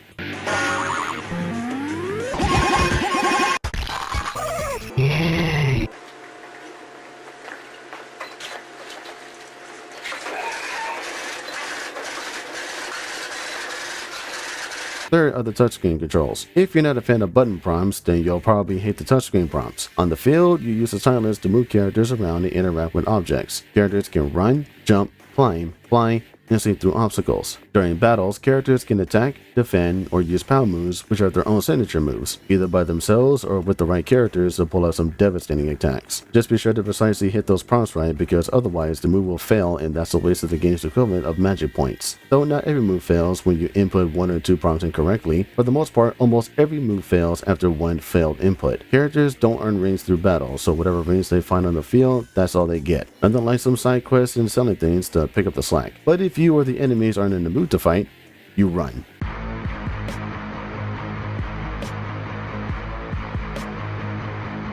Yes, characters and enemies actively run from the fight in endless runner style, just to make the game more interactive, you know? Because if enemies aren't going to interact with the characters simply by deciding they don't want to be attacked, then it's best to run away anyways. There's also a Child Garden, and unlike the Child Garden from the adventure games in Sonic Advance, the Child Garden here is actually useful. Child have different abilities and effects for characters, making them worthwhile to collect and add to the team. The one you want is Ferrex, as Ferrex bypasses the command prompts. As for the story, I do like the inclusion of Shade, Knuckles learning more about his heritage, and how Sonic can respond differently in conversations. What I don't like is Amy going on about her boyfriend that she lied about, and Project X being a dictator instead of avenging his clan, the team just letting Eggman go when they know that he could do battle by himself, and he does just that, and how the game just restarts after 20 seconds because who cares about an actual new game plus? Sonic Chronicles has some interesting ideas, but underneath all that potential is a game that is completely amateurish with no thought or planning put into it. At its best, it's a Sonic game that gets a group together to fight for a greater cause, and at its worst, it's an unfulfilling slog of a game that wastes its potential and makes you want to play the Mario Luigi games. Also, where's Gimrel? He's been gone for ages. Oh my god, and it gets worse. Just when you thought one storybook game was all I needed to kick the coffin in the dirt, here, have another one. The storybook series is back, and this time Sonic has a sword. So here's a little bit of a history of Super Mario RPG. When Shigeru Miyamoto saw the art of Mario holding a sword as opposed to him holding a hammer, his response was, that doesn't look right. So I guess to appeal to a new audience, producer Tetsu Katano thought it would be cool to set Sonic in the world of King Arthur and the Knights of the Round Table. Because Lord of the Rings is such a beloved franchise, wouldn't it be cool if Sonic was a knight? Well, maybe just a little bit. Sonic is once again teleported to another isekai plot where Melina the Wizard, granddaughter of Merlin the Wizard, is being pursued by King Arthur. Though Sonic wanted to fight the knight, Merlina made a hasty retreat. As King Arthur sends the knights after Merlina and Sonic, Sonic finds the legendary sword Caliburn that is immediately ruined by having a mouth. King Arthur finds Sonic and fights him for a moment until finding out that Sonic is worth living and doesn't kill him. So Sonic and Caliburn find a blacksmith for some good old sharpening, and the two make their way to see Nemu, the Lady of the Lake, who gave King Arthur the scabbard of Excalibur that makes him immortal. After defeating Lancelot, Sonic is given tasks to complete: saving people, fighting monsters, simple knighthood stuff. After proving his worth and defeating Gawain, Sonic proceeds to fight Percival and save her life. Hey, this looks familiar. This scenario made sense in Alicization. So now Sonic faces off against King Arthur, where he uses the swords that he stole from the Knights of the Round Table and slices him in half.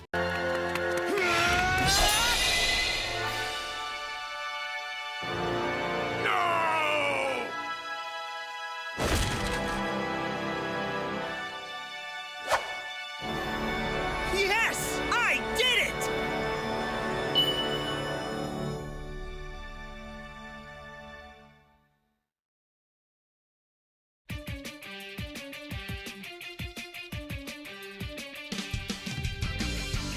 Then the game ends.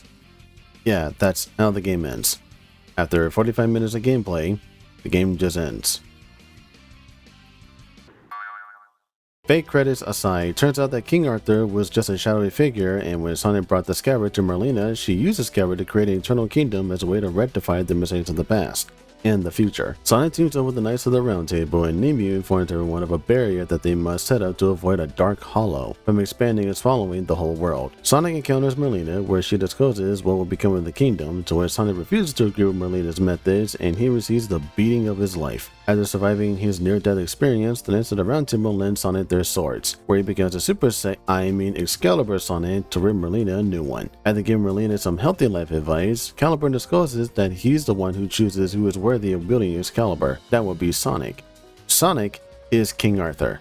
Okay, Earth Boy freaked out. Need explanation here? Yeah, so correct me if I'm wrong, but if Sonic is King Arthur, then that means his wife cheats on him with Lancelot. Lancelot is the adopted son of Nemu and father of Galahad. To prevent King Arthur's wife from being executed, Lancelot kills Gawain's brothers, Gravane, Gaheris, and Gareth, which causes Lancelot and Gawain to become enemies. Oh, and Percival and Lamorak are siblings. Someone clearly didn't do their research on the King Arthur lore, huh? Despite the King Arthur lore being unlockable in the game, wow, this game has issues. You'd think they learned their lesson, but instead they made another Sonic Storybook game where no one did any research of the original lore. Calibur is a talking sword, and Sonic actually has general life advice for once. Where was this Sonic in the past few games? And Merlina? She's a good antagonist. She has relatable issues when it comes to eschatology and yearns for a kingdom that never ends. All this just to undo her grandfather's past mistakes. Plus, there's her design. I really love how Merlina looks, just not her dark hollow form. The red hair, the blue eyes, her whole outfit, she's a good character. Honestly, she's a character that doesn't make me want to hang myself, and for that, I thank her. Besides some positives that are far and few in between, you know that your uninspired isekai story is no more than an afterthought when Martin Lawrence's Black Knight can make me laugh on the floor. Get your ass up.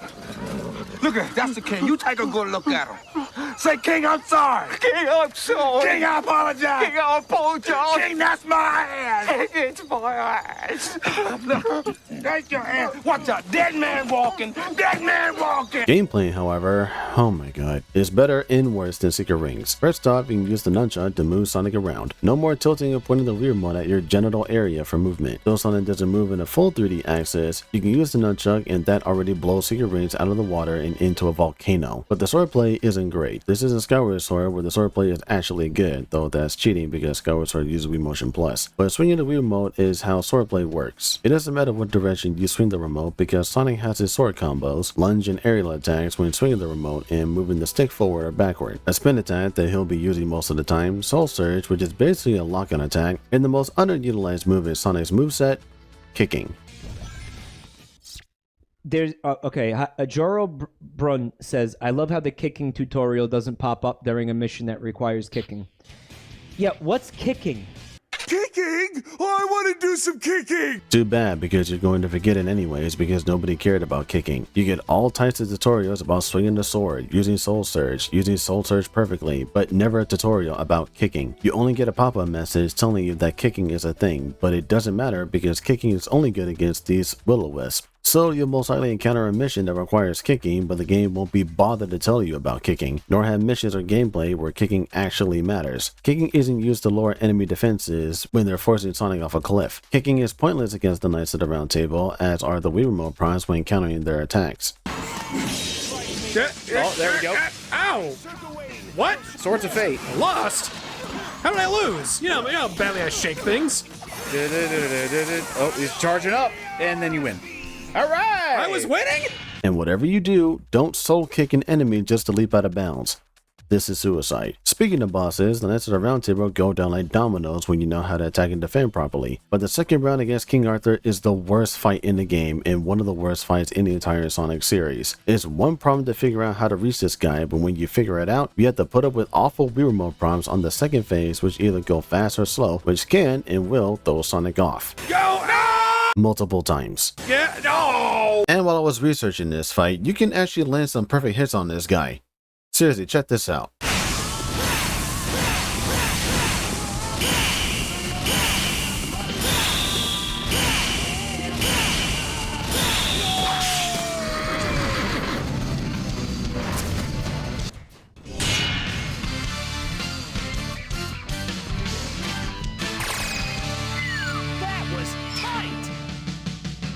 Missions are an improvement compared to Secret Rings, as there are no genie eggs to organize, or pots to avoid breaking, or gusts of wind impeding Sonic's progress. It keeps getting worse! Instead, there's fighting enemies or reaching the goal within the time limit, or giving rings to townspeople. I hate the townspeople. I hate their ears, I hate their eyes, I hate that Sonic has to intentionally endanger himself when giving rings to these guys, I hate that they don't run away from enemies, sometimes, I hate that they just group around enemies that Sonic has to kill, I hate the rush hour missions, and I hate the townspeople. I hate them so much, and they're better off burnt alive.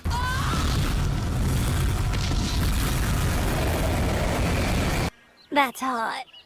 Other turbo missions include the sword swinging missions, where you can only swing the sword for a few times, defeating 20 enemies in a row while butterflies warp your sense of reality, or the Dragon Slayer mission, where you think that Sonic is perfectly fine dashing across these gaps, but you'd be wrong. Also, who's a genius who mapped stopping on the third jumping input? Attacking this dragon is straightforward, just cut the horn. Now when the dragon throws you off and then you land right on enemies, it don't even get me started on cutting the pillar or the slam attack. But there are some good missions like the Legacy missions, which is normal modern Sonic gameplay, and some reach the goal missions are fine too. After getting the fake ending, you can play as Lancelot, Gawain, and Percival. Lancelot is basically Sonic with chaos gimmicks, Gawain is Knuckles with gliding, how is he gliding I don't know, and some of the wildest sword swinging I've ever seen. Percival can double jump, has a decent air attack, and run on walls. Percival is a knight that I wish I could like. Her double jump starts her mid-air momentum, her sword swings locks her in place, but I do like her mid-air attack and her fire tornado attack. Each of these knights can have weapons that the blacksmith can make with the right materials. Materials that you can identify with points, and some have their own perks, like starting a mission with 5 rings or identifying items cheaper. The knights can have different swords that can grant them a bonus ability, while Sonic, who has Caliburn, uses sword styles. The more followers he has, the more abilities you get. Giving rings to town people without negotiating with them, killing giants with one hit, the list goes on. And of course, there's multiplayer. Oh boy, this sucks. This is worse than Castlevania Judgment.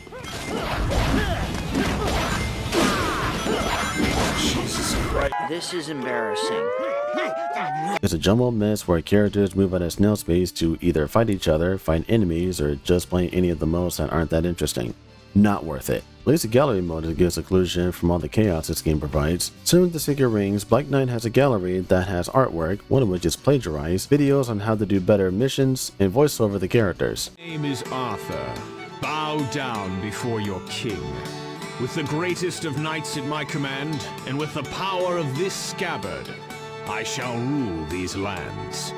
A much better package compared to the actual game. Fortunately, Sonic and the Black Knight is the last storybook game, as there was a third game in the series that never happened. Sega released a poll on social media asking fans what they would like to see in the next storybook game. The options included, but weren't limited to, film noir, Greek mythology, horror, sci-fi, and western. Though horror did not receive the majority vote, Marza, the animation company that worked on some of the CG cutscenes in Sonic games, did create a Sonic horror short movie taking place in a haunted house titled Night of the Werehog. In the end, Greek mythology received the majority vote, but no game was ever produced. So the storybook series ended as a duology that will forever live in infamy.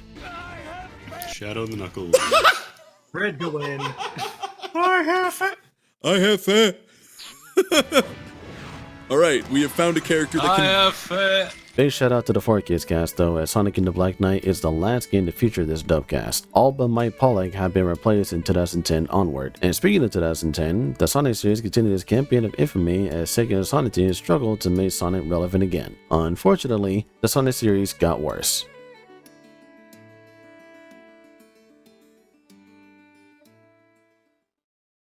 "2010, oh boy. What a year for games. Super Mario Galaxy 2, Halo Reach, Call of Duty Black Ops, Kirby's Epic Yarn, Donkey Kong Country Returns, the list goes on and on. So while people had a plethora of games to enjoy, Sega continued their struggle to do some good with their own flagship series. So the 3D games weren't doing too good, and like any other good game studio, the most logical course of action was to just make good games with well thought out ideas that helps benefit the series instead of butchering it. But Sega did none of that and instead made a mixed bag of Sonic games with mixed quality. Just to reiterate, the 3D games were suffering while the 2D games were decent to play, so it makes sense to go back to what made Sonic good in the first place. Sure, he had his attitude, his sense of justice, his adventurous spirit, but at the core were the games. If the games weren't successful, then that tarnishes the brand, and that's all that Sega has been doing this entire time. Brand recognition. While Nintendo was dominating the market with the Wii with a library of games that almost anyone can enjoy, Sonic games were stumbling even harder ever since Sonic 2006 released, and the games afterward had their fair share of criticisms, but none of them would even come close to the critically acclaimed Genesis games, and truthfully, that would be the focus for the next game, Sonic 4. When asked why Sonic 4 was commissioned, Sega's Ken Below answered, "Old school Sonic fans have long asked to see Sonic return to a more 2D style of gameplay, meaning like the daytime stages in Unleashed, but wanted to see a game that plays purely similar to the early games of the Genesis. Project Needle Mouse is that critical first step that brings Sonic back to his 2D roots. Name of the project after Sonic's early name, that's cute." Ken Below acknowledged the division between the old Sonic fans who grew up with the Genesis games and the new ones who suffered through the new ones. So in an interview with Nintendo Life, Ken Below said that, "When we started discussing doing a 2D Sonic game, it just made sense that we would make Sonic 4. It's a game fans have been asking about for years, and we felt we had the right team to make it. So far so good. People have been wanting a Sonic 4 for a while, so why not go back to what made Sonic good in the first place?" Though the game began as a spin-off for smartphones called Sonic Portable, journalist Kirk Kalata wrote that it was retitled as Sonic 4 at the behest of Sega's American branch. Thus Sonic 4 is a console game and a mobile game. Even mobile players can have a taste of Sonic 4. I'll consider it. So the major focus for Sonic 4 was to return to the classic style of gameplay as much as possible with the inclusion of nostalgia locations because for nostalgia's sake. Sonic's homing attack was added because Takashi Iizuka wanted to add excitement of performing continuous attacks, but no other characters other than Sonic because the team wanted both old and new fans to simply enjoy the game. So Sonic 4 is essentially just Sonic 1 and 2 with just Sonic and Eggman. No Tails, no Knuckles, no Amy, none of that. It is 2D Sonic at its purest form. In fact, the funny part out of all this is the plot. Sonic goes on a journey to explore areas he hasn't been to, all while fighting Dr. Eggman, and even uses a Tails rocket to reach the Egg Station to give Eggman the boot. Afterwards, the game ends with a cliffhanger of a silhouette of Metal Sonic. To be continued. I hate cliffhangers. And just like the plot of Sonic 4, the gameplay is also a big bowl of nothing. In fact, Sonic 4 is borderline insulting to the classic games. The classic games were always held in such high regard that people favor the classics than they do with the modern games. So what happens when you try to modernize a classic game with none of the intellect of the classics? Well, Sonic's acceleration is slow to a crawl. The camera is dead center on Sonic instead of being zoomed out or panning to where Sonic is facing. The level design isn't as expansive, and the zones, though they have their own gimmicks, feel uninspired. This is Green Hill but with ropes. This is Green Hill but with zip lines. This is Casino Night but with cards. This is Casino Night but with cannons. This is Lost Labyrinth. This is easily the worst zone in this trash heap of a game. This lame minecart, the stupid torch puzzle that causes time overs, the underwater sections, one of which has spikes in one of the pocket areas, and a crushing boss fight that just kills you. This zone. Mad Gear is just Metropolis, but not as impressive.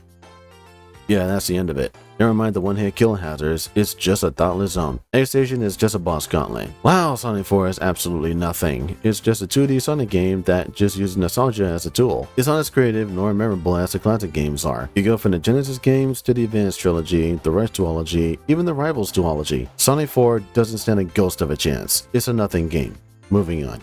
Actually, before I discuss the next game, I find it both ironic and hypocritical that on the iOS launch of Sonic 4, Sega made the decision to delist any Sonic game that received mixed to negative review scores. Such titles include, but aren't limited to, Sonic 2006, Sonic and the Secret Rings, Sonic Rider Zero Gravity, Sonic Unleashed, and Sonic and the Black Knight. They did this to increase the quality of the brand so that the series isn't cannibalistic. Around this time, the series was barely edible, so saying that they don't want the series to be cannibalistic isn't even remotely close. Again, this is about brand recognition, not quality. If Sega cared about the quality of the brand, then they should have made actual good games. And sadly, the next game further proves my point of brand recognition, releasing unintuitive, unoptimized, and functionless games on whatever new hardware they can get their nasty fingers on. I feel sorry for those who had to review this schlock. So I have a question for anyone out there who is a well-educated human being with a bright future ahead of them. How do you go from a racing game with so many mechanics that you have to master in order to enjoy the game to a racing game that strips away most of the mechanics, thus making it more beginner friendly than it should, and then you make a racing game that can potentially kill you? The cover doesn't lie. This is a Kinect title. You heard that correctly.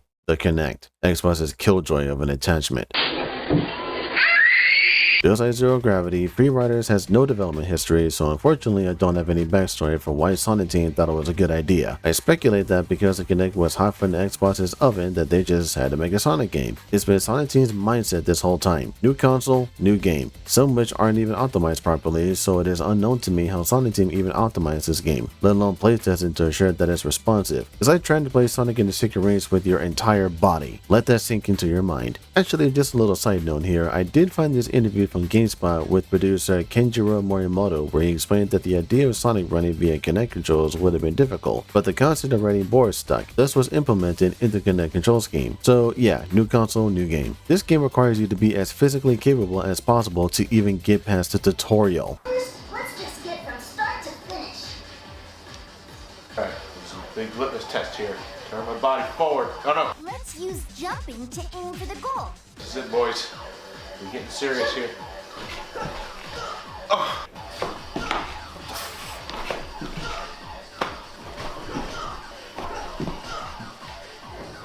Did that fucking count? Did that count? Not quite. I got you now, bitch. What the fuck? Like, what the fuck? That's gonna drain my fucking legs out. Like I'm getting ready to end the fucking show for a sitcom. I was like,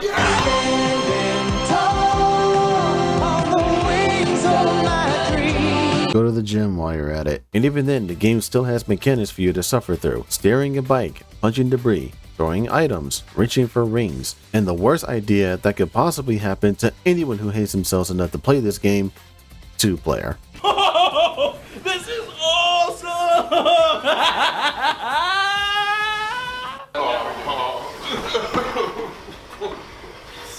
I hate this. I don't know what this is. No, you gotta grab the fucking rings, you idiot.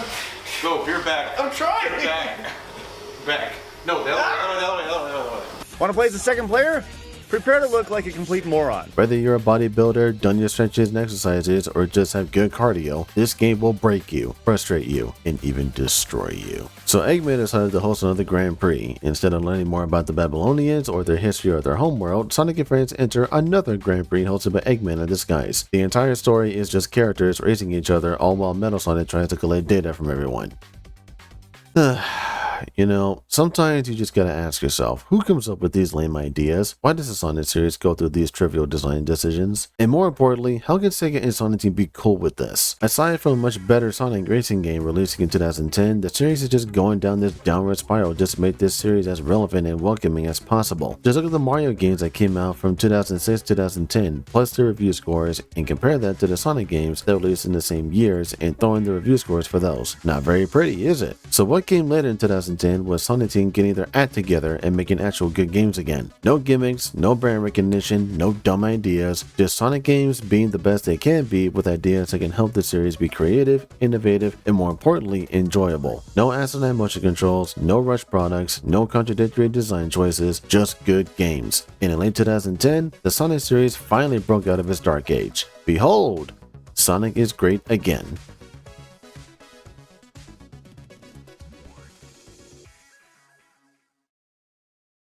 Finally!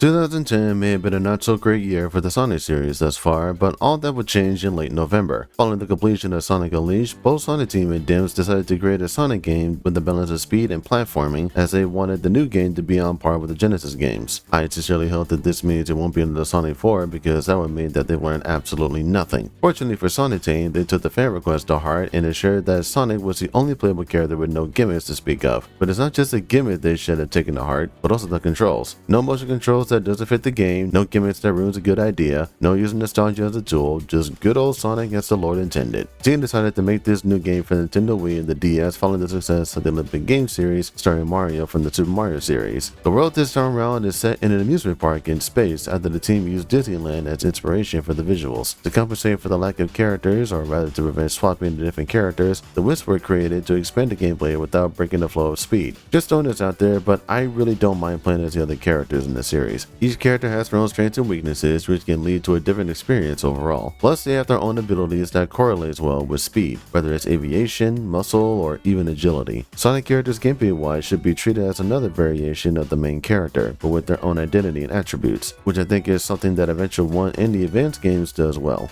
Still, people wanted Sonic to be Sonic at his purest form, a speedy blue hedgehog that runs and explores. And even though he retains that identity as Sonic Unleashed, the other parts of Unleashed feature a part of Sonic that doesn't fit at all. Takashi Iizuka acknowledged the fact that pleasing Sonic fans was impossible and that he mainly focused on a casual audience and even a younger demographic, especially those that are fans of the Super Mario series. But Sega brand manager Judy Gilbertson clarified that we're also looking to create a game that is accessible to younger gamers as well as our core fans. So this game was intended to be no different than the rating on the box. Everyone.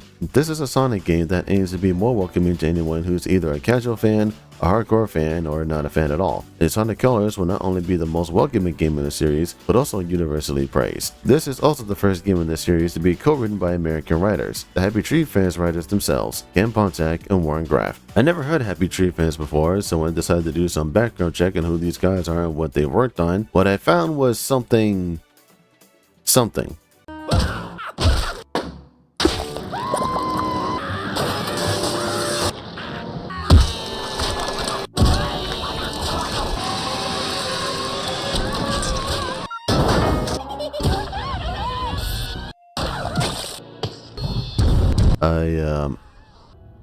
I don't know what to say.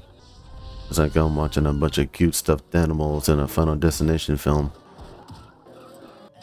I'm gonna go throw up now.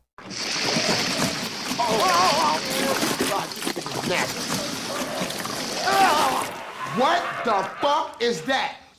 Sonic Colors released on both the Wii and DS, with the Wii version being made by Sonic Team and the DS version by Dimps. Whether you're a fan of Sonic During the Day and Unleashed or a fan of the Sonic Rush duology, you got yourself a lovely package here. Everything from the visuals to the music to the levels themselves is a delight to the ears and eyes, and that comes apparent as soon as you start the game.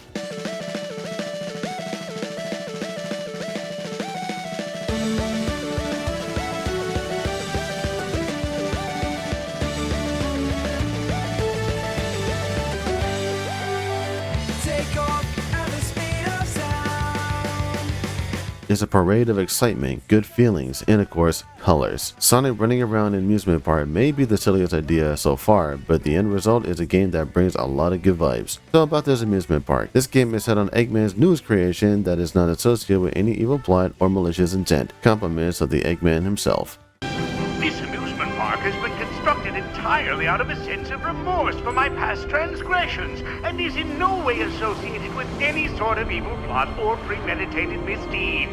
Liar! Of course, Sonic doesn't buy that, so he and Tails check things out, only to find out that Eggman is using an energy source he found within the inhabitants that he enslaved called Wisps. Wisps? No, wisps with a W.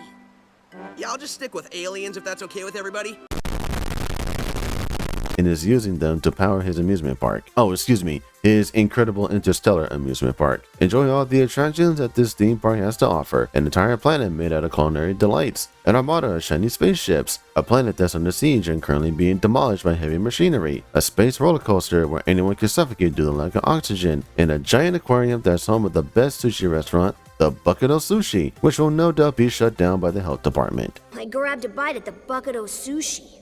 What's the verdict? His cruelty knows no bounds. With the help of the Wisp, Sonic managed to free each world he visits, all while utilizing the power of their so-called Hyper-Go-On energy, which grants Sonic color abilities such as zipping around like a laser, or drilling underground, or launching like a rocket. As for Sonic himself, he retains all his moves he can do from Unleashed, but he still doesn't have his spin dash, and even the lightspeed dash is gone. Does he have to find it again? I should hope not. During the adventure, he'll be able to obtain more color power, such as the hover that lets Sonic hover and ride rings like the Light Dash. Why didn't you just give that to Sonic's natural moveset? And on Planet Wisp, he frees the pink wisp that allows Sonic to stick to walls and ceilings, and he even does the spin dash. Stop doing that! Not really game breaking, but it does encourage Sonic to use the wisp he can find. After freeing all the worlds, something in the incredible Interstellar amusement park goes horribly wrong. Earlier, Sonic defeated one of Eggman's robots called the Big Boy, which then Eggman's new lackeys, Orbot and Cubot, cleaned up. I'm missing an arm. Have you got an arm? No, but really, how much can it matter? I guess it can't matter much.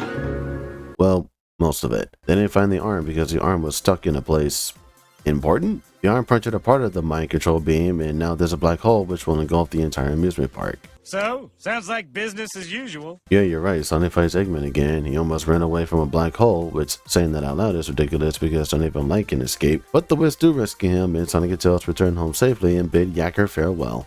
Who? Oh, right, Yacker. Everyone, meet Yacker. This little Wisp guy begs for Sonic to save his people, and he tags along for the adventure. 2 hours later. Sonic, I haven't seen Yacker for a while. For a bit. Though he isn't able to communicate properly, Tails managed to translate most of what he says and was able to translate him perfectly at the end. After the journey, Yacker returns to his people, saying goodbye to his new friends. As for Eggman, What I wouldn't give for the maddening silence of space right about now. Hey, I heard they started using fish. Bummer we didn't bring any with us. Not that we can eat it since we're robots, but we could have looked at it. I love looking at stuff. I love stuff. The fireworks show game was great. Hey, how did we get all this stuff to blow up like that anyway? Loved it. By the way, did we destroy Sonic this time? No, I'm sorry. We never destroy Sonic. Where are we going? Look at that star. Oh, my God. That looks nice. Oh, look at that.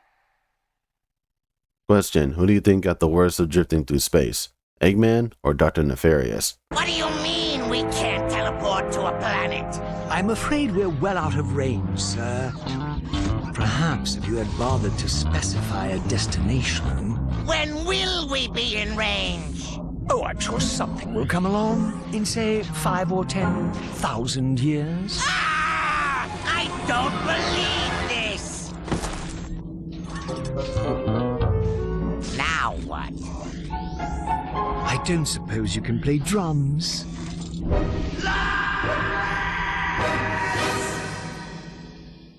This is perhaps the most child-friendly story in the series thus far. No giant deity eating up space and time, no kaijus flooding a city, no city set ablaze, just good cartoon fun, and I applaud the game for it. You can even enjoy this game as a cartoon, it's that friendly. Some of the jokes come off as endearing and relatable, and the overall humor just brings me at ease. Sonic Colors is simply a good game. It may rely more on the 2D side of gameplay, but this is a good game nonetheless. And the DS version is just as good, if not more so. Sonic Colors on DS is pure 2D Sonic with all the charm of Sonic Rush, but no trick system. That's a shame, I actually like doing tricks.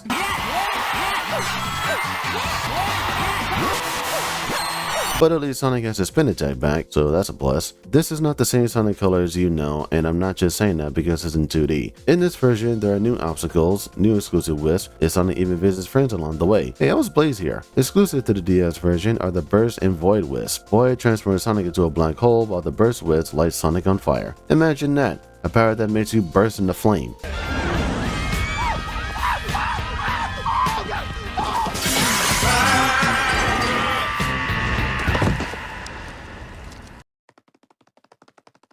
What are we watching? Glee? Personally speaking, I prefer the DS version over the Wii version. I don't particularly dislike the Wii version, I just like the DS version more. It's a bit more difficult than the Wii version, but other Sonic characters are found throughout the amusement park, and what sells the DS version for me is getting the true ending. Unlike the Wii version, which has an arcade mode where you can find Chaos Emeralds, Sonic in the DS version goes through this half-pipe special stage where he collects color spheres for 3 laps. Once he has all the Chaos Emeralds, Sonic can battle against the mother of all wisps, the Mother Wisp, who turn into the Nega Wisp. NEGA. And I feel bad for the DS version because people most likely played the Wii version more, which is understandable considering that the Wii is so literally everywhere. But if you haven't played the DS version yet, what's wrong with you? No, seriously, what's wrong with you? Go play this version, even if you have already. It deserves your attention. Notice, senpai. You must notice. Notice! 2011, another great year for games. It was also the year that Nintendo released a 3DS. Though it wasn't the best launch Nintendo had, it became one of Nintendo's best pieces of hardware. This is also the year that the Sonic series was 20 years old. You know what that means? No. No! No, no, no, no! Yes, yes, yes, yes! Yes! An anniversary! And what better way to celebrate 20 years of the most mismanaged, broken, I'm gonna kill myself! amazing series than with an anniversary title. I mean, the last one wasn't exactly something to brag about, but this time,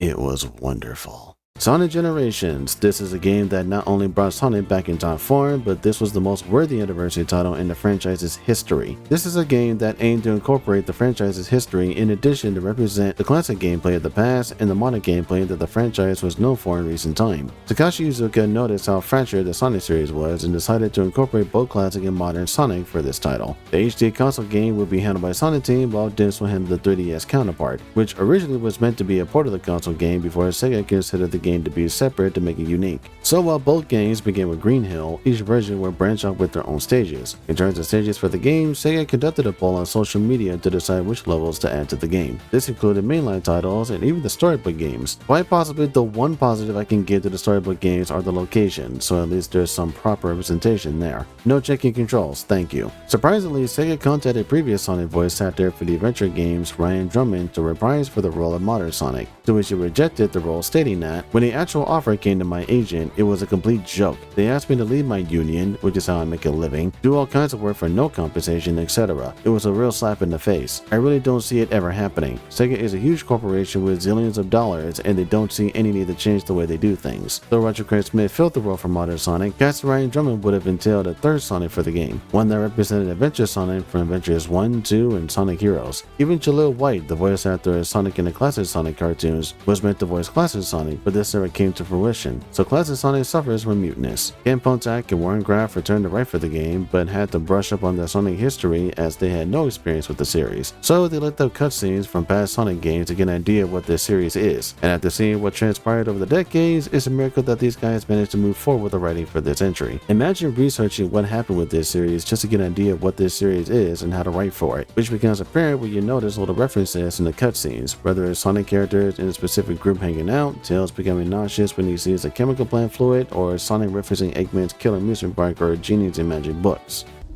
No stranger than rescuing genies in magic books or saving aliens in an interstellar amusement park. We don't need a reminder of that game, okay? Since this is a celebration, this also means that Sonic's friends are celebrating as well. Celebrating Sonic's birthday, that is. But the celebration was cut short due to Sonic and his friends being sucked into time portals, where Sonic finds himself in a weird white space, where he finds nostalgic locations that have been stamped to their color, including the friends that have been captured. Sonic then teams up with Sonic, and Tails discovers his younger counterpart, and the two Sonics go out the Chaos Emeralds to destroy the timeline and the captured friends. They even battle old adversaries along the way, which begs several questions that shouldn't be questions. 1. How is Crisis City here when the Solaris timeline was erased? 2. Why is Sonic fighting Shadow and Silver? 3. How did the Chaos Emeralds end up in this white space? 4. Why do Sonic and Tails have classic counterparts and not Amy, Knuckles, and the Chaotix? 5. Why is Radical Highway in the 3DS version when Sonic never set foot in Radical Highway? Asking all them questions. Asking all them questions. Why you asking all them questions? Making statements. I get that the zones were handpicked and this was written by people who don't know what Sonic is, but they really should have taken the time to further examine this series from top to bottom. In terms of originality, well, that's where it gets stupid. After the destruction of Eggman's not-so-stellar amusement park, Eggman found a random time-eating monster that has the ability to conquer time. Teaming up with his classic counterpart, both Eggmen team up to defeat both Sonics with the power of the random time eater. But with some encouragement of the friends they rescued and fought along the way, both Sonics turned Super Saiyan to defeat both Eggman and the time eater that came out of nowhere. Shoutouts to Shadow and Silver, they got the day off. As everyone returns home, classic Sonic and Tails return to their own time while modern Sonic shares some parting words. Hey, Sonic! Enjoy your future! It's gonna be great! It's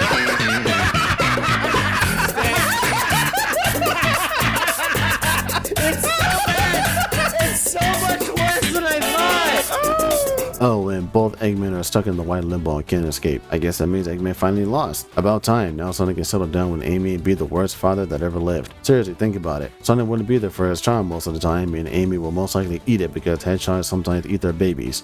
It's a fact. Despite how nonsensical the story is, the game itself is pure Sonic goodness. This is by far the best looking Sonic game with the best remixes of the music.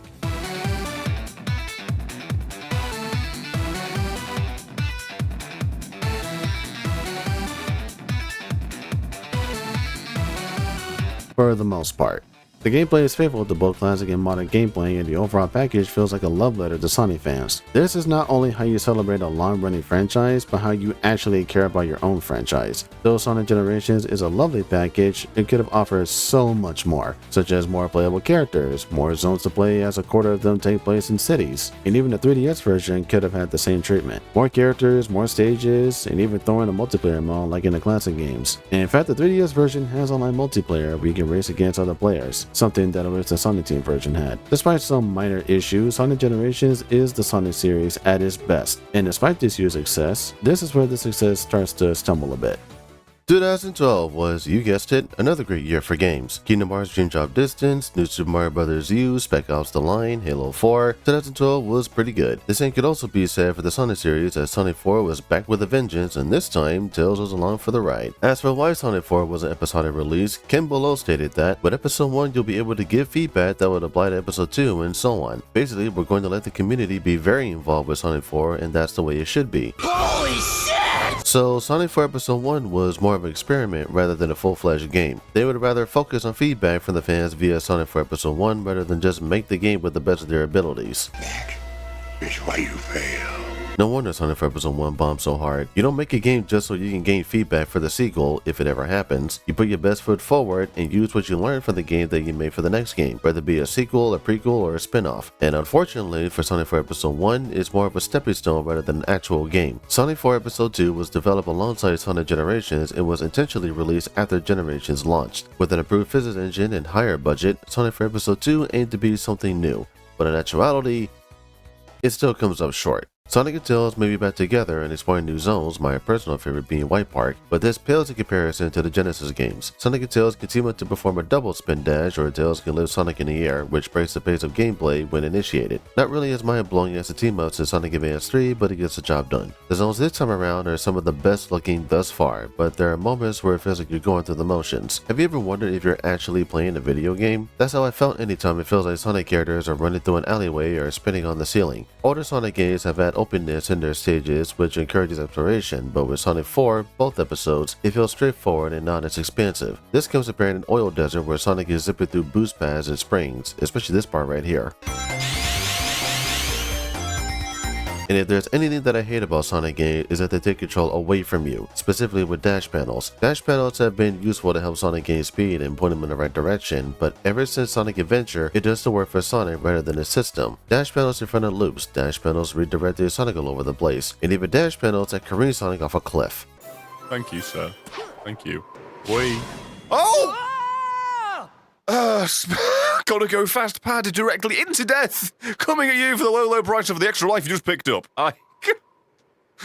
Alright then. Like the aesthetics of the new zones, but design-wise, it leaves a lot to be desired, especially when this is meant to be a sequel to the critically acclaimed Genesis games. For a game titled Sonic 4, it carries weight and great expectation for what this game was hoped to be, and because of that, it's often met with disappointment and unfulfillment. Sonic 4 Episode 2 comes off as Sonic 2 with a new look. Even the second to last zone, Sky Fortress, is just a revised Sky Chase. I actually like this zone, despite some gripes here and there. As for the story, Eggman constructs a new death egg over Little Planet. He managed to repair Metal Sonic, so Sonic and Tails do what they do best. Also, this title has DLC where you can play as Metal Sonic. It's not that great. Enemy placement is worse, hazards are more of a hassle, and basically makes Sonic 4 Episode 1 worse than it already is. Overall, I wouldn't say that Sonic 4 Episode 2 isn't a complete waste because I think it does offer something fresh and worthwhile, but it pales in comparison to the Genesis classics. Good try, Sonic 4 Episode 2, at least you actually have effort unlike your Episode 1 disappointment. Breaking news! So apparently there was a Sonic the Hedgehog 4 Episode 3, but I'd assume due to the poor reception that Episode 3 was cancelled. As stated here in the background, after Episode 2 released, discussion and development on a potential Episode 3 began, with Episode 1 starring Sonic and Episode 2 adding Tails. It is widely believed Episode 3 would have starred Knuckles the Echidna. Unlike the first two episodes, which were developed by Dimps, this one was seemingly underway as Sega's Australian branch, Sega Studios Australia. Christian Whitehead, famous at the time for developing a mobile remake of Sonic CD, was contacted to potentially help with development. Unfortunately, for most mostly unknown reason, Sega Studios Australia eventually became defunct, and development on Episode 3 fizzed out. Shortly thereafter, Christian Whitehead and still worked on the mobile Sonic 1 and 2 remakes. And how this discovery came to be is when a fan contacted former Sega Digital brand manager Ken Below in regards to Episode 3. His response was simply, "For reasons I can't discuss, Episode 3 never came to pass, but the idea back during Episode 1 was to make it a full trilogy." And then he further clarified by saying, "Yeah, the project will likely never see the light of day." So even though Episode 3 was fully cancelled, there is some footage from Episode 2 which depicted that Episode 3 would have been in development at some point. Now, this isn't the full game of Sonic for Episode 2, but apparently there is an epilogue that leads into Episode 3, which would have starred Knuckles, as it shows the Master Emerald. So, for those who have not seen it, I'm going to play for it right here.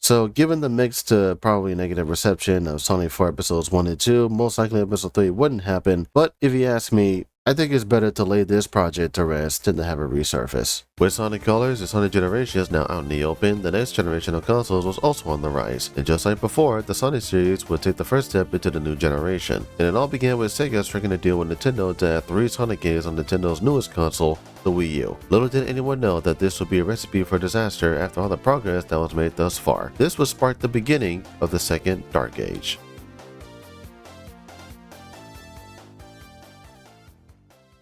The year is 2013, where new game consoles were released along with their respective games. Though Microsoft had a rough launch with the Xbox One, the game showcase for the system was at least aesthetic. Metal Gear Solid 5, Sunset Overdrive, Dead Rising 3, and the critically acclaimed Witcher 3. Sony unveiled their new console, the PlayStation 4, which also had games to look forward to. Most notably Final Fantasy 15, Kingdom Hearts 3, which was super early to reveal, and everyone's favorite platform mascot, Knack.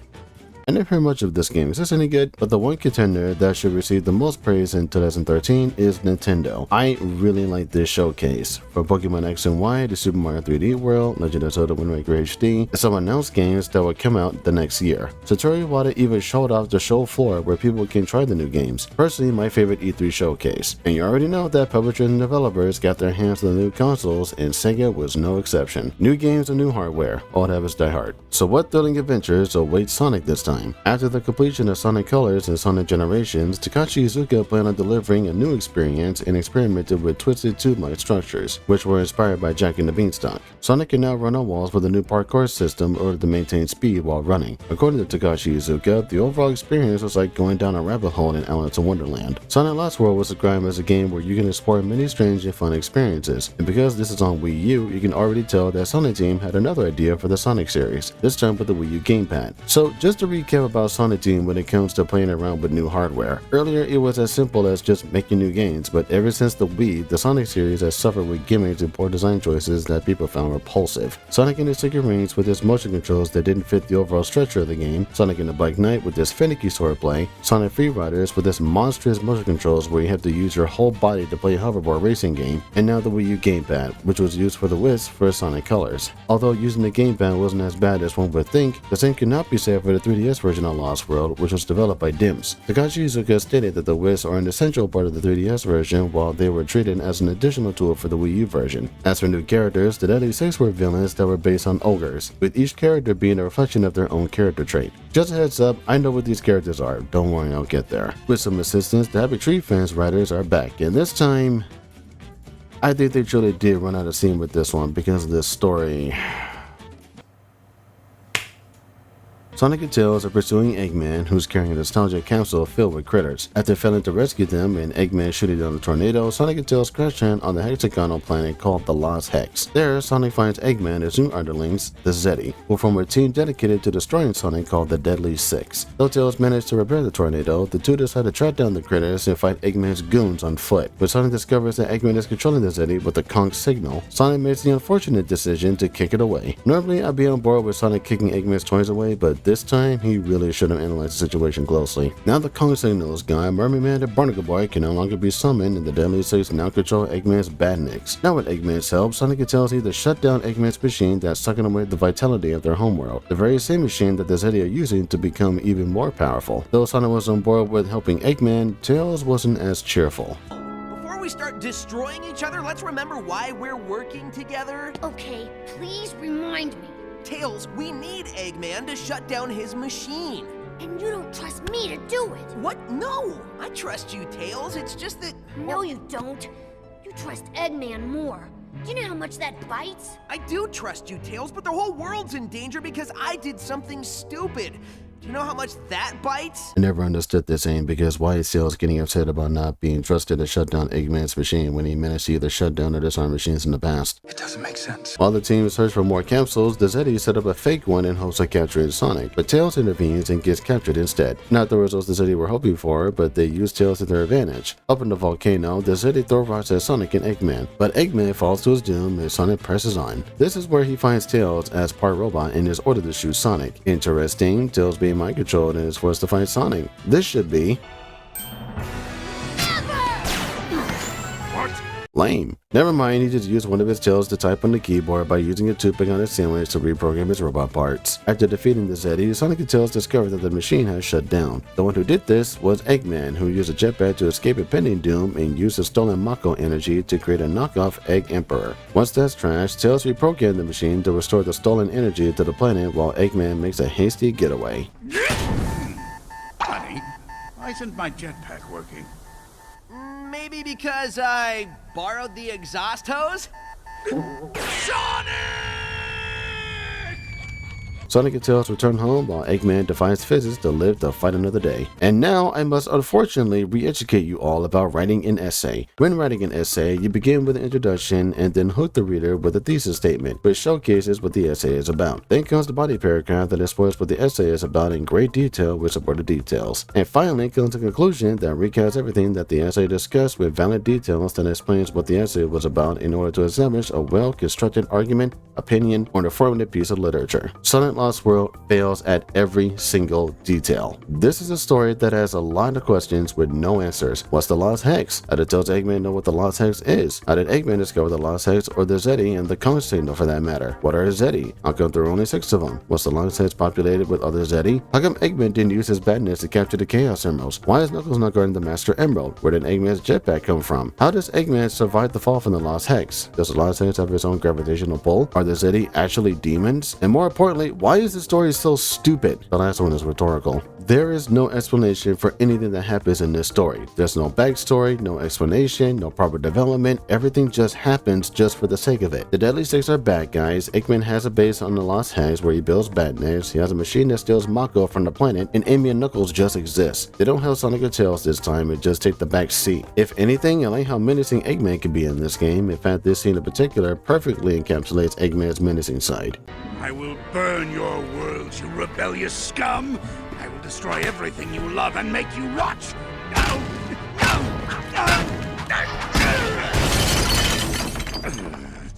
Boss, your hands! As long as I can still strangle a Zeddy, my hands are fine.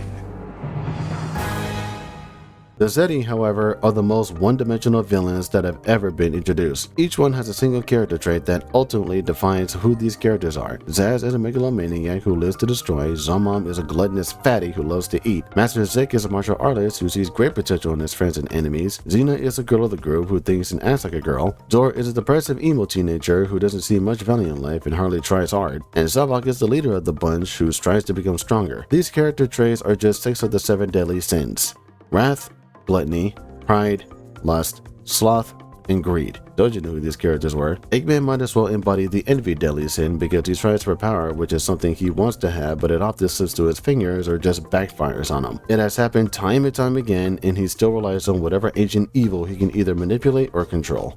Speaking of control, the gameplay of Sonic Lost World is essentially a butchered version of Super Mario. Though this game does bring back classic Sonic gimmicks, riding in tubes, running on gears and slot machines, and the iconic badniks, this is nothing more than a Mario game that's wearing the skin of Sonic. Sonic doesn't move like he did in the past games, instead he moves identically to that of Mario. He goes on a leisurely jog and runs with the run button. While running, he can initiate the parkour and run on walls until he gets tired. Sonic, the fastest thing alive, who was chased by angry triceratops, giant boulders, hungry orcas, a military truck, and also chased robots on several occasions, gets tired by running on walls. So not only was Sonic's speed nerfed, but he's back to his adventure style. No boosting, no stomping, just a traditional spin dash and bounce attack. To further prove that this is a Mario game, look no further than the aesthetics. A grass world with waterfalls and caves, a desert world with quicksand and temples, a beach filled with fruit and palm trees, a snow wonderland with factory pipes and crushing hazards, as a metropolis on ice, the worst combination to exist. A forest with exotic landscapes and wannabe thwomps, a vast sky with robot dragons and floating islands, and a volcano. Yep, it's a volcano. And to make this painfully obvious that this is Mario, and no, you can't deny this, the structure is that of Super Mario Galaxy. The planetoid structure, launching across the sky, Dizzetti being the equivalent to the Koopalings, and exclusive to the Wii U version, Nintendo DLC. Sonic can travel across Yoshi's Island or in the land of Hyrule. He even wears Link's outfit, which kinda looks good on him. Now, there are moments where it looks like you're playing a traditional Sonic game. In fact, at first glance, I thought Sonic Team was reviving Sonic Extreme to some degree. But overall, this is Sonic Team's interpretation at a Mario game. Despite that, the overall control and feel of Sonic himself is a major setback. After all the progress that was made in past 3D Sonic games, Lost World is more of a downgrade and resorts to unimpressive methods for innovation. The parkour is a good fit for Sonic, but he should not get tired when wall running. Unlike Sonic in the Black Knight that didn't give a care in the world about kicking, Lost World makes sure that you know that kicking is a thing. Not every enemy can be taken down with homing attacks. Instead, Sonic needs to drop a badness guard with kicking and then homing attack, because otherwise Sonic will hurt himself using regular attack methods. The homing attack can now target up to 5 targets at once, so think Sonic's homing attack with some light speed attack injected into it. That is, if it can lock on, because he can't do anything in dark areas. Along the way, Sonic will use familiar and new color powers, some of which are interesting to use, while there are others that really needed more time and consideration. And then there's rhythm.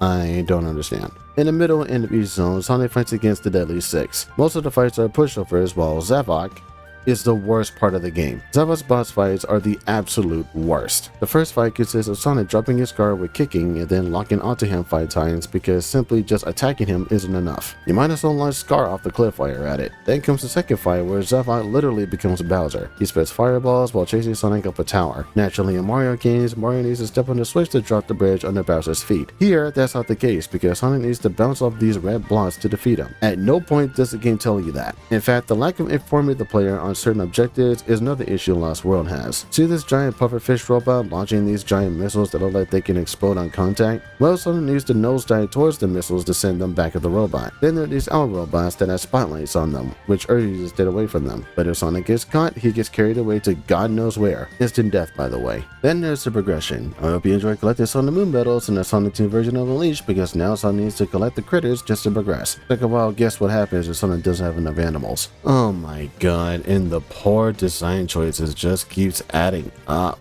You can't play the DLC whenever you want to, you need points to play them again. The special stages aren't that creative, one has a Rubik's Cube, one has a bunch of disappearing platforms, and the other has a Pac-Man monster. Sonic can't perform attacks when he's figure skating, sometimes the parkour is a hindrance that gets Sonic killed, dash panels are everywhere and they can careen Sonic off a cliff if Sonic doesn't move away, getting 100 rings doesn't grant Sonic a 1-up until this was patched later, and the Sonic Team version doesn't have a restart option. Oh boy, this game is riddled with so many bad decisions that it's actually baffling that Sonic Team even considered this passable. In fact, the positives of Lost World are the visuals, music, and a tornado special stage. Lost World isn't the worst game Sonic Team ever made, but this isn't a Sonic game. Look back at past Sonic games and compare them to this. In fact, compare this to Super Mario Galaxy and Galaxy 2. It's painfully obvious what this game is. This is Sonic Team's butchered attempt at a Mario game. This is not a revival of Sonic Extreme, this is not jumping into a rabbit hole in Alice in Wonderland, nor is it climbing a giant beanstalk like Jack and the Beanstalk, something that New Super Mario Bros. U actually did. This is Sonic trying, and failing, to be Mario, and Mario Sonic is not. Sonic is a blue hedgehog who runs around in a checker pattern landscape who fights animal robots that that have real animals inside them. He doesn't jump on flagpoles. He doesn't go from castle to castle just to save a princess. He doesn't eat mushrooms. He's Sonic.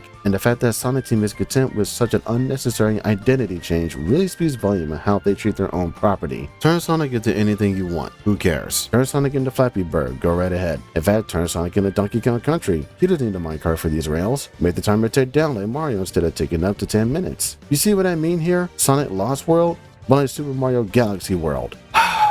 And the worst is yet to be told. Didn't may have done a spectacular job with past Sonic games for the most part, but that ends here. Sonic Lost World on 3DS has a decent start, but over time it gets worse. Puzzle elements where Sonic pushes fruit to a juicer instead of fruit chasing him, pushes snowballs on correct switches unlocking a spring, a snowball that follows Sonic everywhere he goes or freezes him on contact. Sonic is sending the sky rule with the worst camera angles imaginable that even made a grown man cry. No, please, no, no!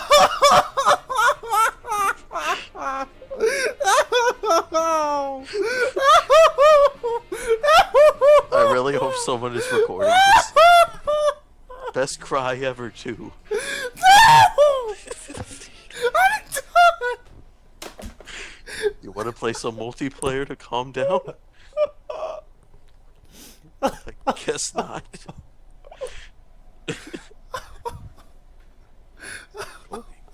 Go. Oh, I just saw it. No!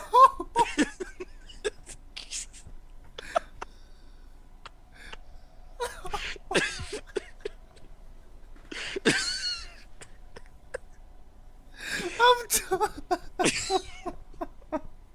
I can't take it anymore. I'm done.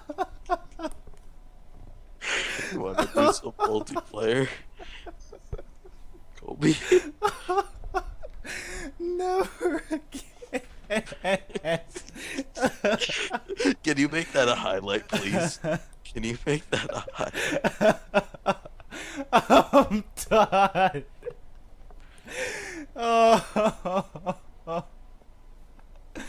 Oh my god, I'm so done. Never again. That needs to go on the highlights. Oh my god.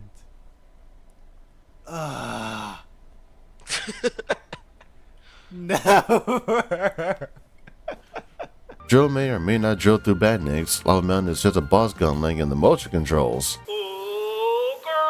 The motion controls in this are the absolute worst. The whole point of adding motion controls to a portable device is just to add minor motion controls that require little to no effort to use. They should not make you twist and turn your entire body just to look around. And unfortunately, Sonic Lost World on 3DS does just that when fighting Zor and getting Chaos Emeralds in the special stages. Yes, this version has special stages where you move your whole body around because that's how you control Sonic. Even in the Zor fights where you use motion controls in a full 360-degree angle just to find him. Ocarina of Time 3D, Kirby Triple Deluxe, and Pokemon Dream Radar are 3DS games that utilize the motion controls correctly. Sonic Lost World couldn't even add motion controls right, and is yet another reason why people despise motion controls with their entire being. So what does Sonic Lost World on 3DS get right? Well, the boss fights are an actual challenge, the timer is not a Mario timer, there's an actual restart button, and I like how Sonic bounces on the screen to go to the level. Overall, Sonic Lost World, whether you're playing this on Wii U, PC, or 3DS, is a game that not only reeks of experimentation, but the design decisions are all over the place. The Mario-like designs with Sonic essence springing around is not a good combination. The deadly sticks are terrible, the progression is horrendous, level design is either amateurish Mario or just plain bad. The story is brainless slop, and don't even get me started on the hard mode on the 3DS version. Don't. So with all that said, how can the series get any worse than it already is? Or more specifically, how can the Sonic series blow up in popularity just like Sega wanted? If Melanie Mac can go boom, then so can Sonic. And in 2014, Sonic goes boom!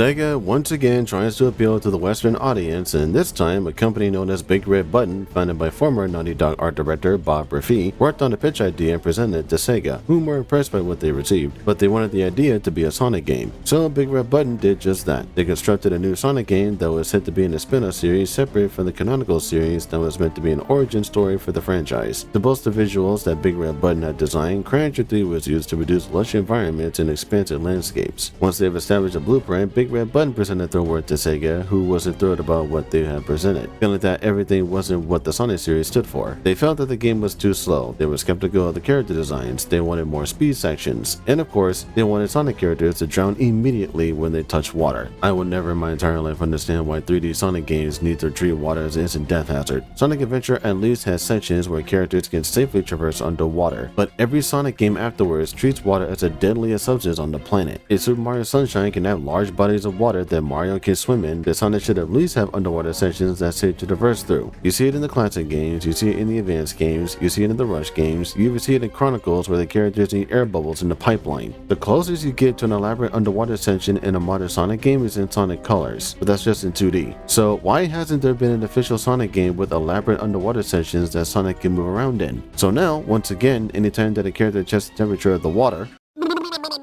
As for the origin story, Sonic Team wanted to try that origin story themselves in the future, so they were uncomfortable with Western developers handling that premise, despite this being a spin-off series. In its original form, the Sonic game that Big Red Button produced was titled Sonic Synergy, that showcased all the ideas that they had developed thus far. Unfortunately, Sega struck a deal with French animation studio Oedo Productions to produce a tie-in Sonic cartoon called Sonic Boom, which was part of Sega's Western campaign to appeal to the Western audience. Sonic Synergy will also be a part of this campaign. Thus, Sonic Synergy adapted the same name as a cartoon. To make matters worse, Sega at the last moment informed Big Red Button that Sonic Boom would be an exclusive Wii U title after Sega struck an exclusivity deal with Nintendo to add 3 Sonic games on the console: Mario Sonic at the Sochi 2014 Olympic Winter Games, Sonic Lost World, and Sonic Boom. Due to this, Big Red Button had little time to get the game ready for launch alongside the cartoon. This meant that because it was on the Wii U, a console that didn't support CryEngine 3, the team would have to cut a majority of the game's content. 4-player co-op became 2-player co-op, online connectivity was removed, the storyline was changed to center around the main villain of the game, Lyric, and cutting entire sections of the game such as Find the Plane, water skiing, and puzzle solving. So everything you saw in the initial trailer was downgraded and compressed to work on Wii U, with some assistance with Nintendo and Crytek. Sonic Boom Rise of Lyric was originally meant to be released on November 18, 2014, but because Sega wanted this game to be released alongside the cartoon, the game was released a week early. Big Red Button had to crunch just to get the game ready for launch, or rather just meet the deadline with what they managed to finish. So while Big Red Button was struggling with Rise of Lyric, Sensor Games has hard to work with their own Sonic Boom game, Sonic Boom Shattered Crystal. Little is known about this game, just like the last 2 Riders games. Sensor Games developed Shattered Crystal under the supervision of the Sonic Team and produced some more traditional Sonic game unlike what Big Red Button produced, and its title was also released alongside both Rise of Lyric and the cartoon. Needless to say that Sega did learn their lesson 8 years prior, and they just wanted the Sonic series to once again be their own little cash cow. But don't take my word for it, listen to these victims in Sonic Boom Rise of Lyric who suffered through this garbage so that hopefully,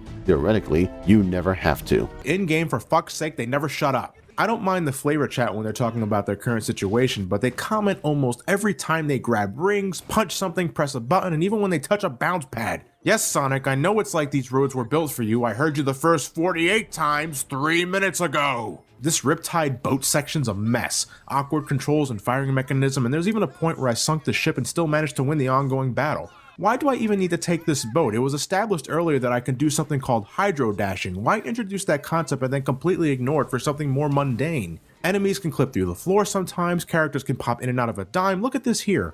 Model? No model. Model?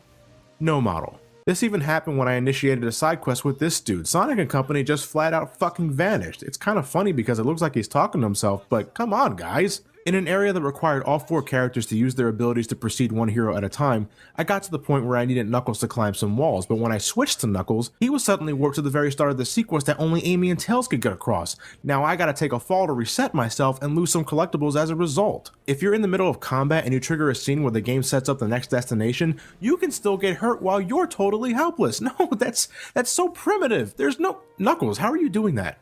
I want to do that. Can I do that? Look at that. Oh my god. The figurative cherry on top is the frequent graphical hiccups and jittery frame rate. This shit chugs during the Mach speed sections and stutters outright when loading other areas in the hub world. Sonic Boom fails on almost every possible level. It fails as a Sonic game. It fails as an action-adventure game. It fails as a licensed game, and a kid's one at that. And most importantly, it failed to capture even a glimpse of the excitement that was shown in the first trailer. Though honestly, if I was a little kid and played this, I know that parts of it would suck, but I'd probably still play it for the cutscenes. That said, if I were a kid, there's a bunch of Sonic games that while aren't very good, are more entertaining to play than this garbage, including Lost World on Wii U. As much as I dislike it, Sonic Boom Rise of Lyric overall may not be the worst Sonic game ever, but is by far the most drab and boring, which in a way will have it remembered as the worst for some people. You won't be angry or screaming while playing it, you'll be upset at Sega for thinking this was acceptable to release, and then promptly fall asleep. Thank you, gentlemen. I'll take the rest from here. Other problems include terrible progression where characters have to take side quests just to get to the next level, overexpensive hub rails with no interesting landmarks to speak of, pointless collectibles, glitches that can break the game, glitches between scene transitions and cutscenes. So you can see here, we're going through the end of this shot here, and then they freeze. Well, Knuckles freezes. They're still moving, but the particles kind of keep moving for a couple frames. And then we move into this frame, and then all of a sudden Eggman's there, and that shit happens. And you can actually see that explosion still happening in the background there. Go back to that. That's one frame. And so like they're here, this explosion's happening, and they teleport here, and that explosion's still happening back there. So that the tree flickers out. So when you watch it back and you're watching for that, it's like, ha! It just grabs you. Wow. Oh, he's just gone Oh there. yeah, he just appears. Wait, he's up there! Oh my God. It's like, I don't know. I'm sure making this shit is hard, but I mean, come on. And there he goes, going all crazy. It's like every. Wait, his trails appear before him, like yeah, ahead of him. Because he's right before the turn there, so that's where he was, and they moved him so back. So they popped him back there for that scene, and oh my God. Oh, and he froze again there. You can see his trail disappears. Wait, and then he pops in on this scene? No. Well, yep. He's just like being thrust awkwardly. And oh my God. It's like all these weird lighting glitches and stuff. You can see Sonic running, nothing behind him, black frame, all of a sudden all of his friends are there. What? Wait, so, okay, so you're go back. And just play it? Yeah. Just watch this. What the? It feels like you're blinking. It's like, and there's a couple times where that black frame is there for 2 frames, which is a crazy long time. I think it might be this one. Yeah, it does it with that one too. Oh no, he's frozen again. Yeah, you can see they keep running even though they're stopped. Yeah, why does Knuckles and Sonic just stay there? I don't know. And Sonic's leg just kind of jimmies a little bit. Gotta go fast. And then they're all frozen, kind of. And then we have 2 frames of black. And keep moving. It's just, I don't know. This game costs $60. This game costs $60. Sonic awkwardly freezes on this little speed bump thing, and then you can see that Amy and Knuckles are running on nothing at the beginning of this shot here, and then now we're running on a thing. Wow. So they're like straight up just like on nothing at the beginning of that, and here we go, going real fast. So she's running on nothing here. And Knuckles kind of runs across this nothing gap and like face plants into that, and then he jumps out of that. And you can see right about here, they Metal Sonic moves and they move. Eggman, they both jump ahead here. Oh yeah, they like the whole thing just kind of jitters ahead. And then we get that. And then they're jumping onto him. It's like and there's another little, like they're falling and then hit. Like every single shot, they're just like teleporting things around so it works for that shot, but they're leaving that in the frame. I don't know. I don't think it's overly nitpicky to be like, this is gross. Wait, so this is where Sonic ended, and he's been replaced by Knuckles and Amy. Then Sonic's teleported here, as is everyone, and then they all disappear. You're going frame by frame. and then they do appear. Holy shit. That all happens in the span of like half a second. Yeah. So they're there, which is where Sonic ended and that cutscene started. They're teleported up ahead. Sonic's still there, but all of his friends appear, then disappear. And then he falls, then they reappear one by one. Like Knuckles falls in front of him too. Yeah, but he's not running yet. He's like still having his like his hair physics or something. Oh my god, dude. So let's watch that in real time because that's fun. Whoa! Oh my god, dude. Whoa! How did I miss that? It's like Jesus. Oh wow! It's a nightmare. And I've seen comments from people too who are like, "Is YouTube buffering weird? Like the frame rate's like all messed up." No, this is how the game capture is. That's how the game runs. Save your money, kids. Impressive. Don't invest in Sonic. The Sonic market is crashing right now. Buy low, sell high. Here's Metal Sonic died. Spoilers or whatever. The good old one frame zip pan. Yeah. So he disappears or whatever. Amy's there for a single frame, and then whoop. She's sort of they like slid up. I don't know. I don't even know. She's not even the tallest character, so I don't know why she's the only one there. It just blows my mind. Characters once again making stupid decisions, characters T-posing for no reason, a time travel plot, all beloved characters getting screwed over, characters coming through bounce pads.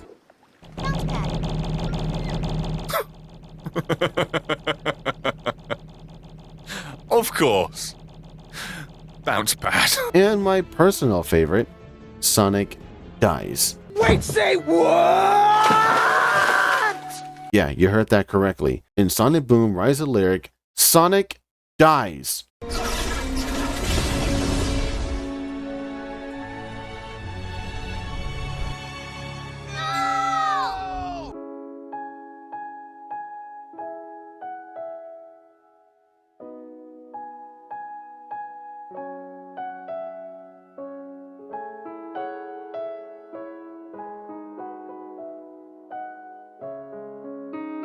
He's alright. You know, when a franchise such as Sonic the Hedgehog gets exposed for being a franchise that focuses on the politics of marketing instead of just being a creative, innovative franchise, it's absolutely outstanding how it managed to continue and prosper the way that it did. But as of this moment, the Sonic series is considered dead. In fact, not even dead. Sonic the Hedgehog was murdered.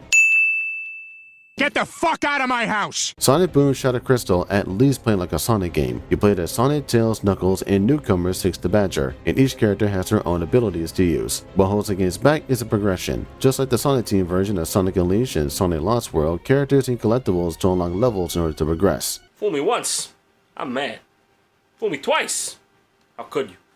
Fool me 3 times, you're officially that guy, okay? You know the one. You go to the bar, he's like, this suit is officially is a Giorgio Armani. Ask my dad knows him. Fuck you! I ain't having that shit!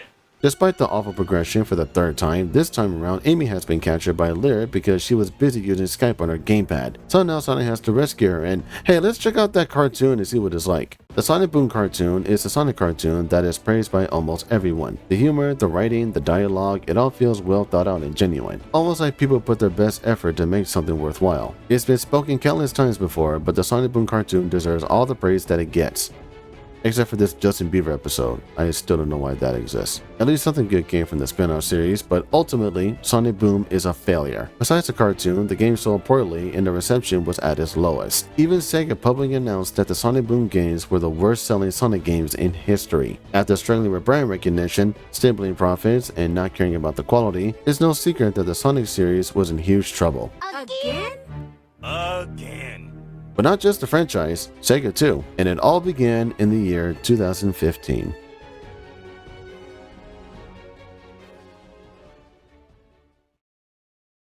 When I think about the year 2015, I immediately think of Sega and all the mishap that happened in this company. In late January 2015, Sega announced that 300 employees would be laid off due in part of a restructuring effort that focuses on online games for PC and mobile devices. In addition, Sega of America had to relocate from San Francisco to Southern California to avoid closure. According to Sega of America President and COO John Chang, this move was crucial to keep Sega operations moving forward throughout North America and to provide our millions of fans a strong pipeline of Sonic content across gaming, TV, merchandising, and more. We are confident that by relocating to Southern California, we will be able to thrive, grow, and become a stronger company because of it. We are sad to say goodbye to some of the best people in the business and are indebted to them for their hard work and dedication through the years. Some Sega employees weren't as enthusiastic as you think. In fact, former Sega America employees spoke out regarding being mistreated and criticized the company for being racist and greedy. A website named Glassdoor features reviews from employees who worked with Sega. There were barely any positive reviews, but negative reviews were plentiful. Such comments were among the lines of bad business decisions, money over quality, no opportunity for growth, increased pressure, the fear of losing your job, treated like a number, no benefits, low pay in California, and management issues.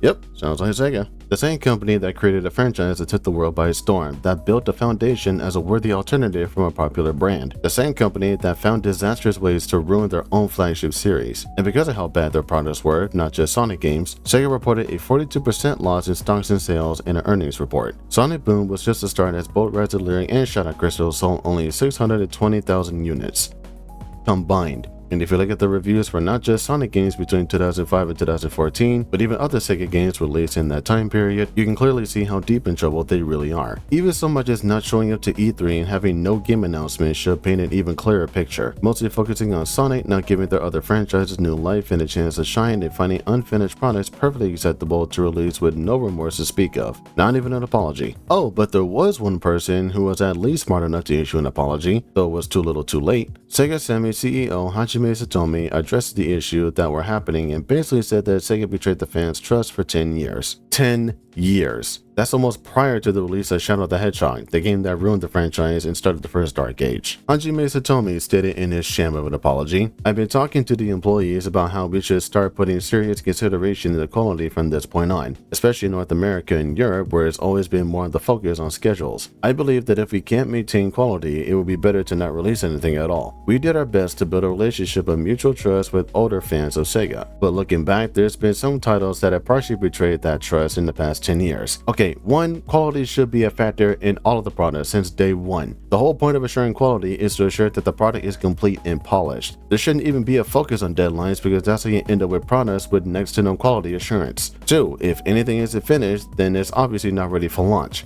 That should have been apparent during the development of Sonic 2006, a game that clearly didn't have assurance in quality and was only released because of a stupid anniversary celebration. Release a game when it's finished, polished, and crafted right, not release it half-baked just to make a quick buck. 3. There's been some titles that have partially betrayed that trust. This is how you can tell how out of touch this guy really is, because there have been a lot of games that have ruined the quality of the brand that ultimately betrayed the fans' trust.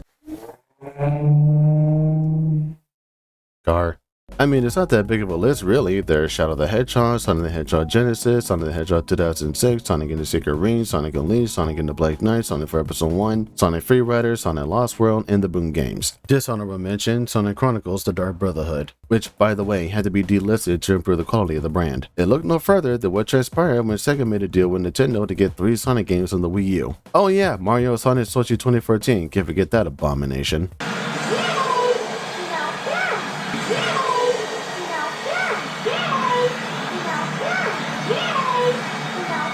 God, shut up! So yeah, partially betrayed. Partially.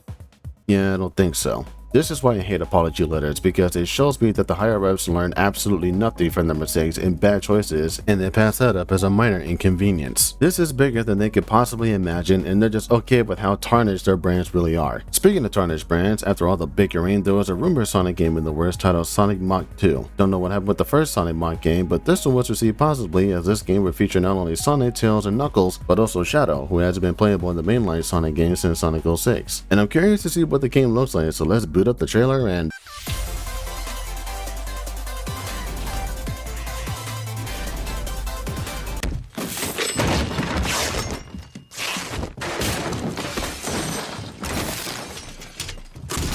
even more evidence that nobody learned their lesson. Sega made the unfortunate decision to have Sanrio Games make another Sonic Boom game, this time exclusive to the 3DS with the Fire and Ice gimmick and Amy being playable. And just to be clear, this is part of the same spin-off series that has a game even worse than Sonic 2006. And Sega thought that another one would be a good idea. I mean, they said it was going to be way better than the first one on the Tumblr page, so they knew how bad the Boom games perform, and they decided to have Sanrio Games make another one. Yeah, that makes sense. No! It doesn't. And this was after Sega released a poll online asking fans to help improve their games because that's how out of touch they became. Anytime that a game company releases a poll regarding what people like, that's how you know they're screwing up. And that's been the majority of 2015 with Sega, just one screw up after another. Releasing bad games, laying off employees, being racist towards employees, losing money in stocks, writing apology letters that exposes how much of an idiot they are, and releasing online polls that exposes how inconsiderate they are. How can this get any worse? Well, John Root from Sega of Europe had just the thing. In an interview with Marketing Week, John Root admitted how busted the Sonic franchise is by saying, Sega has publicly apologized, poorly I may add, to the fans as the quality of the console games in the Sonic franchise hasn't been acceptable and straight up bad over recent years. It's been tough translating that iconic side-scrolling 2D experience from the 90s into 3D, even though Sonic Jam and Sonic Adventure exist, but Sonic is still huge for us, so the new games will be more inspired by how it played in its heyday. In translation, they're still using nostalgia as a tool. They want Sonic to be as good as he was in the Genesis days, and needless to say, that didn't go well as they hoped. So if they want Sonic to be as good as he was in the 90s, then they need to rediscover what made Sonic good in the first place. No continuity reboots, no reboots of past characterization, go back to the very beginning and relearn what made their own franchise good. Because believe it or not, someone did just that, and not only did they treat the original with the highest amount of care and respect, but they would be the ones responsible for creating the best Sonic game to date. This is how two vigilantes managed to make a game that not only accomplishes Sega's task of making good games, but it flat out embarrassed them. And this was after Sega promised that Sonic games wouldn't suck anymore.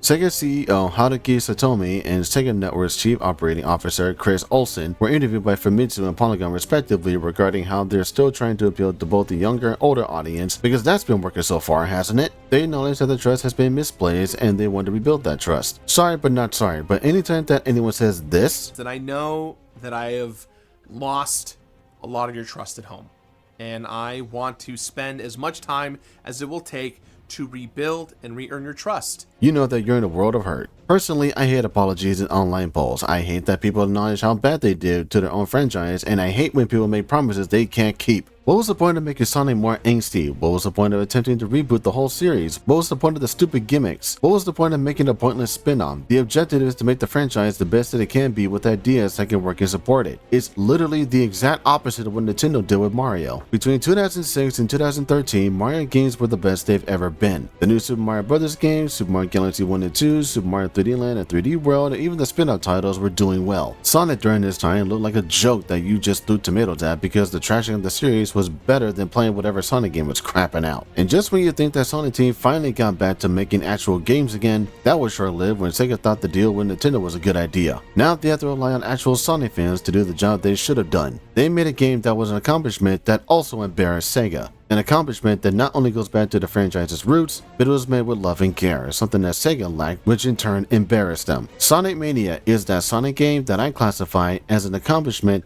that embarrassed Sega.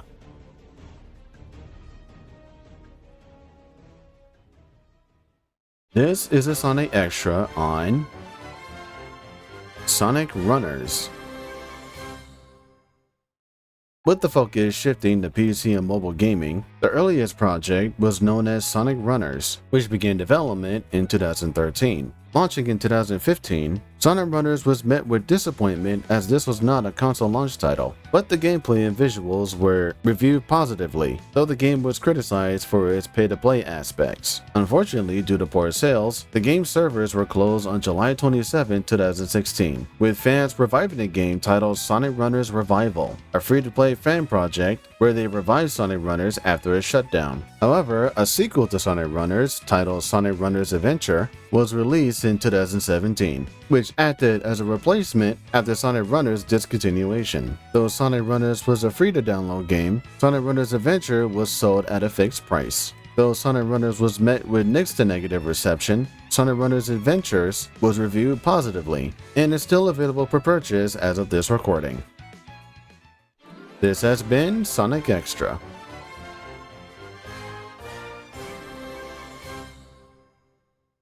To understand how Sonic Mania was worked on by fans, the fans in question need to be examined, specifically Christian Whitehead, also known as the Taxman, and Simon Donnelly, also known as the Stealth Man. Christian Whitehead was known for his work on Sonic fan games, his most notable one being Retro Sonic, a Sonic fan game that ran on Christian's custom-built game engine, the Retro Engine. This engine was not only replicating the physics of the classic Sonic games, but this engine was also used for its proof of concept for mobile ports of classic Sonic games. Unlike Sega's ports of the classic Sonic games that ran on emulators, Christian's mobile ports ports ran on his original engine on mobile devices. These allowed these games to perform infinitely better than usual. Widescreen support, solid smooth frame rate, and extra content. It took Christian a while to get these games on par with these features, as he had to rebuild the game via frame-by-frame analysis of the original games. Afterwards, Christian sent an email to Sega to pitch his idea, but to no avail as he didn't receive a response. Trust me, I know the feeling. 2 weeks after, Sega asked fans in the community which Sonic games they want to see on mobile devices. This is where Christian publicly showcased his proof of concept with Sonic CD running on mobile phones. The showcase was a success, and Sega even published Christian's Sonic CD mobile port officially in 2011. Sega was so impressed by Christian's handiwork that they contacted him to port Sonic 1 and 2 to mobile next. This is when Christian worked alongside Simon Thomley, who also worked on a Sonic fan game titled Sonic Mega Mix. And even cleaned up Sonic Team's mess by fixing Sonic Genesis, just to let Sega know that, yeah, you can re-optimize your game on portable devices. I've seen console games either re-optimize or rework for the Game Boy Advance, and even though their quality may have been compressed or downsized, they still ran smoothly with little to no issue. Needless to say that their Sonic 1 and 2 mobile ports were received positively and are considered the go-to ways of playing the games. With Simon Thomley's company, Hedgehog, he and Christian formed a team that would play the vital role of Sonic Team. Joining them was Pagoda West, a team that created a fan HD recreation of Sonic 2.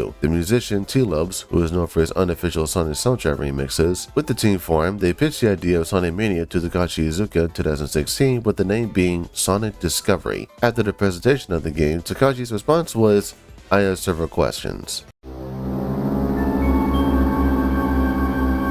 And then it was lunchtime. I am not kidding. During the advancement of the project, more members of the Sonic fan community took part of the project. Hunter Bridge and Brad Flick, who worked on Sonic Nexus. Artist Paul Vier, who worked on Nuclear Throne, is it? What's Nuclear Throne?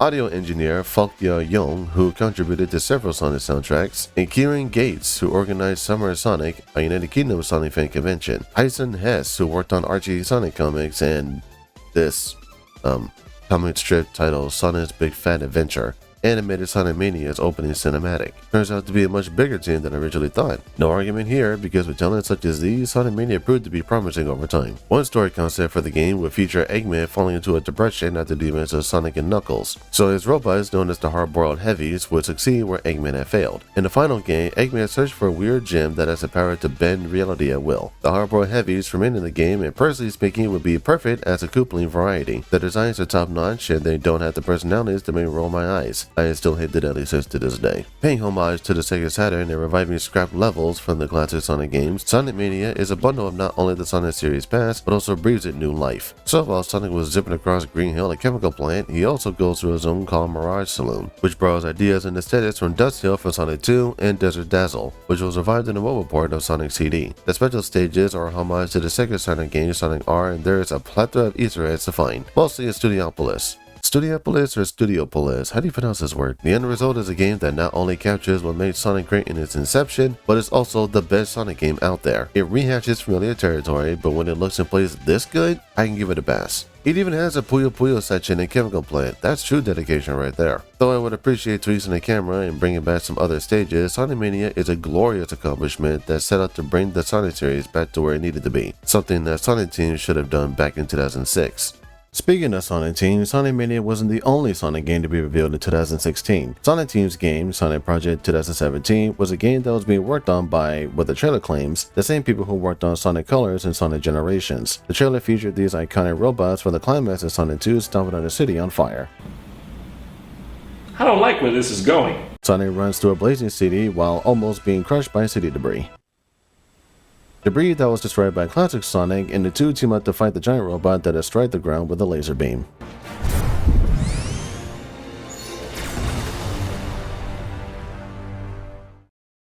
This is an embarrassment. This trailer fully captures every single problem that Sonic Team ever has since they injected all the edgy nonsense. Buildings on fire, serious tones, modern Sonic hardly smiling. It's the exact opposite of what Mania was, and that's a bad thing. Remember that lightheartedness from Colors and Generations? Yeah, all that's gone, which left me curious as to why the trailer claimed that this game was made by the people that made Sonic Colors and Generations.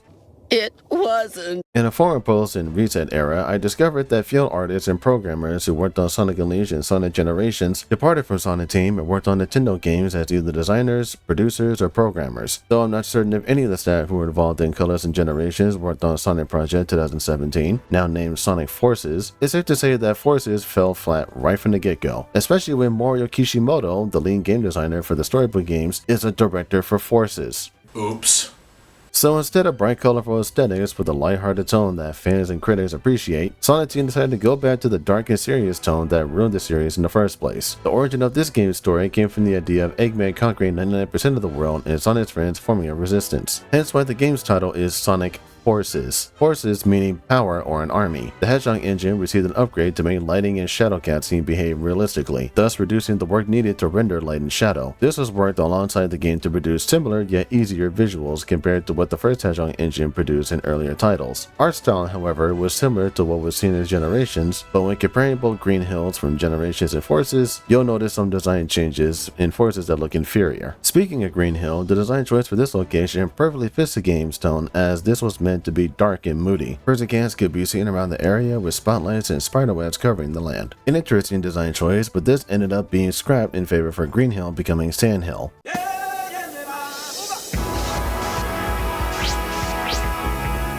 No, not that Sand Hill. Over the years, Takashi Iizuka received fan artwork from fans and decided to incorporate that idea into the game. Remember the days when people made their own Sonic original character on art websites like DeviantArt? Oh, people still do that? Well, here's your chance to shine. You can make your own character and dress them up with whatever ridiculous attire you so choose. Although there are only 2 playable Sonics in Sonic Forces, people speculated that Boom Sonic would be playable as suggested in the 25th anniversary poster. Though Boom Sonic didn't make the cut, thank God, the original character used a tetherlight device similar to the Inner Beam from the Boom games. The original character idea wasn't met with much positivity as staff members had little faith in the concept. Originally, the Avatar character was meant to be a main character of the story, but was scaled back given the early reception. As Sonic Mania was being worked on, Sonic Team hoped to tie Forces closer to Mania, whether it was Sonic's new Drop Dash, the Phantom Ruby, or Sonic Forces being a sequel to Sonic Mania. Oops. To promote the game in Japan, Sega collaborated with Hooters. Yes, that Hooters, where they served Sonic-based foods such as chili dogs, blue carbonated drinks, and even had Sonic Forces coasters. So before I continue, I once again need to make a parallel with Mario, since Mario back in the day was Sonic's rival, before Crash showed up and shot his shots. I already talked about how New Super Mario Bros. Was a return to form for 2D Mario, while Sonic 06 was just the worst thing in the universe. But Sonic Forces and Nintendo's newest Mario game, Super Mario Odyssey, were practically neck and neck with Super Mario Odyssey releasing 3 weeks and 3 days before Forces did. Super Mario Odyssey was meant to be a return to form for 3D Mario, since the last core 3D Mario game was Super Mario Sunshine before Mario went on a space odyssey for the next 2 3D games afterwards. So while Odyssey was not only a return to form, but just a renowned success, Sonic Forces managed to get every single conception wrong. Story, gameplay, settings, music. The entire package is nothing more than an example of how not to make a 3D high-speed platforming game, or a game in general. Colors and Generations were considered the best Sonic games around that time. Then Mania came storming in and took the community by storm. So how does Forces manage to be the biggest embarrassment that Sonic Team ever created?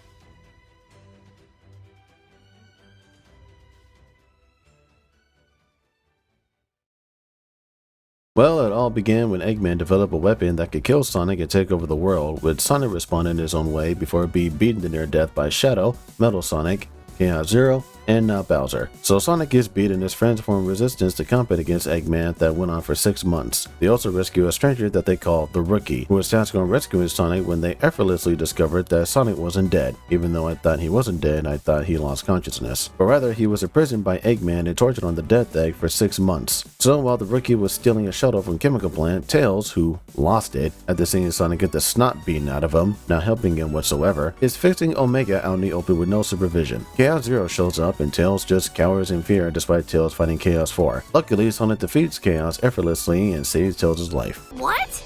Oh, you're that Sonic from another dimension, aren't you? Right, that makes sense, I think. No, this is Sonic from another time, and no, this does not make any sense. They once again retcon another character just for the sake of another effortlessly written story. Blaze was retconned to being from the future in an altered dimension, and Shadow was retconned to surviving in Adventure 2 instead of dying, which was retconned in Sonic X. Knuckles might as well have been retconned as he doesn't protect the Master Emerald anymore, but now he's the leader of the Resistance? The same guy who was deceived by Eggman, who let the Master Emerald get stolen more times than necessary, and doesn't understand how hoverboards work. Why would you approve that? It's very bad. That's really stupid. And that's canon. Oh, and it gets worse. Turns out that Sonic wasn't being tortured, but instead he was locked up in a jail cell, bored. Not Bowser intended to kill Sonic before the Death Thing had a power outage, thus defusing his handcuffs, and Sonic beats up Not Bowser. After effortlessly gasping for oxygen, Sonic rescues the rookie who was trying to rescue Sonic. Now the two work with the Resistance to liberate Eggman of his influence, all while battling against the new edgy teenager on the block, Infinite. Earlier in the story, Shadow kicked the ever-living existence out of Infinite and basically told him to run away and never return. Get out of my Pride Lands. This made Infinite cry like an anime fan on prom night, which is stupid because why would an anime fan even think about prom? Infinite puts on a mask with a voice modulator and proceeds to mindjack everyone with the Phantom Ruby. The Phantom Ruby has the power to conquer illusions such as the characters that beat Sonic to a pulp, destroying cities, and the resistance that Knuckles sent to effortlessly destroy the headquarters of Eggman's empire after Knuckles thought about a stupid plan that he made up in a minute and a half called Operation Big Wave, and create a realm of nothingness called No Space that Sonic and the Rookie just got out of within seconds. After all that mess, the Resistance decided to blow up the Death Thing because apparently the Death Thing has a power source for manufacturing Phantom Rubies. Once destroyed, the Resistance focused on capturing Eggman. So let's pause for a moment and consider the following. In the beginning, Sonic gets attacked and bruised beyond recognition, and the Rookie is sent to rescue him. During the fight against Not Bowser, you can see JPEGs of other Resistance members bobbing up and down. So while the mission prioritized Sonic's rescue, the other Resistance members weren't ever rescued. So what do you think happened to them when Classic Sonic effortlessly blew up the Death Egg?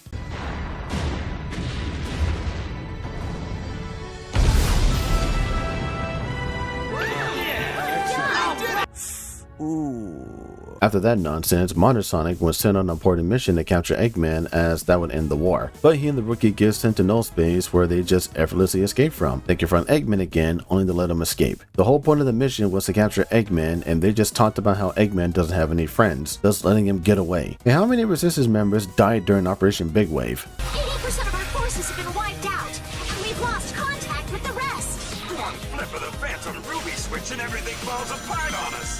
The Rookie is our only hope now. Knuckles is a terrible commander. After failing their mission like the idiots that they are, the Resistance, along with Shadow, fight on the front lines. I should mention that Shadow, not associated with the Resistance for 7 months, just so happened to kick the Shadow illusion 06 style and is on the front lines fighting other Shadow illusions, where he may be mistaken for being an illusion and might get killed by accident. Do you see the problem here? Infinite shows up and creates a fake sun that will fall on everybody, including Eggman. I don't need to explain how stupid this is, but what's even stupider is that the Phantom Ruby somehow is triggered by the Rookie's heroism and effortlessly has the power to make the fake sun disappear. So the Resistance fight Eggman's army, they fight Infinite, who can fly away if Sonic and the Rookie take too long. What? What? What? Did we run out of space? I guess I took too long. And they find a giant robot that has a Phantom Ruby inside. One triple boost later, and Eggman's army is officially scrambled. No bacon and chicken required. Classic Sonic effortlessly disappears while Tails reaches out for him, probably wanting to go back to the good old days. You probably noticed that I've said effortlessly more times than necessary. Well, that word sums up the entire story. Effortless. In fact, I would go so far to say that effortless is just one of many words to describe this story. How about pointless, or soulless, or waste, or worthless? Sonic Force's story is just Sonic 7 AM again, but without any likable characters, a world to care about, and actual stakes to care about. You see other characters that would have been perfect to play with, but they're uselessly just thrown into the Resistance because God forbid the Chaotix, Knuckles, or Amy are playable in this story. Tails is a coward, Eggman is a moron, Infinite is just another stupid edgelord, Classic Sonic and Silver are useless, and even Orbo and Cuba have nothing to do. Rouge puts in the effort to gather intel she could have shared with the Resistance earlier, and Omega was shoehorned at the last moment. Gun is nowhere to be seen in this game, even though the whole point of the game is to fight Eggman and his army. The last time you saw Gun was in the Dark Brotherhood, where they attacked Eggman's base, and they're completely absent in Forces. The Phantom Ruby is the stupidest MacGuffin thus far because it basically does whatever it wants. Conjure illusions, make objects that aren't real, creates a void in space, creates fake suns, offers power to those that are heroic. The Phantom Ruby is the biggest yawn fest I've ever endured, and the gameplay is no different.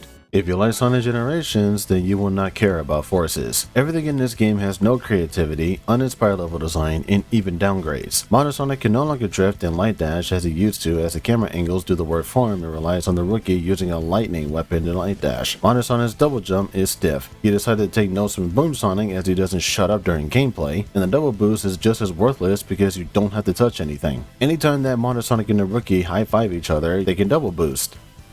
If they wanted to.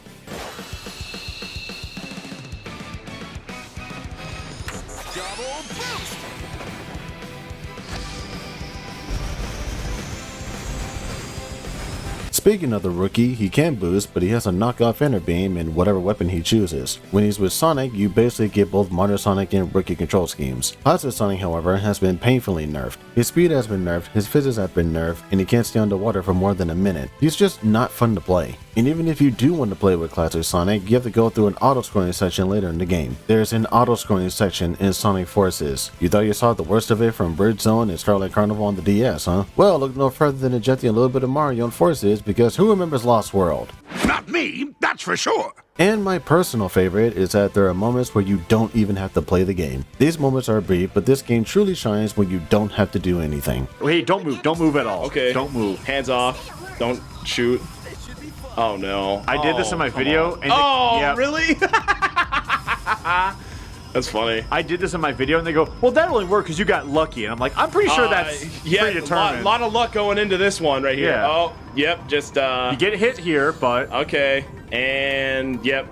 Wow, I sure am lucky. Lucky to be playing this. Yeah, some guy got mad at me because I showed that. Doesn't matter what obstacles they put in our way. We'll blow past everything they throw at us. Double boost!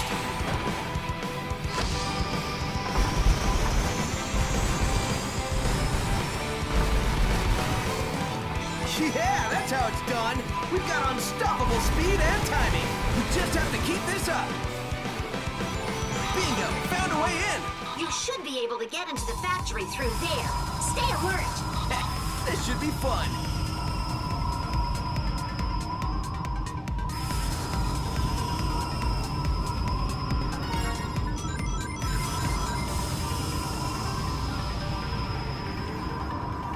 Oh!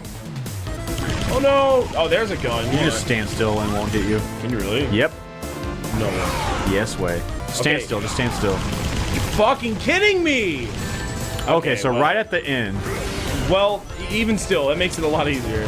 That's upsetting, honestly. Even though it wasn't that hard to begin with. Okay. Uh-oh. I get it.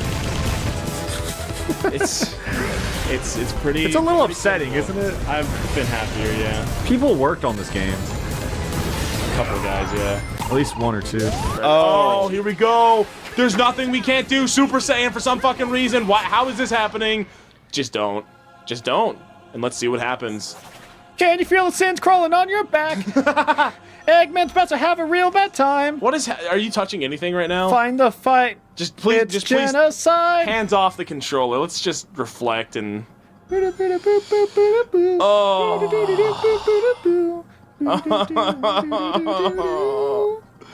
Was this worth the $40? I don't know, Kate. I feel like you're the person to ask about that.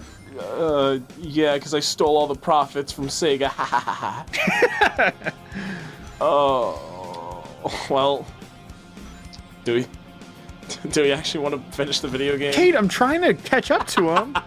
Do you see how far ahead of him? Oh, why do they fucking set it up like this? He's so far ahead of me. Why do they do it like that? Kate, I'll try. Like, okay, try. I can't. He's just too fast. Yeah, look, he's Game's going broke. so fast. You soft lock the game. We're just gonna be here forever. There's nothing we can do. Kate, I'm trying. Like, you guys in the comments, if there was like a way I could go faster, I would do it. But like, look at this. Jacob, get the fucking sauce. I'm trying, dude. Let this video game end. I missed it. Hold I up. need to play another video game. Wait, Kate, right hold now up. before Okay, I fucking die. I got Wait, it. Where's the? Yeah, it's there right it is. there. Okay.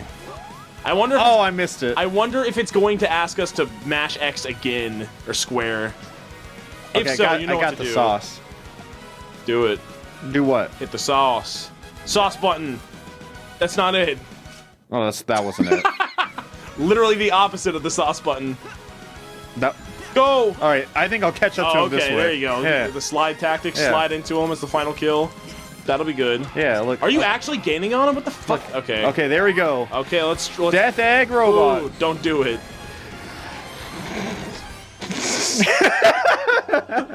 Why? I pressed it once. Why did they fucking do it? I don't. Ooh. Levels are the shortest they've ever been, as they last 1 to 2 minutes and even copy and paste certain sections. Getting a little Sonic 06 here, recycling the levels. And then there's the music.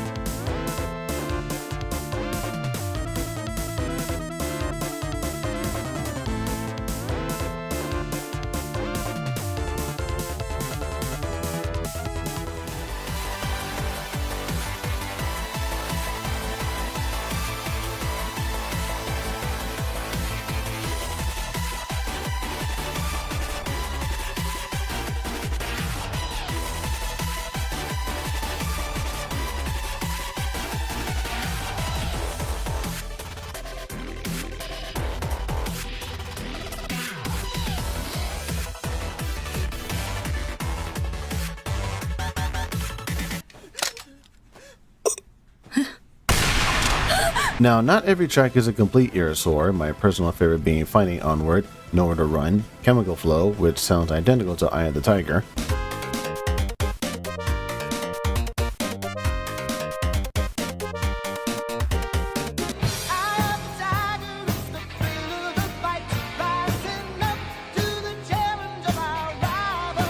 and Fist Bump isn't that bad either. Classic Sonic's music is painfully trying too hard to sound like the Genesis music, while modern Sonic adds some techno sound in the alternative rock music. Oh, and this track from the London Orchestra Symphony, this one is majestic.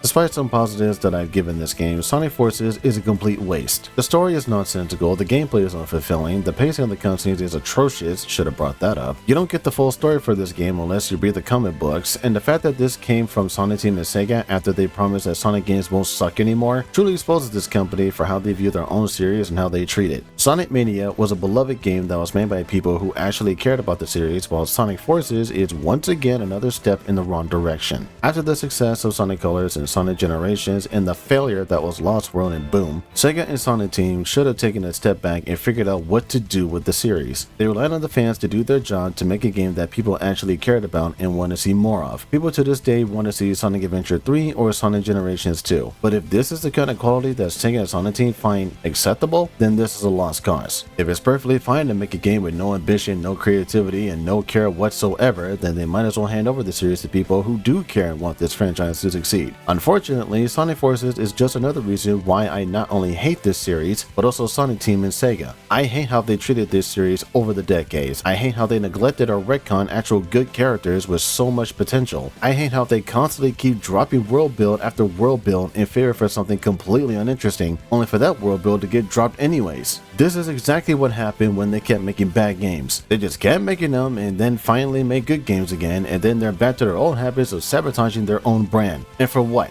Money? Recognition? Popularity? You tell me, because as it stands, if they're going to make good games after constantly making bad ones, if they won't make games that people have been begging for this whole time, and if they won't even handle their own property with the highest amount of respect, then I have to call it quits. And in 2017, I did just that. I left this series and grew to despise it. I don't care if After Forces the games were good because they should have been good to begin with. So I honestly don't care about Team Sonic Racing, which is a pathetic excuse to not have Sonic Riders 4, or Sonic Superstars, or Sonic Frontiers, or Sonic Prime, or the movies, or even Sonic Racing Cross Worlds for that matter. I'm tired of the characters constantly getting screwed over in favor for new characters that are completely uninteresting and pathetic. I'm tired of how stupid the writing is for these games, and I'm also tired of Sega and Sonic Team's constant attempts at trying to make this series bigger than what it needs to be. All the brand recognition, all the appealing to the new audience, all the nostalgia is hurting this series, and they're still doing it. I'm tired of it. I've had enough, and I can't follow this series anymore. This is where it ends.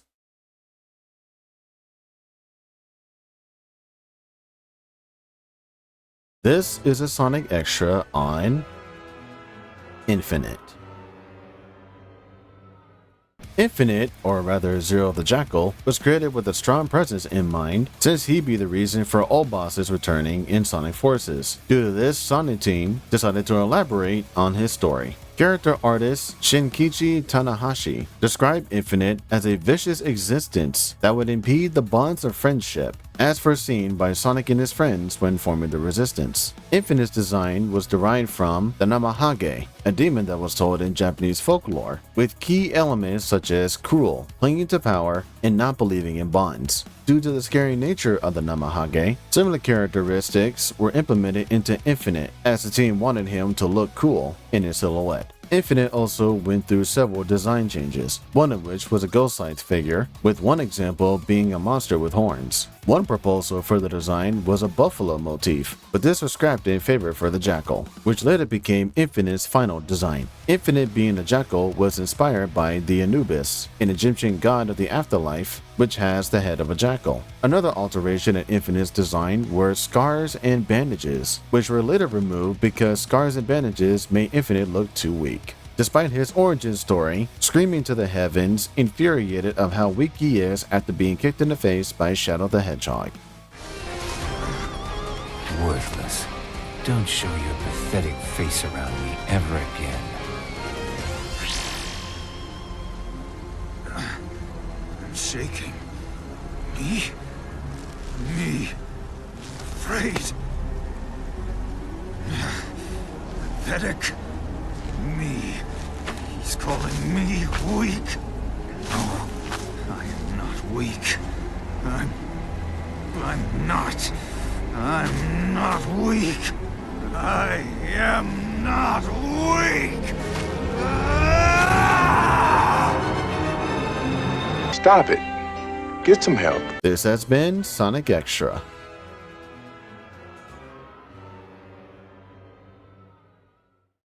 One thing remains a certainty. At the height of their glory, even they could not have foreseen their fate, or the speed with which it was delivered. This quote in the beginning of Sonic Chronicles The Dark Brotherhood perfectly describes the Sonic series in its early inception. In the beginning, the Sonic series was considered Sega's greatest creation, a perfect competitor against Nintendo's Super Mario, and just a good series overall. After the discontinuation of the Dreamcast, the Sonic series suffered trying to appeal to newcomers and poor decisions just to appeal to certain demographics. And when the series hit rock bottom with Sonic the Hedgehog, the one released in 2006, Sega and Sonic Team tried effortlessly to make Sonic relevant again, only to make games that were either divisive or just plain bad, even though most of the handheld games were superb. Sonic Colors and Sonic Generations may have been the critically acclaimed games that placed the Sonic series on the right track, but that was short-lived when Sega made the exclusivity deal with Nintendo to have 3 Sonic games on the Wii U, causing the Sonic series to hit rock bottom once again. The true return to form for the Sonic series wasn't a continuity reboot or a rehash of past ideas done horribly wrong, or a spin-off series that aimed to appeal to the Western market. It was a Sonic game made by fans who showed that they cared about the series they enjoyed so much. Sonic Mania is the Sonic game that showcases what the Sonic series is and even more, while Sonic Team continued their efforts to butcher their own series by going back to the very idea that ruined the series to begin with. It wasn't as dark or joyless as Shadow the Hedgehog was, but it was still one of the worst decisions that Sonic Team ever made. made. And that's all that happened with the Sonic series. A roller coaster effect of quality and focusing on brand recognition and the politics of marketing instead of making this series the best that it can possibly be. And unfortunately, this caused the series to be known as the worst mismanaged intellectual property in history. Why did Sonic ruin their IP? I don't know. I was saying this earlier, but Sonic has to be,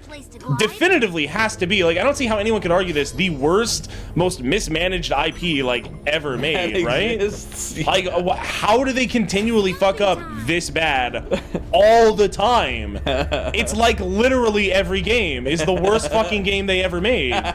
It's actually uncanny. And then they outsource a game for Sonic Hero or which one? The 2D one that they just made. Oh, Mania! Yeah, and everyone fucking loved it. It was a good game. That was a great game. They outsourced Sonic Mania and it was really good. Yeah. But they literally just can't fucking make a good game for the lives of them.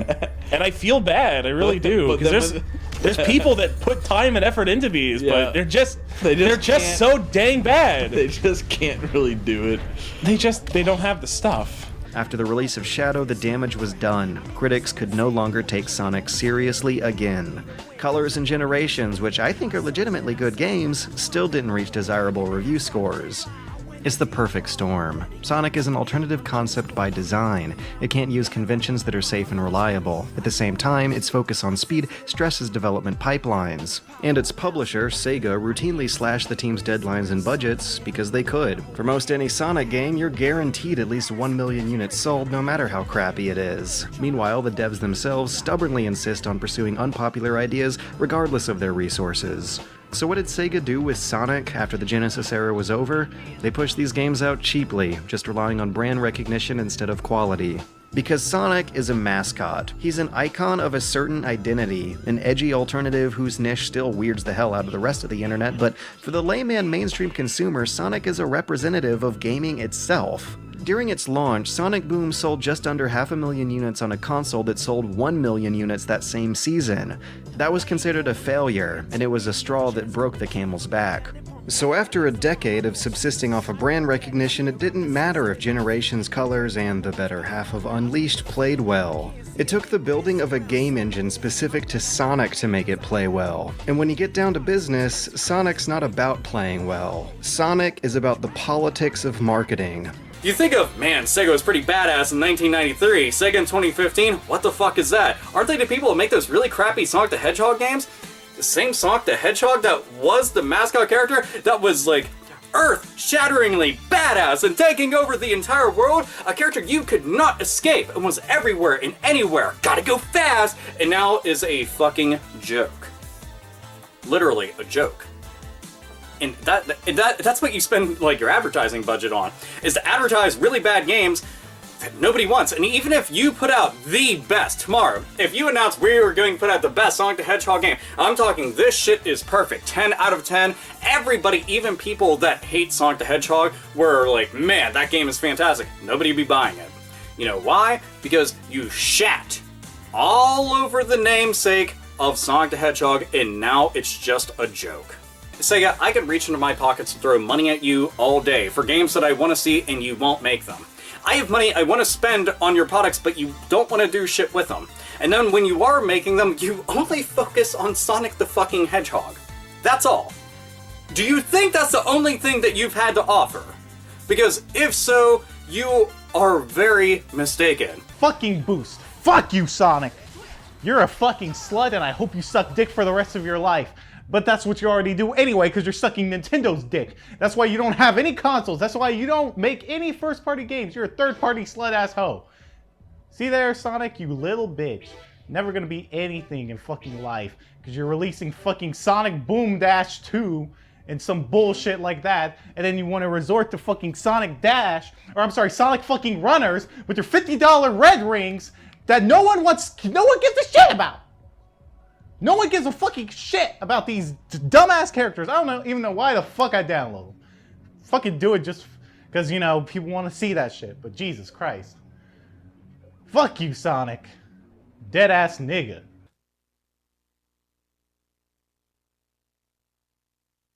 Despite all the negativity I've expressed thus far, there are some things about this series that I actually like. I have a soft spot for a good handful of characters. I like the idea of the 7 continents and the Gaia temples. I think that Season 3 of Sonic X is the best Sonic story despite some of the dumb Sonic antics. The music is the best part of the series, as I strongly believe that someone in the studio put their best effort into it, and despite how divisive the games can get, I at least found some enjoyment, no matter how mixed or poor the reception was. However, those positives are bite-sized compared to the remaining parts of the series that I loathe with my entire being. And if Sega and Sonic Team are just gonna mess around and not bother correcting their wrongdoings and handle this series like their own child, then I guess I'll look elsewhere. Freedom Planet and Spark the Electric Gesture are perfect examples of what the Sonic series needs to be now. High-speed platforming with exploration and combat in addition to the top-notch music and sprite work. If you haven't played any of these games, I highly encourage you to do so, because these games right here are not just based off of Sonic, they're based off of other Sega franchises that don't get much attention nowadays. Gunstar Heroes, Rocket Knight Adventure, even Kirby has an influence for Spark the Electric Gesture. These games prove that speedy platforming mixed with combat and exploration can work, and I've seen Sonic fan games that actually match the quality of the Genesis games and even Sonic Mania. The Sonic series can be good and has proven to be good, but as long as Sega continues to treat this series as their own personal cash cow and Sonic Team pushes this series in the worst of directions, then this series will always suffer through the roller coaster effect of quality, thus ruining the image and credibility of the brand. Sonic was never good. If you disagree, you can call the cops. Sonic is dead. Why is it so hard for developers to be consistent with the quality of Sonic games nowadays? What was your reason on how to fix Sonic? Throw him in the trash. Just throw him right in the fucking trash.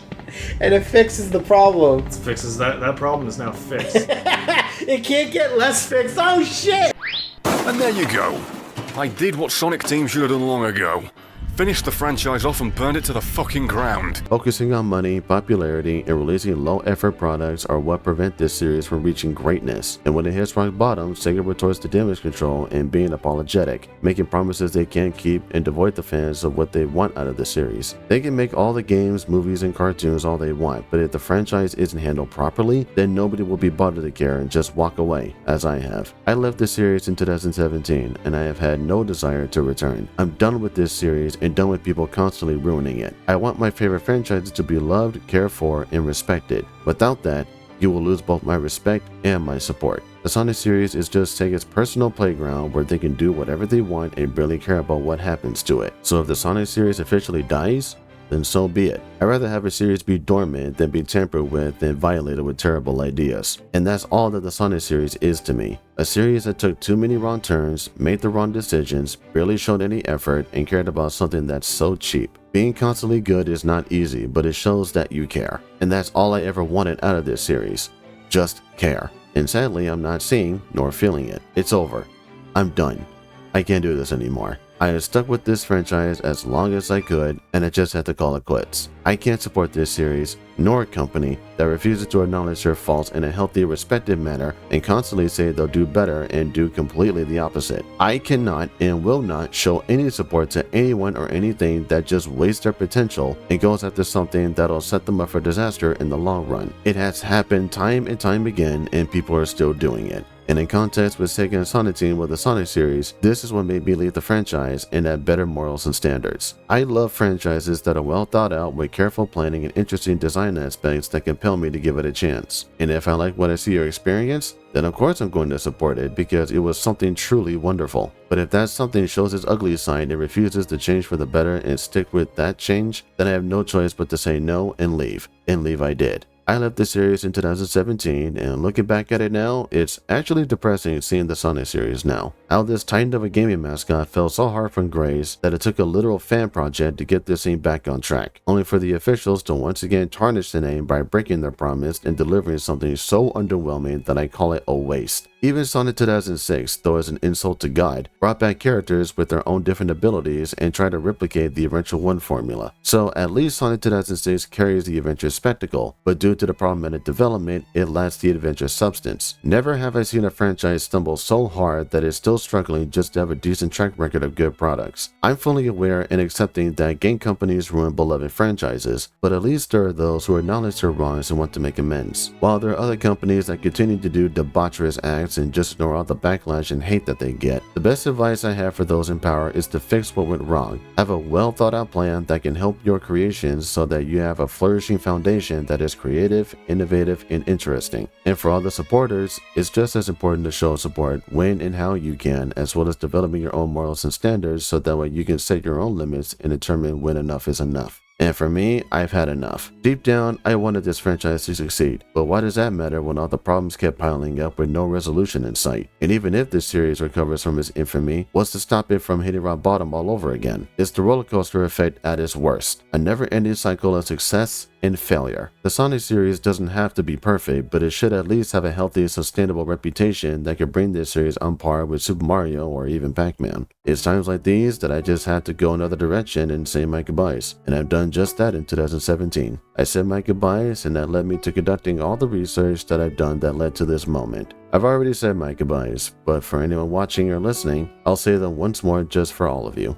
It's been a wild ride, with a lot of ups and a lot of downs. It was fun while it lasted, but now it's time to say goodbye once more. Thank you for all the laughs, tears, screams, and memories, but I cannot continue this adventure any longer. The time has come again for me to bid this entire series farewell, and hopefully this catastrophe will be remembered as a perfect example of how not to run a franchise, because even the most infamous franchises deserve a second chance, and unfortunately, I have given the Sonic series too many chances already. Enough is enough, and this time it truly is enough. May those who care deeply about this franchise give it the love and passion, and hopefully redesigns, it should have had decades ago, and treat it well as if it were your own child. Thank you for everything, and farewell.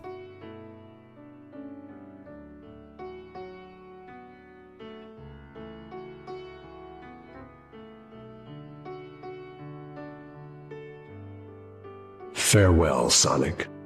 Forever.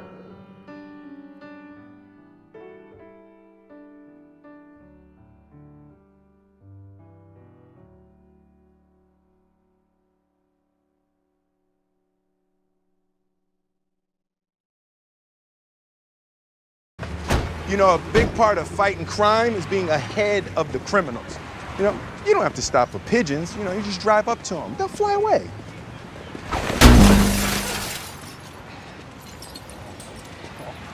That better be a safe or a piano. Oh, this is my wife's car. Almost as if it was a stupid idea to jump out of the helicopter without a parachute, huh, you stupid nigga? N-E-G-A. No, I said nigga. N-I-G-G-A. I'm done. I don't have to talk about this shit anymore. Blame me out, Crush 40.